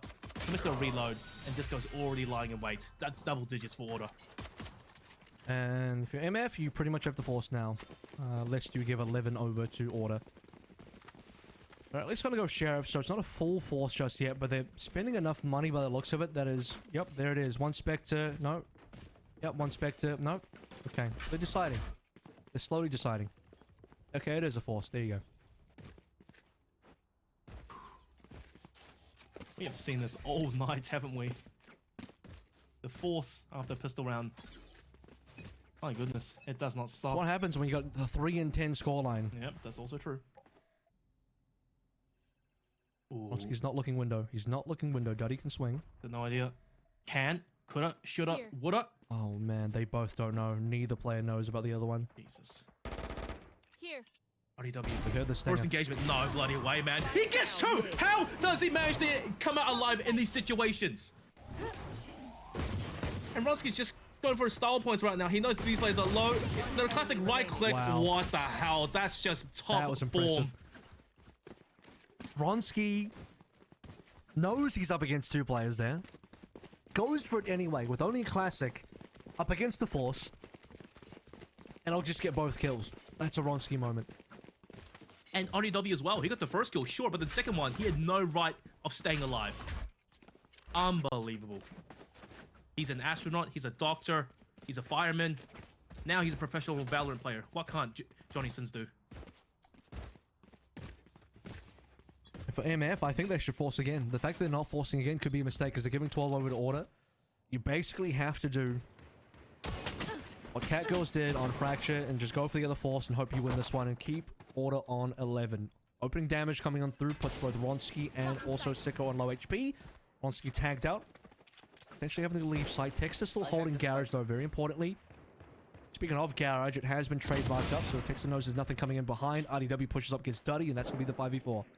He's been so consistent with these opening frags on defense. He just walks up into their faces, gets that frag, and almost just escapes unscathed, unpunished. Looking for more at this point. Yep. Yep. Oh, dude. Too easy. Player standing. He's the kind of player that you have to be there to trade out instantaneously. That's a nice shot by Watt, but he needs more than that. Match point now for Order. 12-3. Match point. It is simply too easy. Buddy Wilkinson today. Match point. Map point, I should say more accurately. 13-3 is definitely on the cards. Same scoreline they had versus... That works. Who did they play on day 1 again? I'm forgetting. It's been a few On day days. number 1. It's been a few days, Kevin. I'm on Can't the believe same you've boat forgotten, Will. with you. Can't believe you've forgotten. Oh, look, man, it's been a massive few days for me of sleeping. Don't know. I've slept off all Honey the memories. Badgers. Honey Badgers, was it? No, it wasn't. I'll figure it out later. Yes, we will. 13-3. The scoreline they had on Breeze on day 1. Fun Crew, wasn't it? Aha! That was Fun Crew. That's Well right, done. that's right.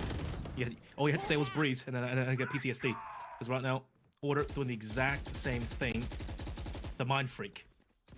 5v2. Jax needs a miracle right now. They're just running it. They're just running at MF. They're the defending team, and they're just running at MF. This is what Auto does best. When they're on defense, they just poke and prod. And if you can't take the pressure, you go down. 13-3. Ronski to finish it off, along with RDW, who has just been farming towards the end there. My goodness, Haven is... Wow, that was quick.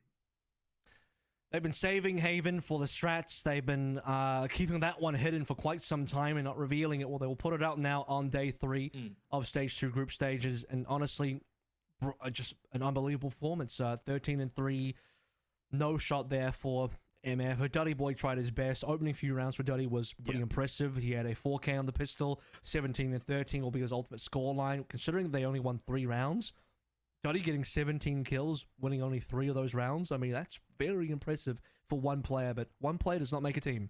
Yeah, absolutely not. And teams are what wins tournaments. And the problem was, Duddy, he tried to go 1-for-1 against Ronski, so that's already a problem in itself. But however, when you have RDW as well, which is basically another Ronski, just not on Jets, what do you do about that? Because RDW was just clowning all game. And with that, I mean, we'll have to see how the rest of the series goes. We got the autumn map pick kind of out of the way now, so MF have at least got that to work with. MF managed to pick Ascent. They didn't look great on it last night. They'll have to look much better on it tonight to avoid another 0-2 result. We're going to take a bit of a break, give Mindfreak and Auto a bit of a chance to breathe here as well. Certainly Mindfreak need it. We'll see what happens after this break.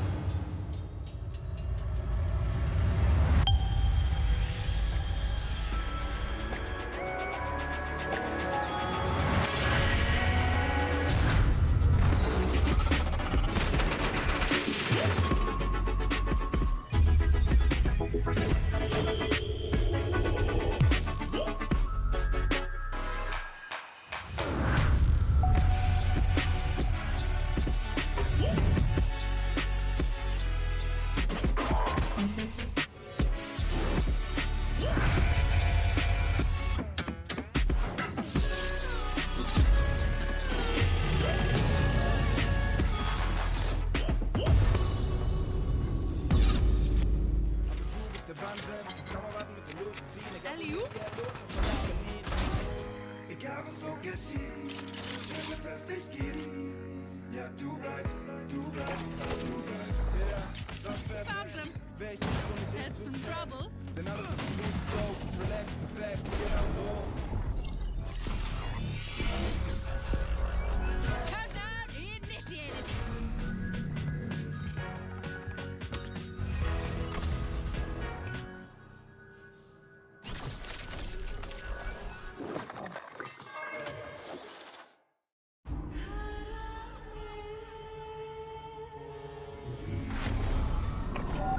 Cipher to all stations. I have a signal. Our blackmailer is headed east. Aeon, this is Sova. Confirm you have target visual. Yep, got him. Ground team, collapse and converge on Sector 4.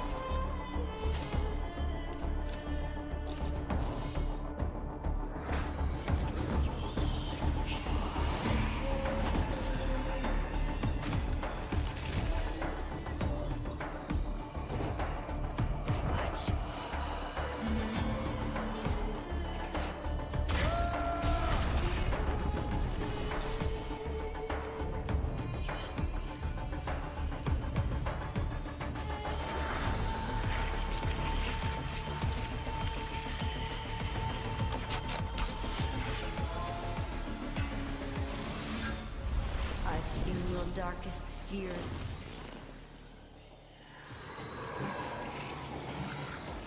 Mine would eat them alive. Covering! Chamber, it's on you!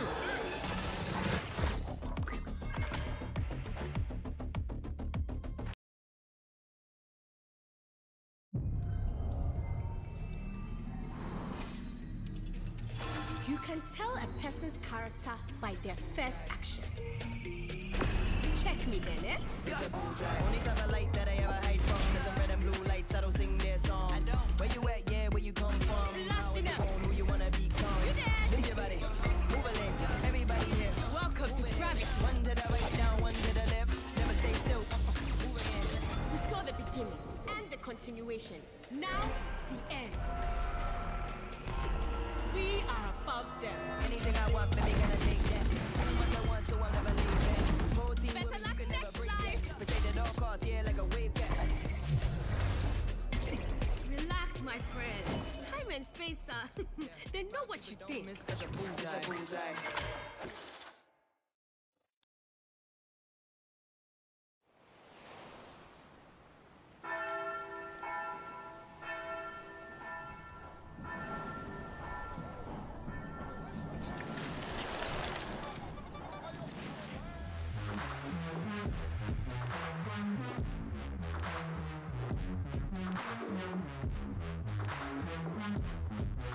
Welcome back from that very brief break as we're about to head into map number 2 of our final series of the evening on Sunday of Group Stage and VOT Stage 2. It is all domination for Order. 13-3 on Haven. Mind Freak do not look like they've shown up just yet. No, and I'll be honest, I really had high expectations for this new roster of Mind Freak. Perhaps when I first covered them, it was the honeymoon phase. They looked very promising, but now up against a potential top dog super team and one of the strong contenders next to Bobo to go over towards APAC as well. Look, they're just a little bit flat right now because Haven, I guess the scoreline tells the story on its own. 13-3. My goodness, New World Order. Certainly looking that way for Group A. I mean, the heavy favorites for the stage, the group. They were so last stage as well, even though they lost to Bonkers, but we didn't get there until the playoffs, which means, you know, who knows what happens in terms of any team challenging Order. It's certainly not looking like Mind Freak tonight. Won't entirely write them up because we did have a situation in our opening series where Bobo didn't look that good on the opening map versus Cat Ghost and came back very strong. Mentioned during that series that teams playing their own map pick was pretty important. Mind Freak get to play their own map pick now of Ascent. The only issue I have with that is that Mind Freak did also lose this map pick yesterday, and it wasn't very convincing. It didn't look good versus Bonkers. I think they only got 6 rounds to the 13 of Bonkers. Yep, and once again, to reiterate, that was Bonkers without Minimize. Mirza subbing in basically last minute, and the individual players of Bonkers, they were playing off their heads. Nice hacks, you know, just going on these multi-frags, opening duels, and he was winning basically most of them. So, tonight's agent picks already being locked in super snappy, and I do think this is Order's first debut with this new roster on Ascent. It is, so a lot of first tonight. First Haven, first Ascent. First time we'll get to see what Order kind of look like on this map in terms of picks. As a bit of reference as well, Tux was playing the Killjoy on this map previously. Disco had already been playing the Killjoy, the KO. Astra was meta back then, no longer meta now, so when you really compare that to the new Order lineup, you basically traded out the Killjoy for the Chamber, which is RDW special. Texter moves off, the Astra goes Omen, the rest stays the same. Yeah, well, on the flip side, right, I just want to talk about Mind Freak's picks right now, because we talked about it earlier today. Mind Freak Watt is using the Breach on Ascent. It's a bit outdated, and those are your words exactly, because he just doesn't seem to work quite as well as, say, Sky or even KO in this matter, which is being played by Disco right now. And it's a huge threat having Disco as that main duelist in the past, kind of secondary maybe for Order, playing like a pseudo duelist character. We could potentially be seeing 3 heavy fraggers for Order right now on Ascent. I mean, I'd even say the Sentinel's outdated compared to the Chamber, right? So a couple of things on the MF lineup as far as composition goes that's not really ideal. As Mind Freak will take control of the early orb, give that one over to Duddy, trying to accelerate that Blade Storm. Ronsky gets a little bit of a shoulder in terms of vision on the MF fellas. Peeking into mid. Mid control is mostly in the hands of Order right now, as MF heavily stack over towards A main be looked over by Disco Drone to try and at least scout things out. 0 point, potentially to come in soon. No, it's the frag, and it's only one player, Dirty Boy, able to dash on side, but he's tagged down to 52 already by the util. His teammates are soon to join him, and Order, they seem to be more than happy to just let them take the sites while they set up for a retake.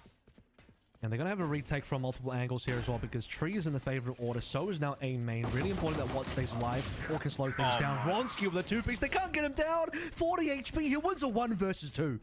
With the Sheriff as well, no less. You have to place your shots very carefully. And now here comes the flank. Watts has no util to play with. He has the dry swing. There's an RDW's around the corner. You don't favor the shield any day of the week. It's a flawless retake. We barely even managed to catch anything, and Order, they just make it look easy. I mean, Watt swings out flying and just gets decimated. He's on 15 HP almost instantly. Everybody gets kills here. Vronsky gets 3 frags. He's got 4 in terms of ultimate points here because they got the defuse as well. The fact that Vronsky wins on Heaven, Need a drop.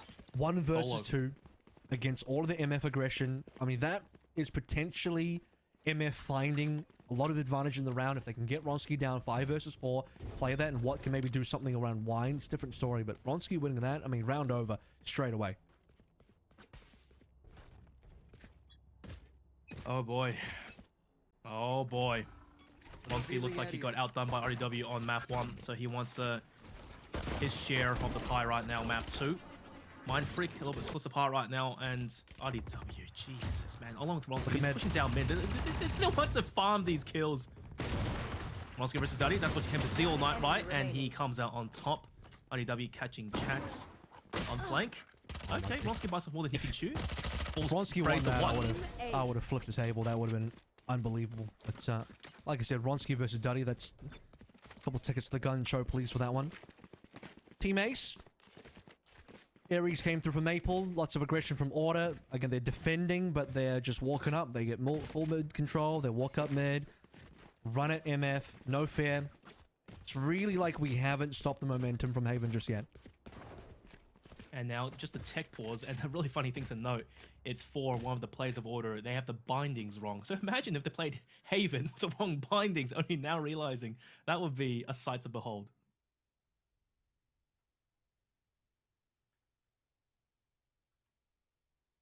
I mean, what could you even get wrong on the bindings? And maybe it'd be for a specific character, but Here. we're all playing kind of the same things here. It's not too sure what that could be, but Vronsky out with the Operator, 1 away from the Bladestorm here as well. So in terms of timing, it's perfect. You can play through so many different avenues of success here. Sniping in mid. Has been smoked out. Good coverage by Mind Freak to take some mid control, because they've been losing mid control every single round so far out of the 2 that we played. Yeah, well, Vronsky, he does have the big boy gun. Everyone else having a downgrade of of pistols and whatnot. Now, he has to be in a position to get some massive frags here. He does get flashed out, but he still will sit there, and he has more than enough teammates to support. Being Jet as well. The one shot, missed or not, he can still dash to safety, and Mind Freak super slow. Dirty Boy though, first engagement, you won't expect this, and there you go. That's the opening duel going the way of Vronsky. And Mind Freak, they need a plan B. The most important thing there was the extra smokes being put on top of Chaks over in B main. Trademark unbroken, so that allows Disco to have extra coverage in mid, supporting Vronsky in market and pizza. Now with the 1 and 0, Disco going to be for info with this knife. He'll likely only just find Chaks, if anybody at all. We're getting late into the round now. 30 seconds remaining, and Maple jump peeking. Has he spotted anyone just here? Vronsky on point to get the second frag. That's speedy. Oh, okay, Soju does fall prey to a flash. What? Does trade back, but however, make no mistake, Mindfreak, they are still down in terms of numbers, and Vronsky, he's rotated over now. What's up, the classic? Doesn't even need the operator to get the kill. What is going on, Kevin?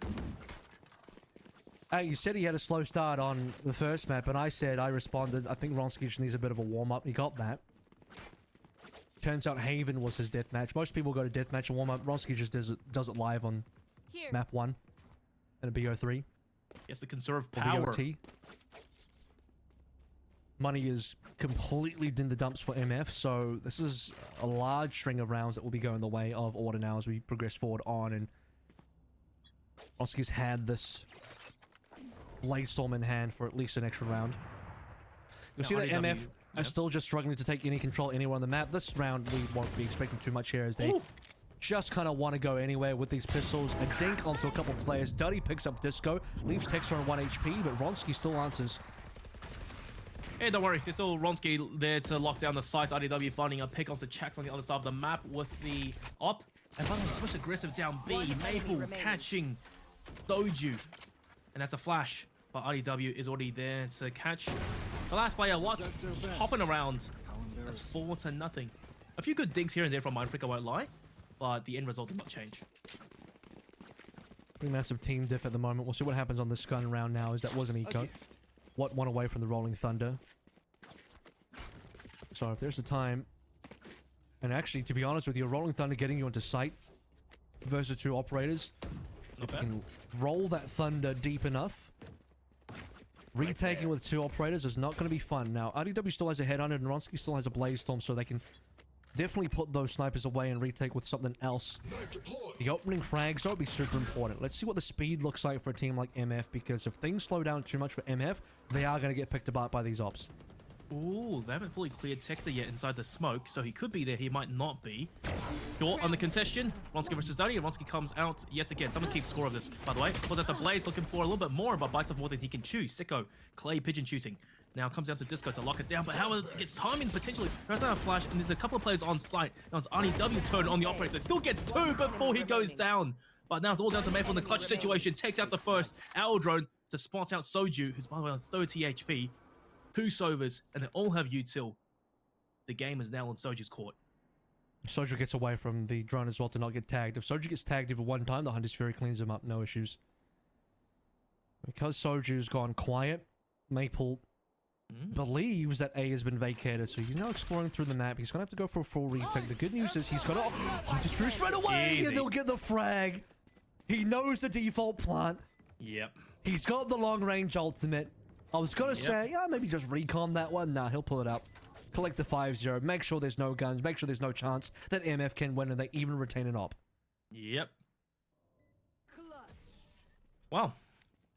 And from Soju's POV, he didn't know where Maple was. As far as he was concerned, Maple could have been just hiding around. But then there were so many places to plant. And he chooses to plant default at Gen.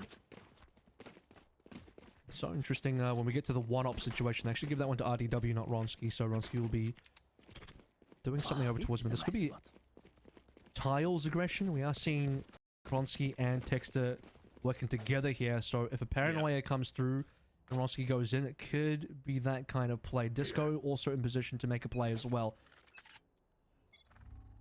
Now, one thing to note as well, this is patch 4.07. So when they eventually had to play on the live patch or something, having the op on chamber is going to be better than Jet. You can hold angles for longer and still basically escape almost unscathed. And Ronsky, just the aggression down mid, catches Duddy Boy looking the wrong way again. Zero support. On the flip side over towards B, that's RDW pushing down to aggro. Disco just dry swings, catches Watts. Mindfreak, they're being chiseled away, and they've barely even seen anyone. They're on site, which means they can plant, but... Come on, man. Bets are on the table for how long they can keep this one up. Flash and Chax will actually get a kill off. The fact that he survived past that. And that's it. Disco goes down, the rest are alive. That was nearly a flawless. They'll get another defuse. Give that one over to RDW or Texter or somebody. Funny thing as well for Chax is that he's been a bit of a one-shot wonder tonight. It's always the first shot is a one-tap and he's super clean with it, but the follow-up, just absolutely not. it's something I've noticed. And on the flip side as well, one of the perks of being Jet, dashing onto the site, is mid-dash, you can still see people, so it doesn't change anything. It was a valiant effort from Sicko to try to push inside the smoke and get a few frags, but his position was already revealed. He was just hoping for the best at that point. This is about to be a 7-0 because of the eco coming through for MF as well. Depending on what kind of buys they want, because what's actually going to go for a Spectre? This money situation is going to be a little bit awkward after this. It's really especially awkward when you have 5 ultimates, but this is not the round to commit your ultimate. The previous round would have been that. The next round after this will also be that. You really want to leverage ultimates when you're lower in economy, but you need to actually have the equipment to take the round as well. So, oh, okay. I know exactly. You can see the plan there. There's a flash from Disco and Ronsky swings and dashes to safety after one pick or something. Now, it's basically Disco trying to lock it down. The Rolling Thunder does get committed on this eco round. All right, Kev. Looks like Manfred heard you and then prove you wrong. But regardless, all they're still picking up these frags. Disco's yet to be cleared. Dirty Boy finally gets that job done. Misses the rest of the blades, though. And Order, they regain control potentially for the time being. Maple with a stiff jump, but still manages to one-up Watt in that situation. Soju pushes off the side by himself and brings it down to Sicko in a 1v3 with only a Sheriff, limited util. It's a cleanup. And they made that call off of one frag. You know, one frag, one gun, plus a Blaze Storm. They're thinking, we probably hold this. So 3 ultimates expanded. Neural Theft to gain positioning info. Dash in with the knives. Rolling Thunder employed as well, but there's still so many members on the team missing valuable equipment to actually get the job done. So it's a big feed for Order in terms of collecting all the frags coming on M. They still have infinite money. Operator still in the hands of RDW, 7 rounds in a row. Now, this is the round that you really want to see NF committed to. And Soju doesn't even have a gun for whatever reason. He didn't buy up. I don't know. He's got 4,500 and just straight up didn't buy a gun. Oh no, Kev. Firing in the club right now. Look at this map control by Order. RDW. Oh, okay. Sicko manages to slip into the smoke in the best possible timing, but he's just set his teammates up to take A. That's fine though. Mind Freak, they just dash onto the A site and the smoke expires. RDW gets that frag. Dirty Boy could be in position for something here. Got a little bit dicey, but the rest of Order, they're coming up short. Dirty, sharp. That's the second. This is exactly what Mind Freak needed. They need Dirty to get into these nasty positions and go for these multi-frags. But have it up against RDW, who makes the call. His position does get exposed. Ronsky surely doesn't miss this, right? And like 2 ships in the night, they pass each other. Chax is gone.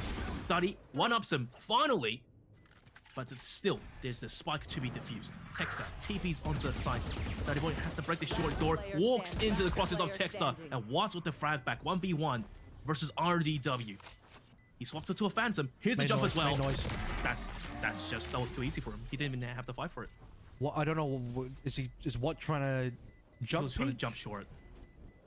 He thought that RDW he was going to come in from tree room as well. Wasn't the case. Okay, well, I mean, he jumps. RDW heard the noise, and that was a free peak rather for RDW to get that kill, because RDW otherwise would have had some difficulties. You know, is Watt in hell? Is he playing Gen? Has he actually rotated the tree? No idea. Oh, the guy jumped. Oh, it's a free kill then. So done and dusted. 7 in a row. 8 rather in a row. Started to look a bit dicey. Ended up in a 1v1. That's definitely the closest round that MF have had so far. Duddy got a decent amount of frags, got a timing kill to Ronsky as well to get the shutdown. But the economy is not at all impacted. Order still have everything to work through. Nice. The counter Odin. They kind of smelt the cheese coming. No but way, RDW doesn't care. You blind him. He has that 6th sense. He still gets that kill. Pure timing. And just as I was saying earlier, he doesn't even have to dash. His TP's the safety. Instant untradeability. And Texter in position to strike it. They don't check him. You must be joking. Texter getting a double spray down. Spike down A. And Sicko, he's a clutch master a little bit, but this may be a little bit beyond him. Paranoia does give away Texter's position, so Sicko does have something to work with, but RDW as well. He's pushed through B main. They want to play this crossfire, I think. Oh, that's such a sharp shot to land. And Texter came out on top.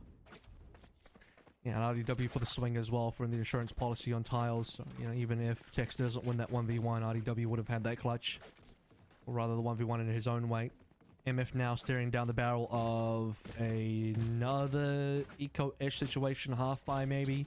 Minor commit. Duddy needs one more ult point to get that Blade Storm, which they'll really need. I mean, are we looking at a maybe 11-1, 12-0 start in the first half here? Typically, to even get a 3-9 finish, you need to have already gotten rounds in. MF are not in position to win this round, so it's at minimum you got to be 10 in a row. Oh, Kev, the script here says after Dirty Boy pops blades, they start fragging out, and then MF ends the half on the problem is I write the script, so I don't remember writing that, which means you're lying. Man, you sent me an old copy then. What the hell is this? Regardless, Order, they're doing what they do best. Getting these frags onto Mindfreak players.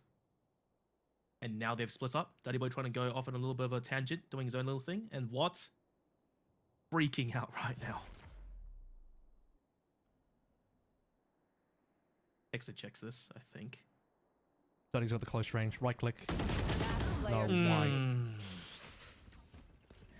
That's a whiff. That's a whiff for the ages. I think Duddy should have had that kill, but he could have just right clicked and gotten the kill, but, you know, his enough players now just don't want to do that anymore, I guess, and just, well, you whiff instead. So Texter doesn't check it, has to swing 180, and he's surprised he's alive, and he'll get the kill.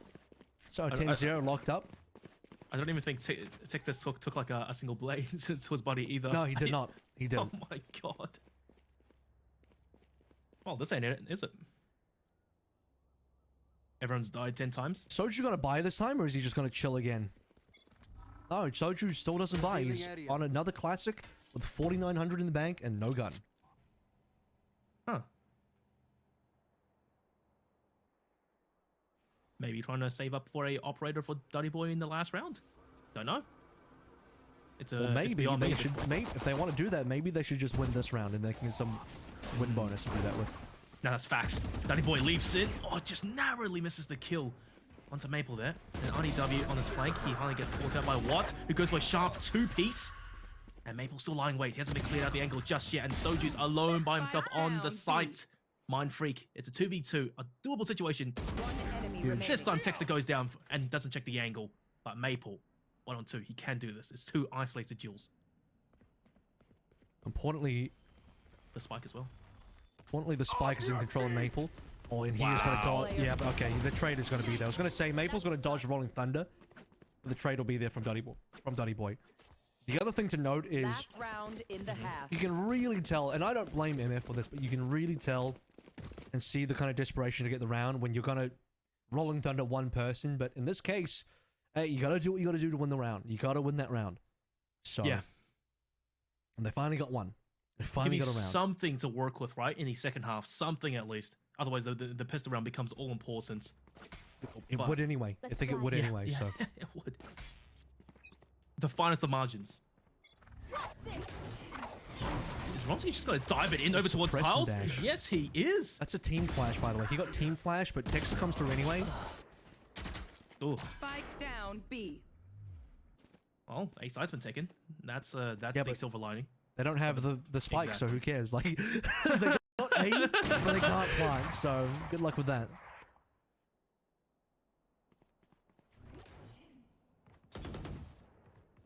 Oh, Kev.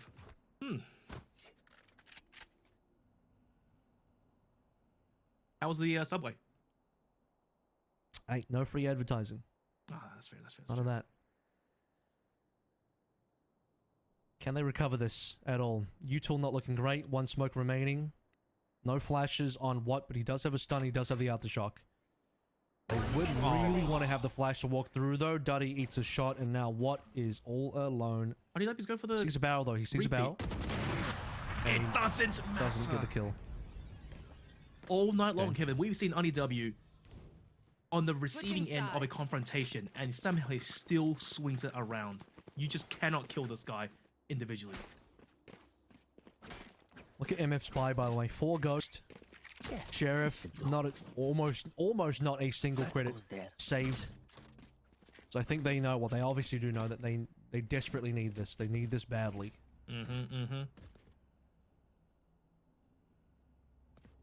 The good news is most of them have more kills than Disco. That's the only thing that's good. That's fine. Somebody's when everybody on the team is scrambling over for frags, somebody's got to be the team player and support. Yeah. And Disco, you know, I'm proud of you. Hey, you know, the shoulders of giants. If you want to pull off a big heist, sometimes you have to take a small hit.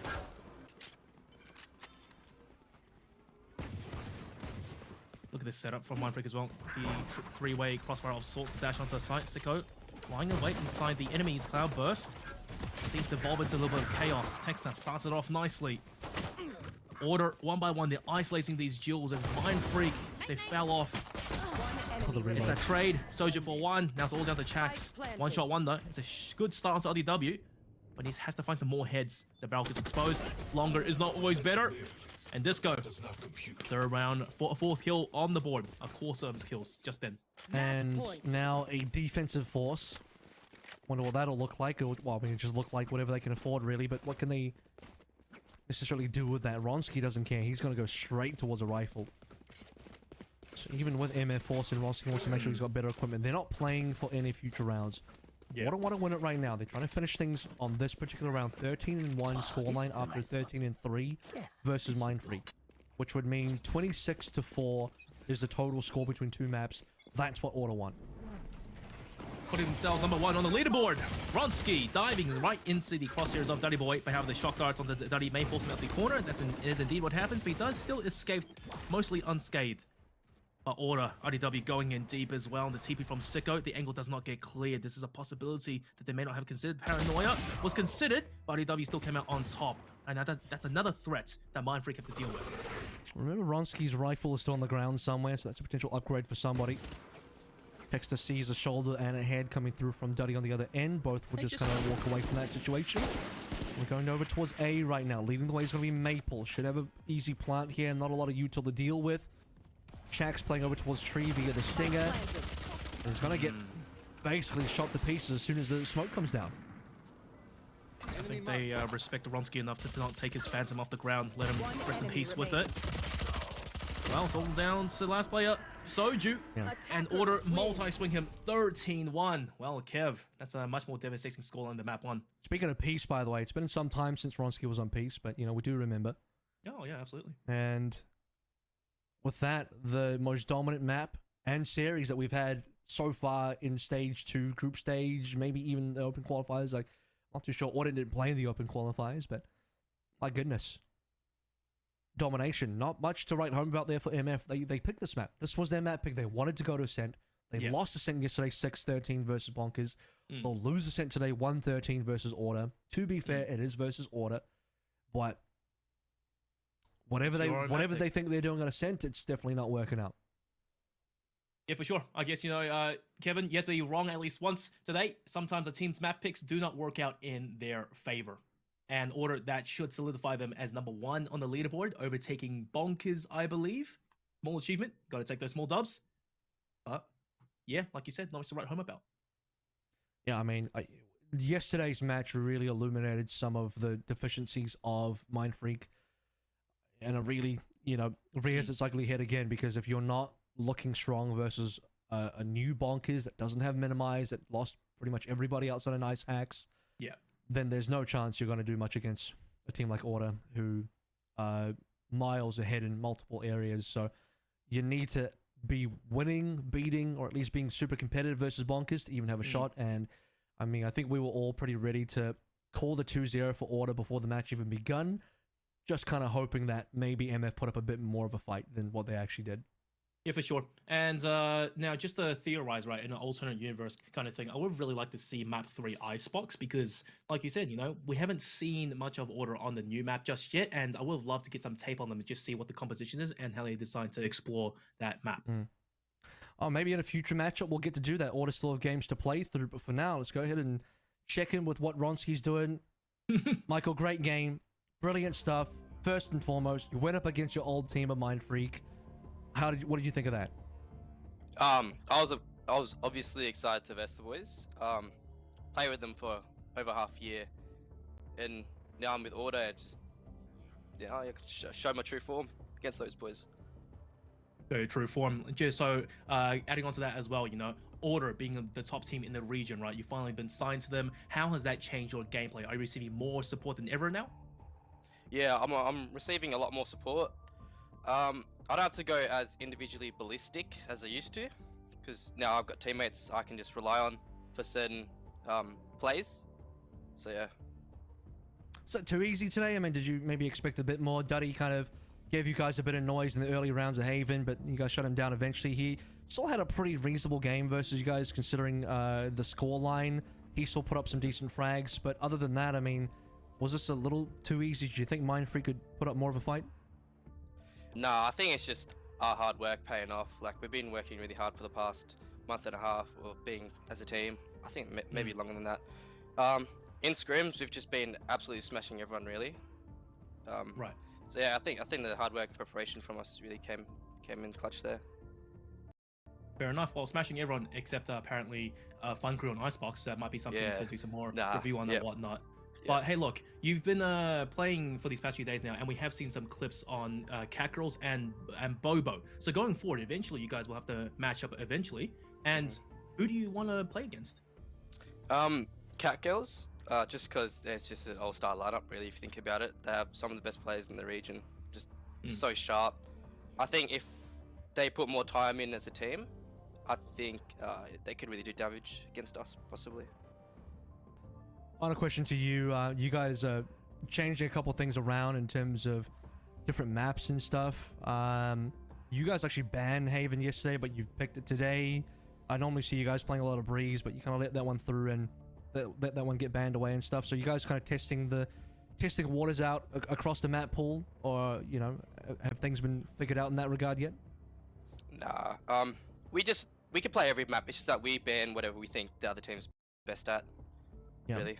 So yeah, we got a solid map pool down. It's just play the advantage, ban their best map. Fair enough. Hey, best of luck moving forward. You guys are looking like one of the favorites. Strong team, great performance. And that is Ronsky from Order, taking out Mind Freak, his previous team, in the most decisive fashion you could have asked for. Yeah. 13-3, 13-1, 26-4 overall for their entire, 2-0.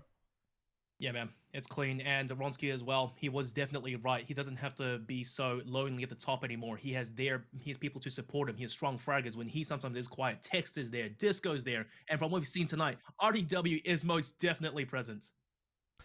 And with that result, let's take a head and look at Group A and how things are shaping up after 3 days of competition. Order 2-0, 60 rounds won, 27 rounds lost. Most of that was actually versus Fun Crew, because it certainly wasn't tonight. Bonkers were their win versus MF as well. Mind Freak down 0-2. Unfortunately, just can't quite find their pace just yet. Fun Crew down 0-1. They haven't played their second matchup. We'll have to look forward to see how they do in future as well. But that's Group A. Yeah, look, I suppose Group A went about just as well as we expected. Order on top, as per always, back to their original form. Bonkers, I'm eager to see how that team develops. We've talked about it all night, Minimize even tweeted that he's mad. Who knows what that means? Man's probably just a little bit angry right now. God knows. But yeah, look, Bonkers, I have my eyes set on them as perhaps the second best team in that slot. Would hate to see the Minimize devolve into madness. Take a look at Group B now and see where the standings are there. And now after the 3 days of competition, Bobo up 2-0, 69 round wins, 48 losses there. Cat Girls 1-1 after losing to Bobo tonight, 54 round wins. Honey Badgers, you get to see them play again. Rain, saw them yesterday versus Bobo. They did win one map, which is giving them a decent amount of rounds in there as well. And as for this group, right, Cat Girls, I really thought they would come into stage 2 as a really strong team. They were indeed very good, but however, maybe just need a little bit more time to mesh, just as Ronsky said. They like what they're seeing, but however, Bobo, just having that more experience and a better rounded roster, dare I say, still came out on top. And plenty of chances, I think, for the teams that are losing so far to maybe get their act together. We still have another full 3 days of competition starting out next Friday as well. It's going to be Fun Crew versus Mind Freak at 6:30, Rain versus Cat Girls at 8:30 as well. So many of those teams currently sitting on 0-2 or 0-1. They want some revenge. They want some games in there. Well, they got a full week just thereabout to get that work done to prepare for the next week of VOT Stage 2 group stage. But that's been it for week number 1. That's been it for our Sunday evening games. And hope to see you again on Friday. Catch you then. Going to be 2 effects from Nice Axe. Goes up. Precious can't land the shot. Now again. Quick double from Precious. This cam over the top has a nice line. There's the ping. See you later, sicko. And another as well, Cloxy. Texter, another frag to be found. Cream, he's in such an awkward spot, but he's going to light up the collateral. That's a tag coming through from, I think, a camera. Oh, what is this?